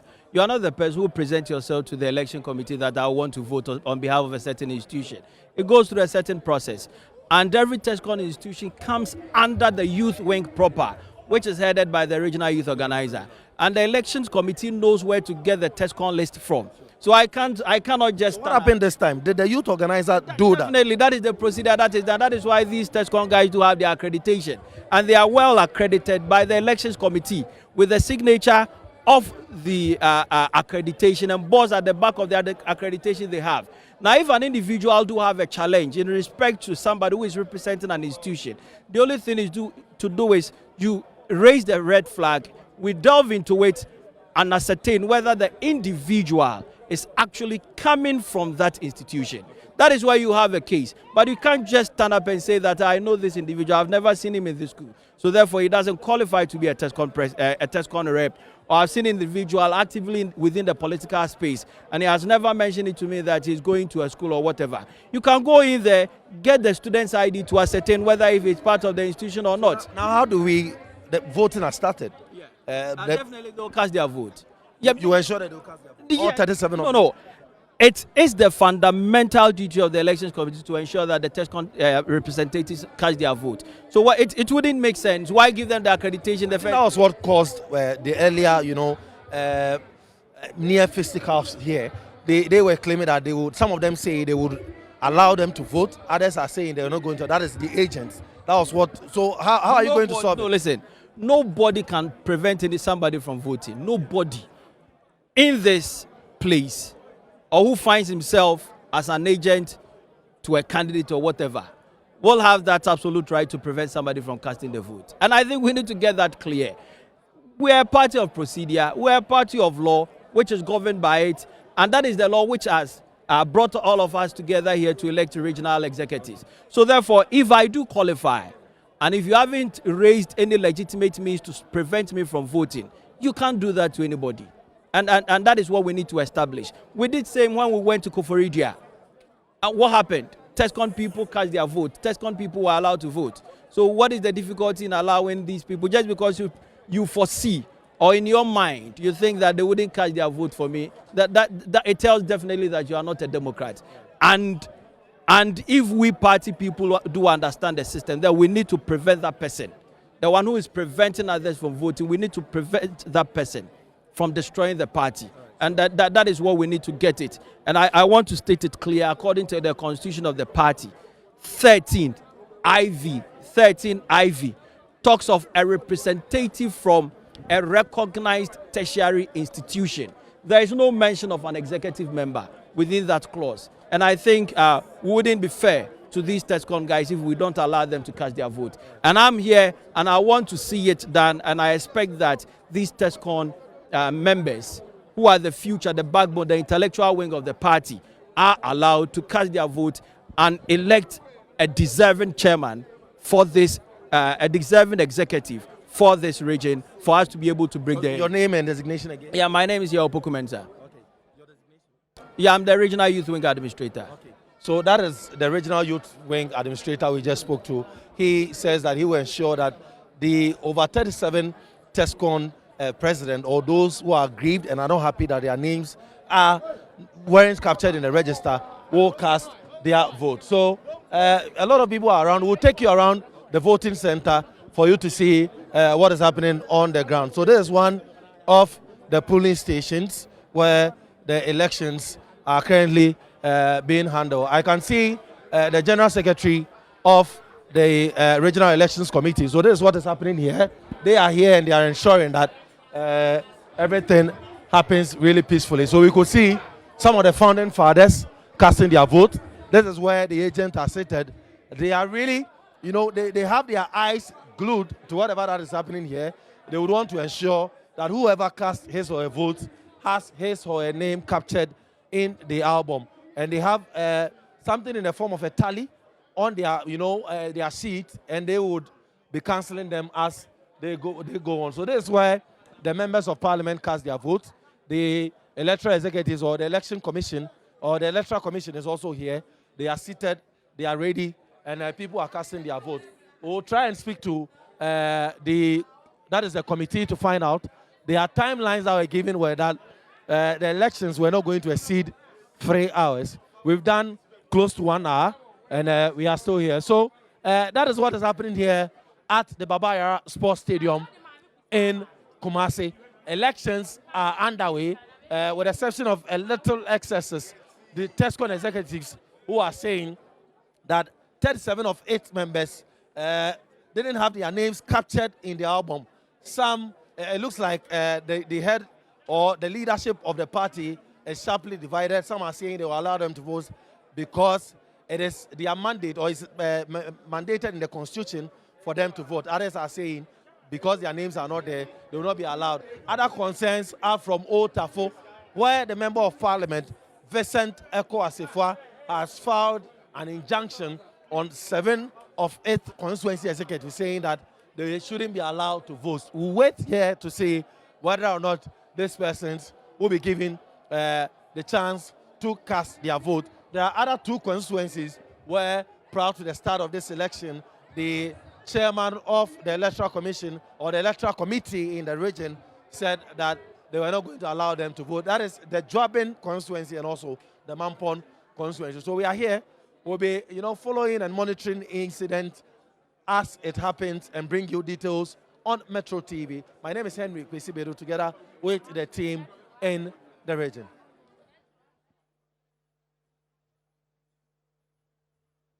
Good one, Henry. Henry Kwesibedu is a man on the beat, leading a team of hard-working reporters who are bringing us a live update on what's happening in the Ashanti region. As far as the MPP's Regional Delegates Conference is concerned, let's now go to the Eastern region and see what's happening there as well. Kofi J is there to bring us the latest as to what's happening in the Eastern region, whether elections have started and what are issues at play as well. So, Kofi, if you can hear me, please take it over and let us know what's happening. Okay.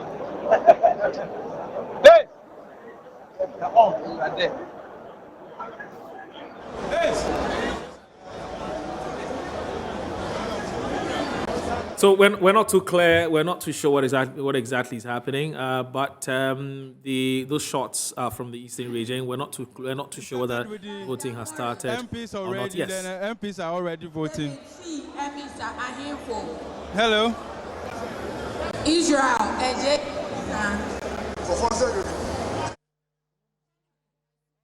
Oh my God. Now the MPs are casting their votes.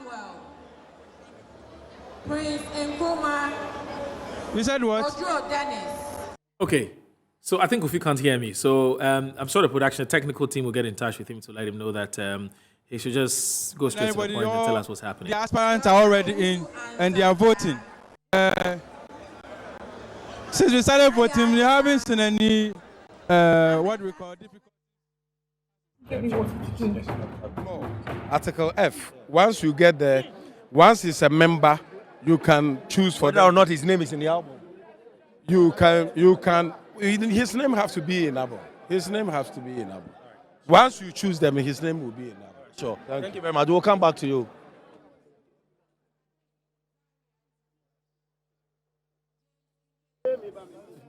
Explaining what he knows about the TESCON challenges with some names not being on the album. So once we get a clearer feed, we'll go to Eastern region as well because Kofi is ready. Right, Kofi, I hope. Yes, okay, so as you can tell, delegates have already started casting their votes. Unfortunately, Kofi can't hear us, but at least in your shots there, right, Kojo Upon Nkrumah, we're told we're going to be seeing him shortly on the screen. He's going to be voting, and you can see, yes, the delegates taking their turns. That's Damboche. Right, no, that's not Damboche. That's not Damboche. No, I don't think so. That's not Damboche.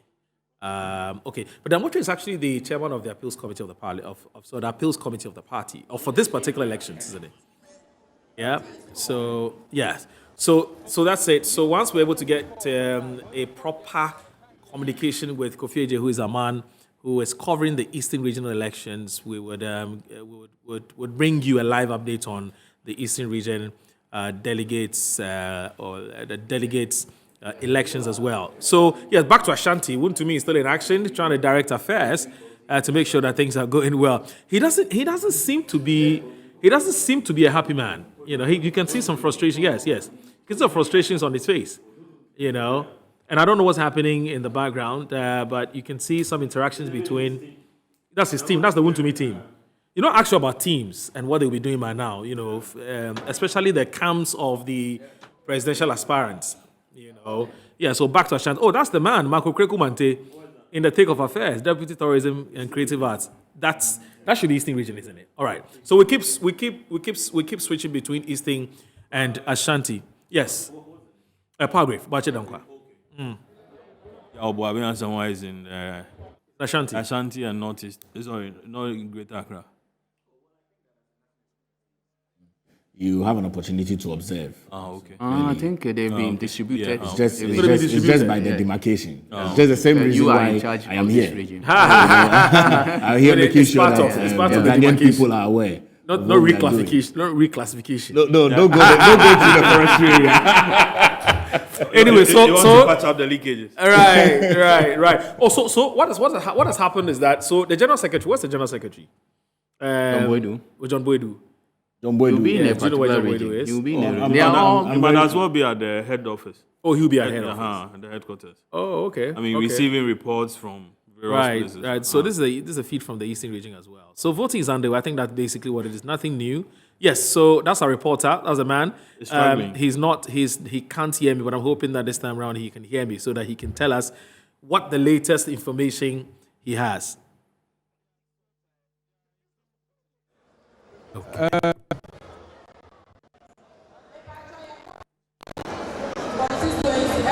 Hello. Hello.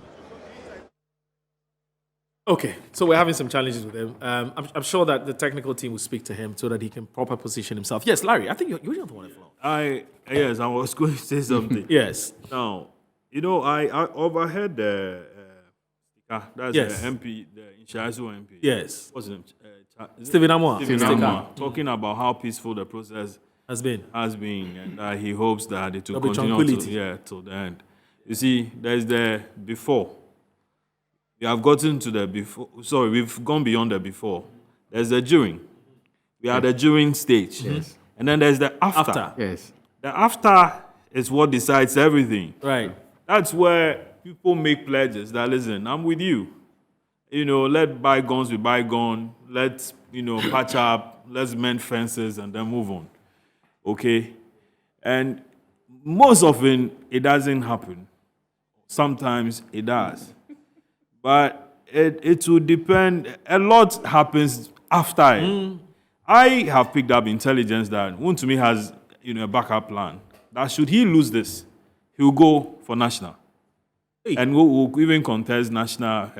organizer? No organizer. National... First vice. First vice chairman. Yeah, first vice or one of the vice. One I of the vice. So, I mean, he has a lot of, things... Is it up his sleeves or something? Yeah. So, to me, I think he's having difficulty because of he hadn't been tidy as far as the region is concerned. There are reports of he taking contracts from government, road contracts, and in the Amansia West District, alone, he was to do a certain road. He couldn't do it. The people kept complaining. He himself also came out and said that he bought a certain contract from Apalu. That is the LPG guy to execute. People kept complaining. To understand that even at the town, held a press conference with the chiefs and people there saying that, listen, they had heard that Wontumi got this contract. And to do A, B, C, D, he hasn't done it. Our roads are bad and all that and so on. I mean, then with the fraudly thing, that is Ali Bebe. Yeah, Ali Bebe. Yeah, you're a very good friend, Ali Bebe. I like the guy. I would like to meet him. So then, I mean, there are also other issues about he not being, he could be a shrewd business guy, okay? Bring Chinese together, take them to a mining site. They should do, galamsey or, small-scale mining and all that. However, being a strategic thinker, not just going on air to say that, listen, I'm going to win this number of seats, and that if I don't, that very day, I am going to resign. The election came, the 2020 election came, and the performance there dipped. Was nothing. Was bad. Yes, was bad per his projection or per the the kind of promises he made. Okay, and so he's just living it. People are just holding him to that. Aside the point that, you took this on our behalf, we didn't get it. You said you were going to do this, you didn't deliver. You said you had promised us a party office. Yeah, regional office, and said that you had bought it for the party. Only for the owners to come out and say that, listen, you didn't buy anything from us. We haven't sold anything to you. Even the rent has not been paid. Exactly, even the rent had not been paid. So was it just blowing hot air? Yeah. Now, the journalists over there in the region also have their own issues with him. Okay. And they are really committed to seeing his back. Now, how about then there's the party in regional, the MPs. Yes. The MPs also the MPs for the region. Yes, I hear he stepped on a lot of toes. So majority are not on his side? A majority are not on his side. I mean, about 2 weeks ago or something, he was on TV fighting Chairman Samuel. Yes. So somebody who wants to contest the seat and retain. Exactly. You fight the majority leader. You fight the majority leader. And then Katie... but that's unwise. Katie Hammond... Majority leader. The majority leader, if he doesn't answer his phone call. Okay. That means he has... calling to complain that the special assistant, the leader, had gone to say on radio and to some delegates that he went to meet this place. And he said that the goat belonged to Oseche Mensah. Okay. so but what secrets does he have? Oh my God. What secret does he have on the majority leader that, is so deadly that should he put it out? It could, it could dent... Well, possibly nothing. It's just, I think it's just mere politics that For me, if you are going for an election, Chief, if you are going for an election, days to an election, you don't want to play that game. Yeah. Okay, you want to be as... It's not smart. Yeah, it's not as smart. For a politician, it's not a smart you need everybody. thing to do. Katie Hammond also has his own issue with him. Where Katie says that he went and brought in somebody to contest him. But for the grace of Allah, Katie would have, gone down. And so, and so... everybody... Katie was saved by Kennedy Japan. Okay. Who went to the constituency at the last minute to mop up the grounds for him. Okay. Else, you see, but Katie himself is a strong person in the constituency. You must give it to him. Yes, because this, we have a lot of settlers in that constituency, even though it's Ashanti region. Yes. And you have a sizable number of a Muslim community there. And Katie... Ahmadiyya. Yes, Katie is an Ahmadi, and he gets votes from that part of that sector. Yeah. And I'm saying that, look, MPP, they have to be very careful, especially in Ashanti region. If Katie had lost that particular primary that this man wanted him to lose, I think MPP would have been in trouble. Why? Katie is very, very strong in Adansi Asokwa. Oh, okay. He is one particular figure who has been winning that seat for MPP. No matter what is thrown at him. Look, they have been, there was a deliberate effort, I think in 2016, one of the years from NDC to take that seat away from Katie. Contested. Yes, but they failed. He's very strong in that constituency. He's on the ground. Yeah, he's on the ground. I see. But yes, you are saying something. I want you to learn so I can ask a question. To me, whatever happens to me, whether win or lose, Ashanti region will not be the same again. You think so? Yes. People feel that Odenehu will bring fresh air, will bring some dynamism in there. He would try and then bring on board a lot of people. But to me, guys want to be part of that kind of arrangement. We want to use his radio station, his TV station, and other mechanisms at his disposal to the benefit of the party. I mean, knowing who would have lost on Vim. Yes, knowing who he is, and all you need to do is to embarrass him. Once you embarrass him, he will come at you. Yeah, he's not that sort of person. Yeah, he doesn't. Somebody who really, for somebody who really doesn't care, and the kind of English that comes from him. He says it's stronger than apartheid, and it's a movement. Right. He could, John Mahama in office, the guy could pick on John Mahama any day, any time. Yeah. I hear even this, he's saying that Odini who is John Mahama who is sponsoring. Yes, I heard that too. I'm told he's going around telling the delegates that last minute. Obviously, at the height of politics, you need to throw in some other things. You need to be credible. No, but you see, I just want to... That's the word. You need to be very credible. You need to be credible. I want to be able to... And I'm saying, just a moment, I'm coming. Sure. The same guy will pick on Ibrahim Mahama and call him a thief. Yeah. And he's in court. Today he's in court with this person, the next day he's over defamation, the following day this and so on. I think he and Abronye have been, categorized as loose talkers. Yes, loose talkers, the weak, renegades. Yes. Yeah. I mean, people. I think I'll go by this his word. Not yours. You mean they're rebels? You mean they're rebels? Political rebels. The Canadian Pons in the National Executive Committee of the mind you, Kennedy is not at the national level. Mr. President, Your Excellency, we are sorry. Kennedy hasn't come to tell us anything. Before now. Please. He hasn't told us anything. This is pure speculation. One to me and Abronye are seen as not part of the elitist clique side of MPP. We have the men. We have the men. It's inaccurate. But as for Abronye, he's quite indicated. No, it depends on how you twist it. No, I think I but then the point is, then the argument is also now coming that somebody one to me is that Ashanti region you need a certain caliber of candidate. Look at NDC had used Ohini Ejekum, yes. Exactly. And so and Ashanti region it's a very serious region that you need a certain caliber, a certain personality. This is the home of Otunfo. Yeah. Where tradition and many other things, hierarchy and all that is at play. Yeah. So if you have a party chairman who demonstrates the lowest of the low, appears to be unrefined. Exactly. That's the unpolished. Yeah, unpolished. I think that is what the guys are trying to fight now. But interestingly, when you listen to the guys, by bringing Oduni, what's his background? Educational background. I don't know his educational background. Okay.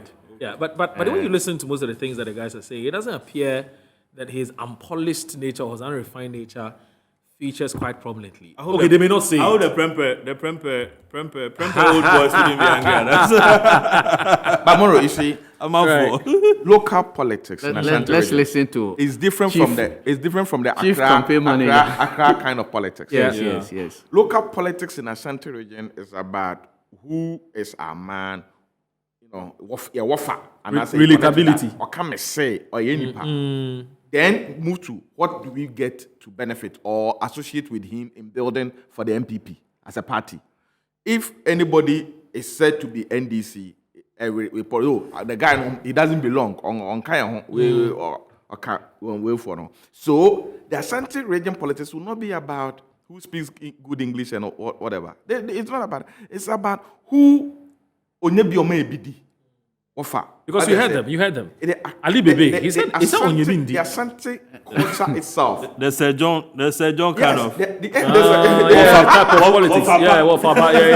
Ashanti culture is strong. Ashanti culture is that if you are born a male, you take control over your sister and your sister's offsprings and you adopt them when need be.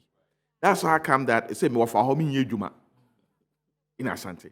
So to me, limitations. I think they've gone past what for me, Yajuma.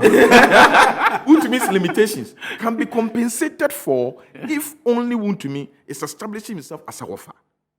In the truest Ashanti culture, that will come to play. That's why when you display gold, Benjamin. And at the end of the day, the gold is not minted to the benefit of constituency organizers and constituency chairmen. You have to sell the then you're in trouble for yourself. These are part of the challenges of Wuntumi. You come to display gold. But interestingly, he was born there. He lives there. So he doesn't know that culture? No, but you see, I don't understand. The culture of the people are sometimes influenced by people who are so boisterous and they are non-conformists. Right. That's how I cited His Excellency Kennedy Japan as an example that as he is to the national front, Wuntumi is to the regional front. You cannot call Kennedy Japan and speak to him and expect that a day may come that he will not spill the bean on you. Same way as Wuntumi God said, my friend leader, my catcher and the boy now I can say leader and family called here. I say me see what the constitution swami. So that's the type of guy. You cannot control him. He goes to next committee, they are discussing how to do things. Or they call you that they want to do an agenda. I will not conform. He and Abronya, tomorrow to watch out for Abronya. Abronya will also bleed. But interestingly, contrast what you just said with what some of the and his organizer is the one contesting him. That's true. But who will motivate an organizer to contest the chairman? Fine, but contrast, no, but see, contrast what you just said with what some of the delegates have said. They're saying that one of the reasons why they like Wontumi is because Wontumi has what it takes. But those people to threaten the MP, the NDC. No. MORO. Those people who spoke are ordinary foot party soldiers, supporters, not delegates. You realize that when Wontumi walked into the chamber, this thing, those people were withdrawn. They didn't follow him there. Yeah, that's true. They won't vote. They won't vote. But they have accreditation to enter. But are you saying are you saying that the views of these party foot soldiers will not, for instance, inform the direction? Well, it depends on the type of campaign they will make, because they will not have votes anyway. It is the people delegates who will vote, who will decide the fate of Wontumi, and not the supporters who were drumming. So whose interest are the delegates pursuing? The interest of the party, I believe. Delegates will pursue. Yeah, but the party people are saying that we want the man because he's the one who can put fear. How many people are saying that? You just that's how true. many people that's true. are saying that? Or just somebody who has mobilized some people to come and in fact the crowd I've seen. But it is actually a view I'm coming. shared in the region. No. MORO. In 2016, I'll bring you.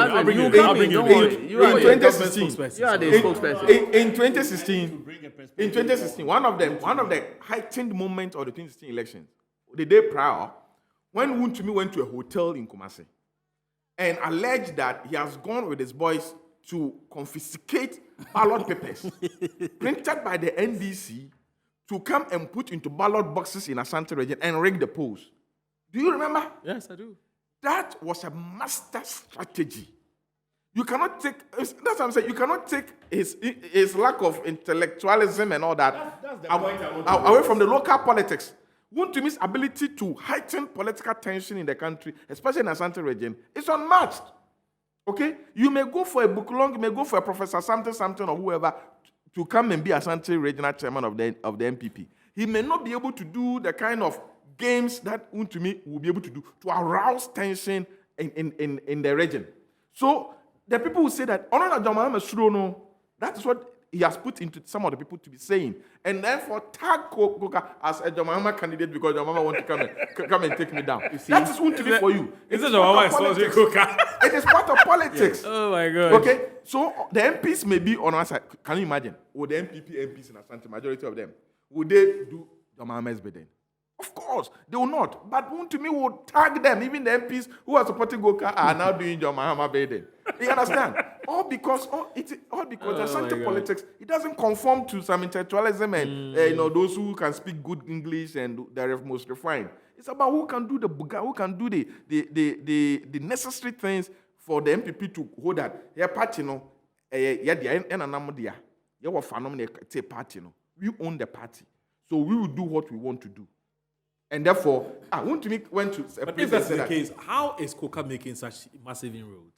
I'm saying that there's a system that started that because Wontumi is becoming a renegade. He's not becoming a non-conformity. Become a Protestant. Yes, you have to teach him a lesson. So there are times that you take him off and replace him with a more refiner constituency chairman who has been there for long, experienced enough, understands the game, and replace him with him. Okay, that is it. So he constituency chairman. Can you imagine who are those behind him? Yeah. That you have the nerve to contest the regional chairman. Let me come in before. Have you considered diminishing returns? How do you come in quickly? Have you considered that? Yes. I mean, this is a guy who had when he came on the scene around 2014. That's Wontumi. Exactly. Yes. And we are in 2020. Apart today, he was at Bosom Train. Okay. Yes, he was.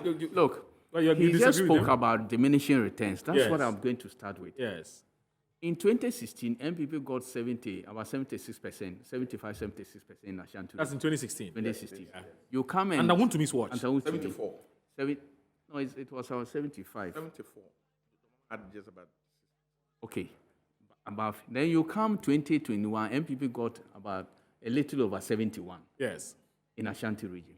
Now you have lost about 3%. And 3% of Ashanti votes may be my region. It may be up to my region, Upper West, in terms of numbers. That's huge.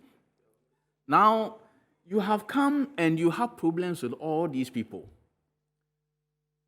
And the party thinks that some people think that all these issues will be surmounted if he still sits on that seat.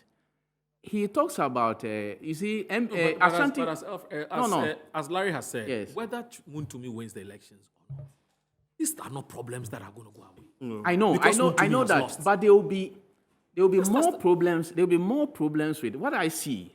Looking for my point of view. Yeah. Look, I cannot say that he will not win. But I think that there's more work to be done by MPP if Wontumi in Ashanti region, if Wontumi wins. So your point is the job will be more Herculean. Yeah, for MPP. Look, let's face it. He's talking now. If you have in a region, you have almost all your MPs, majority of your MPs have problem with you. You have journalists in the region who, look, Ashanti region, also of the journalists are MPP.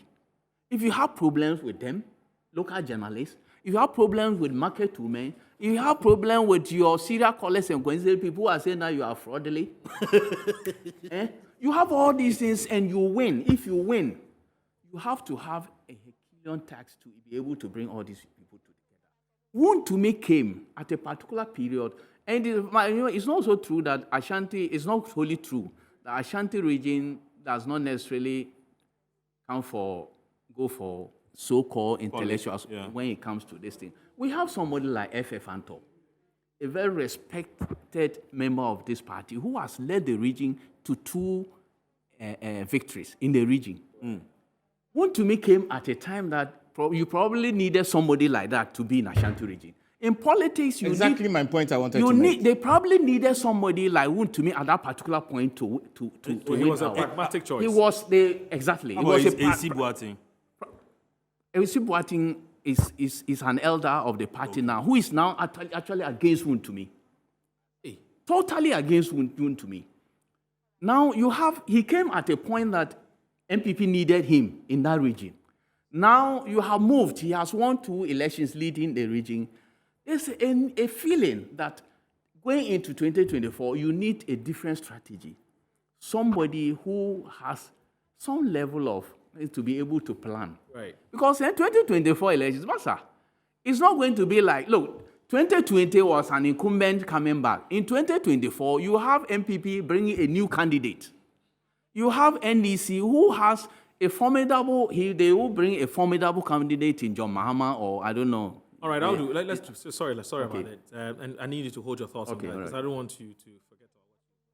Let's go to Greater Accra region. I'm told something is happening there. And Funds are here. I've seen the likes of Moses, Alfred. All of them have their own pump and pageantry entrance here at the trade fair. And I'll quickly go and engage a colleague of mine shortly for the dynamics when it comes to the Greater Accra. We'll be giving you all that. So we'll see if we can also speak to a few of the party supporters coming in. Hello, sir. Hi, sir. Right, and so that is one of the delegates also that we wanted to speak to, but he seems very busy. So we'll go in there and try and speak to some of the fans and some of the supporters of the new patriotic party. Let's get in there if my cameraman will join.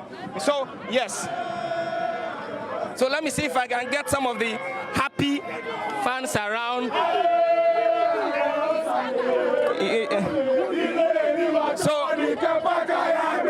So that is Michael Otu. Sir, thanks for joining me on Metro TV. I want to speak to you shortly. All right, no problem. Who are you here for? I see a lot of chanting here. Who are you here for? Well, my name is Obutuado. I'm the Assistant Secretary for Domiko Abenya constituency. And we are here with Odale Parker, the current Regional Secretary for MPP. So you want to maintain the incumbent? That is what the masses are saying. So whatever the masses are saying is what we are going to do. Remember, I am a delegate representing a constituency. And my constituents are saying, my polling station executives are saying that we should make sure Parker wins this vote. So they I am representing them. So I will make sure I do the needful and report back to my constituents that yes, indeed, I have done the needful and that Parker has won. He's being contested fiercely by two other contestants, and you are not afraid of losing the seat. If he was good, why will he be contested by two other delegates? Because we know some of the people. The first vice chairman, for instance, is going on unopposed. This is election. You understand? This is election. You understand? So it is their choices to contest him. But well, what I'm saying is that whether we like it or not, Parker is going to win. But because that is what the masses are saying. If there is any contest, NPP will believe in contest. That is why it is a democratic party. So if people are contesting it, this is no news. This is no news. But at the end of the day, what the masses are saying that it is Parker will carry the day.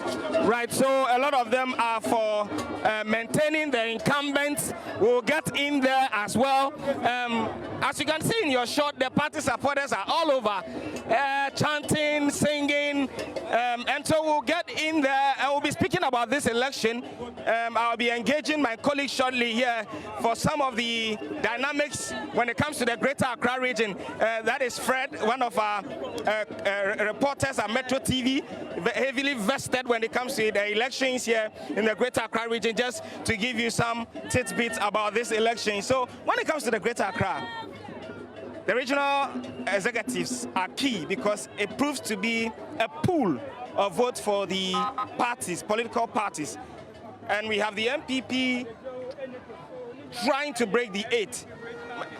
So my question to you, how is this whole election here in the Greater Accra region going to go? A lot of people are for maintaining the incumbents in there. Now, when you look at the dynamics very well, it is not easy for the MPP to break the 8 because looking at the situation, monetization is taking place in this particular election. So it is a caution to them for them to pick the rightful candidate for the region because if you look at the chairmanship, we have only 2 people vying for the chairmanship.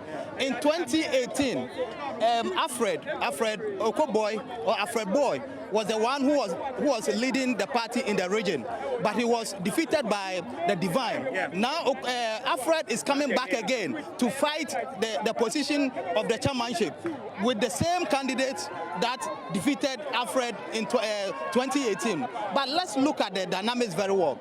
Now, way back, that was since 1992 up to 2016, any party, NDC or MPP, they won when the Greater Accra get the majority seats. But in 2020, the dynamics changed. That genes broke up because in 2020, NDC swept all the seats, majority of the seats, but yet still they were not able to win the ultimate. Looking at this situation, if they want to break the 8, all that they need to do is to make sure that they let the right people to lead the party. And a lot of people are thinking of maintaining the incumbent. So far, the other contestants competing against the incumbent, it doesn't look good for them. Is this going to help? If the incumbents are maintained, is it going to prove well for the MPP? No, there's a saying that we always go for the winning team, but it depends on them. I am not in the party. I'm a journalist. But when you look at the situation looks dicey for MPP in 2024 if they don't choose the right people to lead them. These same people led them in the 2020 elections, and they lost seats to the NDC. Won't you think that is a sign for them to change some of the leaders? That is the reason why I'm saying that maintaining incumbents, it's not a good idea. But maybe they know something better than we know. So all that I can tell them is to just to elect the rightful people. If the monetization will lead them to choose what the people that are not the rightful people on the seat, I don't think they can be able to break their 8. Well, we've spoken about monetization of the elections, but let's go ahead and look at the processes ongoing here. All right, so a lot is happening in the Greater Accra region where the New Patriotic Party is holding its regional delegates conference across 7 regions. But But for now, what you just watched was that of the Greater Accra region. Now, still staying with the Greater Accra region, we'll be playing you a very interesting interview that my colleague Derek Adote had with Mr. Hope Singh Adoye. Let's watch this. So, an election, we dropped to 14.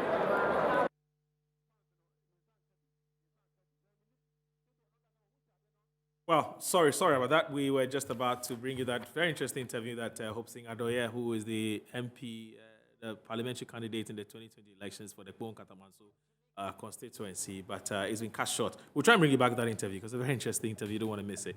But I still have in the studio Pagre Bwachidankwa, who speaks for the government on matters of governance and security. I have AWUDU Mahama, who's also here with the custodian newspaper managing editor. Larry Dobu is also here with the Herald newspaper. And then also Benjamin Isuman, who is the executive director of Solidaire Ghana, which is a policy think tank. Now let's come back to AWUDU Mama was on the floor. He was saying that candidate. Yes, you were talking about the fact that MPP must be careful with certain things because the NDC is going to be presenting a formidable candidate, likely. You see, there are some people who think that Mahama will be having a contest this time around. Right. Their presidential primaries, but I think that he will win. Okay. He will represent NDC, and people should not take him for granted as well. Right. MPP. There are some MPP people who are so dismissive. They think that Mahama cannot win again. Okay. Like NDC did to Nana Akufo-Addo. So they should be very careful. Whoever they choose as a chairman or whoever they choose as a party executive today will determine whether they will be able to break the 8, as I keep on saying. And so, Wound to me, I was on Wound to me. I'm saying that MPP will have more work to do if he wins in Ashanti region. And I've also said that, look, MPP, if they are able to make it very well in Ashanti region and Eastern region, look, with the support of other regions, it's good to go. They are good to go. And so whatever happens in Ashanti region will determine their future in 2024 election. All right. So they have to be very careful. Let's go back to Greater Accra. Sorry about that. Let's go to Greater Accra quickly. Derek Adote is ready with that interview with.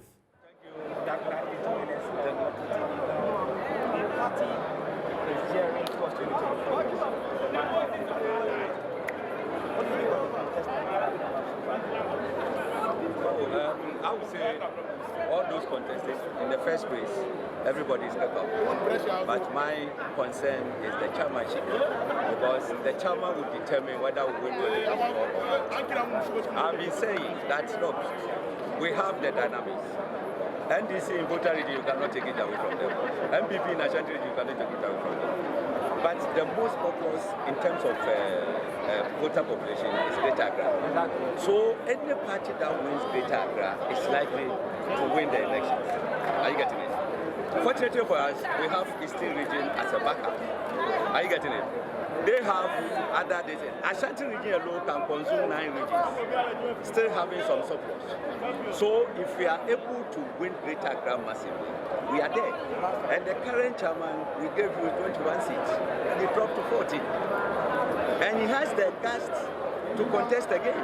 No, I am campaigning for Alfred Boy, because Alfred Boy was a vice chairman. When Ashite was there, he gave him the power to move conflict resolution, all other things. So 2016, everything was in normal process.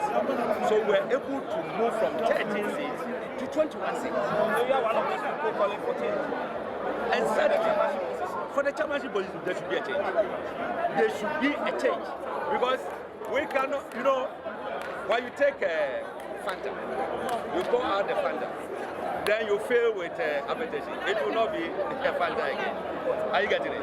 So we need a new face. And that new face, fortunately for us, there are only 2 people, the incumbent and Alfred. So delegates to do the thing and then give the opportunity to Alfred. And I am sure that we'll move from 40 to maybe 22. You are sure that Alfred Boy is a man for the job? It's a team player. He would delegate powers to his offices, unlike what we saw the previous years. It's me and me. Without me, nobody can do anything. So look at pieces of conflict and all that. Are you getting it? So I want a team player who, give the other officers the opportunity to operate on their own and make sure we resolve. Work that is for organizers, allow the organizers to go and do. Secretary's work, allow him to do it. That is how we win an election. But if you say without you, nobody can operate. How? Can you divide yourself and be at this, every place at the same time? Divine is saying, we are speaking to him, he's saying that he has the experience that Alfred does not have. Is that enough? What is the experience? Experience of taking us from 21 to 14. So that experience should bring us to 7 seats. Okay, so that was interaction with Derek Adote with Hobson Adoye, who is the NPP's candidate for the Kwon Katamanso constituency election. Kwon Katamanso parliamentary elections in the 2020 elections. And he was having an interaction with Derek Adote. Now, essentially what he was talking about was the importance of Greater Accra to the NPP's fortunes. And he talked about the fact that, which is quite controversial anyway, it's debatable, because what he said was that Greater Accra is important because whichever party wins Greater Accra wins the national election. That's not true, because the NDC won Greater Accra, albeit the slight margin, but the NDC is in a position. AWUDU Mohammed's contention all this while has been that for the NPP, they only need to do very well in Ashanti and Eastern, and it puts them in a very good position for them to win the election. So his theory is not, Hobson Adoye's theory is not true. But he also goes ahead to talk about the fact that he is with the Alfred Boy camp. He believes Alfred Boy has what it takes to be able to reverse the NPP's fortunes, of course, positively in the Greater Accra region. So that, in a nutshell, was what Hobson Adoye was talking about. But we've seen the Hobson Adoye interested in a bit of a digression. But it tells you we've that seen Hobson Adoye. Alfred Boy is from the Island camp. But you see, this thing, what I ask you for is, it's not clear. Whether we like it or not, I've stated that these issues are very clear. To see that, I've stated, like, the flag bearership is key for our party. And we desire to break the 8. And so having learned, over the years, that to win an election, you need to ensure that you have your people in there right up from the polling station, the constituency level, and then all the way, regional and then to national. So everyone is having a higher stake, and all of them are investing, continuously. Like every time people are pulling up their sheet and seeing, is my candidate winning or my candidate is losing. But I wanted to talk particularly about Wontumi. I'm still studying how politics is done, but in my process of studying, I've also seen that there are certain bases that you must not lose. All of us are not the same. That's the truth. There are very highly academic people who have done their PhD and written papers and gained professorial in politics. And then there are other persons that, come what may, but they form a greater part. I'm not on any side of the device, but the real question to ask is, what fortunes would we need to be able to win the 2024 general election? Would Wontumi be our best option, having come from opposition in 2016, having maintained him for 2020 general election? What are those? And I also know that continuously people change. People have a way of forgiving you for things that you have done. Your insolence, your lack of respect, the fact that you've had a lot of wealth and throwing all those wealth in front of people for them to see and all of that. I can appreciate that should Wontumi win, he would be a reformed person. Because yes, I know how it is. People are very skeptical about this. This is a party man talking. Should Wontumi win, especially Benjamin Suma, he's very skeptical. He would. I think he would change, but I don't know. I think that should Wontumi win, be a changed man. He would be a changed man because he's had a run for his money, and clearly he's also gradually coming to terms to appreciate that. Which animal is said that cannot lose its sport? Leopard. No, but then you see, he's coming to terms to appreciate that the Ghanaian politics that is done at the base, you need to ensure that you're at peace with everyone. Yeah. If the parliamentary results are anything to go by, clearly you would see that there would be a few more new faces in the 2024 election in terms of parliamentary. True. It was a sizable part of the parliamentarians who have served for a considerable period of time would be wanting to also desire to either become a running mate. So we need to be able to give the benefit of the doubt. Yes, I mean, well, and then maybe Joe Wise. Napo is interested. Joe Wise is interested. Hey. The Minister of Education is also interested. Yes. Yes. Leading where? Leading where? He's Benjamin. For most of the people in Ashanti region. Benjamin. And so that's why the 1.2 billion matter. He quickly came out the following day to come and debunk You it. see, if the Trump Solidarity card, Institute. if the Trump card of the party Analysis. is free education, Yes. and the minister who is implementing it and resolving the challenges that have been had in the last 4 years, removing double track and all that, Yes. and you say that he's not in the front seat for consideration, oh, what are you saying? No, but The see, fact of partnering and Ashanti is not in question. yes, As but to who among But it depends the, on about who four. becomes the flag bearer. Oh, I mean, You and I know. You and I know. So you see, even and on I this know it's a foregone table, conclusion. even on this table, they have sides. You and I know it's a foregone They conclusion. have agreed. So, They no, have I agreed think that to there's be somebody in fair, the are you executive sure? that to we be can fair, agree. to be fair to Pagwe, On please this go side. ahead. So, Go ahead, yes. So yes, I mean that issue must be put in place. But I mean, we'll wish Wontumi the best And all the other part- of luck during that. And I don't know who is coming and all the purported the fact that I mean Wontumi has obviously set a standard of how politics is done in Ashanti region. You know, I don't know whether it's fair to say this, but when I came to Ghana, I was told that in this country you need to be buga buga to survive. You know, because at that time I had a home at Abokobi, and they had not come to put the meter there. And anytime I go to ECG, they said they will come. And then a friend told me, no, when you go, you have to buga buga. You have to go and shake them. You have to go and shake them, and then they'll come and do it. Yeah. So I gradually, I mean, you can appreciate. You tried it. Well, I didn't try it. I actually went with someone who tried it. And it worked. And Yes, it worked. yes, So I mean, at various parts of the processes. But I mean, should Wontumi lose, he should throw his weight behind the party, because the party is obviously bigger than an individual. The party interest is supreme. Party interest is supreme. His radio station, his money, his wealth, everything, he should contribute to it. There are various opportunities for him to serve if he desires to come for national, whatever it takes. When even he rises to become a first vice at the national, he needs to be able to de-learn and unlearn certain things that might not augur well for our election and bid for 2024.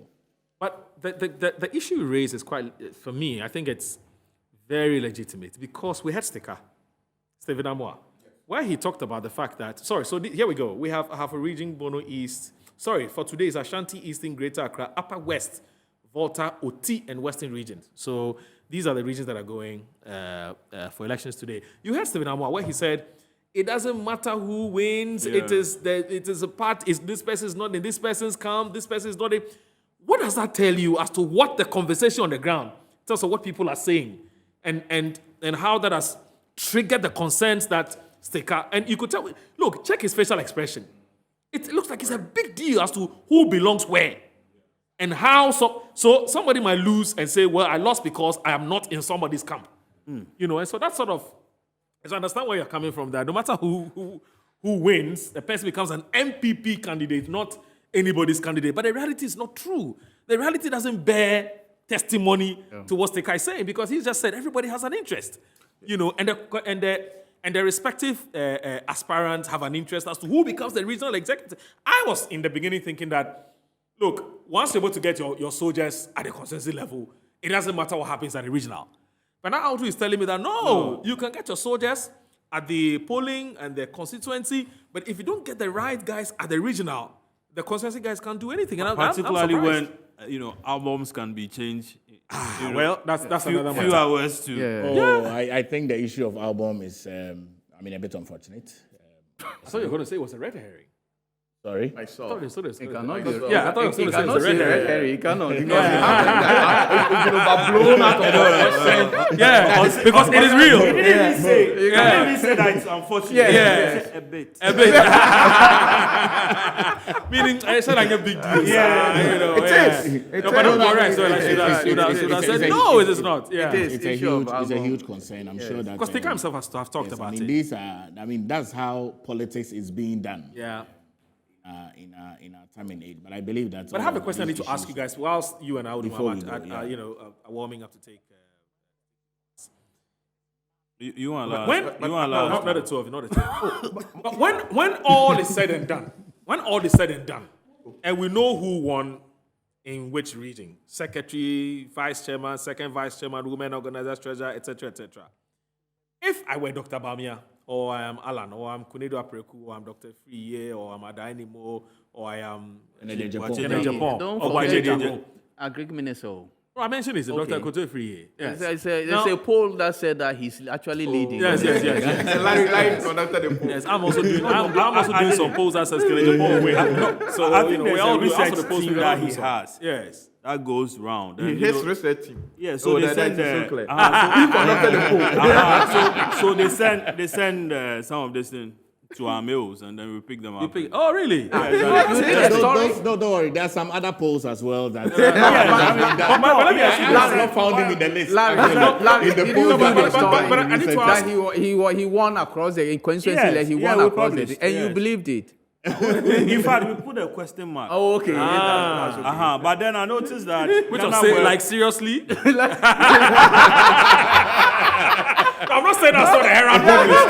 I'm just saying that, So Ghana were published, and then a few others they did. published as well. Right. And They actually sent it to me. I looked at it. They I sent said, it to you as well. I looked at it and said, But I mean, listen, we as media houses, we are entitled, we are allowed to publish some of these things. Right. I mean, you will read it and can make whatever meaning you want to make. Exactly. If it's about billboards, he would have won. If it's about posters or billboards mounted across the country, he will have won that election. So these aspirants, if it's that contest, so that you're right. They're in the thick of affairs as far as what's happening. Very much. So okay, hold on. So when it's all said and done, right? Yes. And you get a list of the winners. If I am a Dr. Bamia or any of the guys who would want to contest the flag bearership, positions, can I go to sleep because I have 70% of the guys who are with me? No, you can't. You can't. You mean go to anything sleep. can change from now So to you see, 2024? what I'm aware of is that in the manner in which the leading contenders descended very much from the polling station right up to where we are today, is that they particularly supported everybody. Yeah, both in cash and kind. Exactly. Yeah. Just so you are not able to know who is on your side and who is not. Oh, but then also, there are some persons that obviously will receive more support. I mean, obviously, if I'm Is giving... it because they are perceived? No. Or it is a known fact? It is a known that you are our You are candidate. a boy. You are a candidate that we are sending you there. But we don't want to leave things to chance because it's elections. It's not like... Elections is not like... church service. Don't go there, please. Elections are almost always not predictable because it's in the minds of the people as and when they go and cast it's not like the sun will rise tomorrow. Exactly. No matter what. It's not. You mean it's tricky? It's tricky. So now that a lot of the results are coming in, they are going to see which of our persons are winning, and then those of them that are not our persons, how much did we contribute? To those persons. So maybe in their budget, we might have given 60%. Sure. And then someone that we know that is our candidate, we might have given 90%. All right. So if our candidate does win, then... Let's do this. Let's do this quickly. And I'll beg you, don't go now. We have to go to the Ashanti region. But I have also received a message from a very, very powerful minister, but I'm not going to mention the person. Who just sent me a message based on something that we said. And he or she said they want to correct something. So let's do this. Greater Accra, right? So, Derek, what's happening in Greater Accra? Right, so the elections is on. We are here in the dome where everything is ongoing. As you can see behind me, people are there casting their votes. The likes of Lester Kuku and all have already casted their votes. But once your constituency is mentioned, then you get in and then you vote. Everything is going on smoothly. You can see the ballot boxes. Everything is going on. We see the police officers sitting there, also trying to monitor the process. Everything is peaceful here at La Trade Fair, and so everything is so far so good. Everything has gone on smoothly, and with the executives around, we've spoken to some of the MCEs, the likes of the Lezokuku MCE, Mordecai, and all that. We have a member of parliament, also former member of parliament, also here for Tema East. Yes, Titus Glover is also here monitoring the process. It's also the region, and so for the national. Yes. So what do you make of the process so far? So far, you have been monitoring. So far, yes, because it is our region today. I had some information that I wasn't happy about, and I granted 1 or 2 interviews to the media houses. Apparently, it's all about these TESCON delegates who are supposed to vote. They are 48 in number, but I was told that they have reduced from the 48 to 38. Normally, regional elections like this is the TESCON presidents who votes. The institutions and the respective presidents that comes to vote. Apart from reducing their number from 48 to 38, they have also removed 10 of these names from the register and replaced them, which is not well. So because I'm an interest party, because the register, the delegates from the TESCON institutions, it is the same number that will be used for the national elections. So we have to speak about it. So who has removed these names? Whoever has removed, they know themselves. From the national level to the data at the IT department of the party, they need to work out and do the correction. But I'm told it has been corrected. So far so good. I just entered, you could see. But I pray that the best should win. 2024, there's no template. There's no formula. Because we all know that a cycle 2 terms of all the government, they go and come. But in 2024, it's going to be a different thing altogether. And for that matter, we don't have a template. But we need committed people who have the competencies and the capacities who can deliver. And that is all this election is all about. From the polling station to the coordinators, to the constituency, then to the region. So I pray that at the end of the day, the best materials are elected so that we can do the work. We know we have 21 constituencies and we lost by 7. Here in the Greater Accra region. And we hope to get those seats back as a way of trying to reshape the region all over again. And so far, you know some of the contestants. You feel you have the men in there for the job? Yes, all of them are competent, but the best should come out of it. All of them are equally competent, but the delegates should take their time and know that these are the materials that we are taking to the elections. When you look at the conduct and the behavior of the NDC, it clearly tells you that 2024, they're not going to choke. Likewise, we have to put and make sure that we do what is right and make sure we get the right materials to come and conduct elections for us. So I believe, as for the 2024, we'll continue. We are not going to break any 8. We are continuing with the power that we are doing. And for that matter, that is exactly what we are doing. So clearly, I believe sincerely that we'll get the right people who are going to manage the region. Then we'll come and top it up at the national level and to make sure we do what is right. I have been to 14 regions, a total of 189 constituencies. I'm here to do Greater Accra and Ashanti region. So immediately after the regional elections, they open the nominations for the national. I'll pick my form, I'll submit it, then go for my vetting, then balloting, then I'll set up. So you are confident of winning the national? Of course, I'm going to win. Why not? I'm going to win. I'm going to win well. Right, so looking at the Greater Accra region, we've also seen the Greater Accra region, regional MP there. We'll be speaking to him also shortly. But my question to you, looking at the chairmanship position, we have Divine and Alfred all competing in there. Some have said that there is the need for some changes. than retaining the incumbent. What do you make of They are all that? my friends. Last 4 years, I campaigned for Alfred Boy vigorously. I was visible all over the place. Unfortunately, Alfred lost. He has come back, repositioned himself. We want to try and see. Divan has been in the seat for the past 4 years. So we'll look at it too. I don't have a vote, unfortunately. Yes, I don't have a vote. But if you did, who would you vote? I'll keep it for now. I'll keep it for now. But the best will win, okay? The best will win. So that is also a national organizer hopeful. And we have the minister here, and we call to pick a feed from him as well. So he seems okay. So I've just been told he wants to also go through the process and inspect everything that is ongoing there first. And so we'll bring you that interview as well. But yes, the executives are coming in one by one to inspect how things are going. Everything so far is going on smoothly here.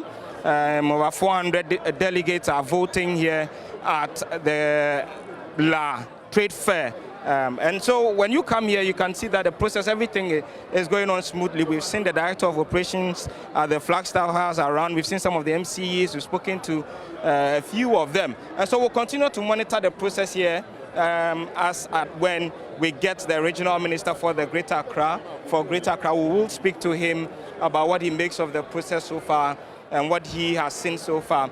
And so, yes, we've also spoken to Divine Otu. He is contesting for the chairmanship position in the region, and he believes that despite the accusations that he lost some seats in the 2020 elections, he still believes that he has got that experience to carry the NPP on and to win back some of the seats that he lost.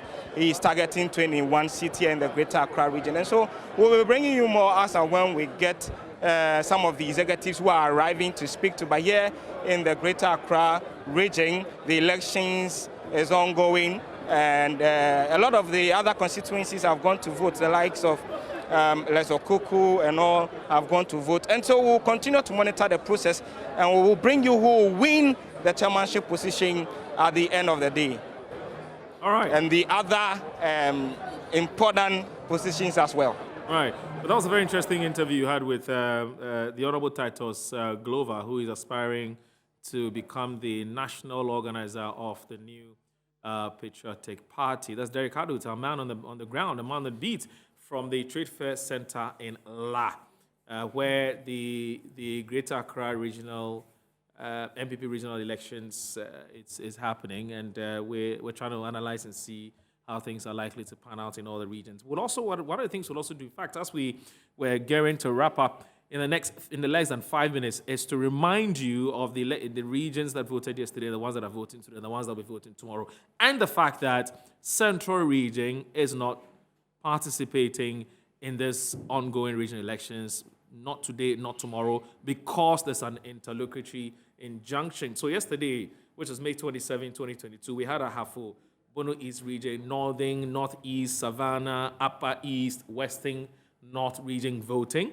Today, we have Ashanti, Eastern, Greater Accra, Upper West region, Volta region, and OT and Western regions voting. And then tomorrow, we're going to have Bono region. The one that's been postponed is the Central region, just by way of a reminder. Now, whilst we're having a conversation, one of the things that came up was when we're looking at the Greater Accra dynamics, and Hobson Adoye saying that he is for Alfred Boy, and one of our resource persons as well. It may be logically stands to reason that once Hobson Adoye campaigning for Alan, so then it stands to reason that Alfred Boy perhaps is with the Alan camp. I received a message from a very, very top man within this government who has actually told me that, look, it's not as simplistic as we put it. The fact that Hobson Adoye is for Alfred doesn't mean that Alfred is for Alan. And the person is right. Yeah, the person is right. So, but it's just an opinion. We're not saying it's a fact. It's probably somebody else's opinion. Now, that's one. And then number two, somebody also sent me a message. I think I need to read this. It's extremely important because the person is reminding me. I think it's Hamza from Pig Farm. Yes, Hamza has been... He's been sending me messages. Now, Hamza says, You're forgetting of David Asante from he's also a managing director, Ghana Publishing Company. I think when you're mentioning those who are, the ethnicity issue with the analysis that you made. But let me look at some of the messages that you've sent us just briefly before you go. Just a quick one. This one says a great show. I think you guys have done a fantastic job. Metro, you are the only you are the only media house, not radio. You are the media house that's discussing NPP politics, and we're grateful for that. We've been following you since morning. You've done a great job. My regards to everybody. That's coming from Nana Yao. Now, this one from Nana Yao from the Ashanti region says that the great guys, good job. That's all she said. So there are lots of this. Most of the messages are doing, I'm for this, I'm for that, I'm for this, I'm for that. I'm not going to be reading. I can't read all of that. Because of more than 50 messages where people are throwing their weight behind. So that's about it. So guys, I think that we can take some rest. We've done some talking for the past 4 hours, and then we'll come back later in the next 1 hour, not with you, but another set of panelists will be here. Yes. Thank you. Hopefully, Annie Ampafu will take over. I think at 3 or 4 o'clock, depending on how things play out in the course of the day. So I want to thank you very much, Larry Dogbe, managing editor of the Herald newspaper. I'm so grateful that you're able to make it. My first time. Your first time here at Metro. Yeah. Myself, my first time. Oh, that's a sin. That's a sin. You should be. I know it took you a lot of effort. Well, I explain what happened. He has a very, very troublesome auntie. Well, very strong. A lot of engagement that I had to battle. Right, to be able to be here. But it's worth it. It was worth it. Charlie, thank you. I'm so grateful you were able to make it. And also, Benjamin Suman is the executive director of the Solidaire Governance Forum, with a policy think tank. Thank you so very much for being here. Except Audu was telling me that some of the analysis you're making, you're sounding more like the general secretary of some party. The analysis is too political. It's like they want to be one, And also, Palgrave Boachidankwa, who is government spokesperson on governance and security. I want to thank you very much for joining us, Palgrave. Now, guess what? Palgrave and Audu they have to be somewhere, but they're still here. It tells you how much love they have for me. Charlie, Audu, I love you guys too. This is my thank first you so very time. much. This is my first time too. And you're loving it. Yeah. Just say where they have to be. Okay, no, they are going to. No, you should not.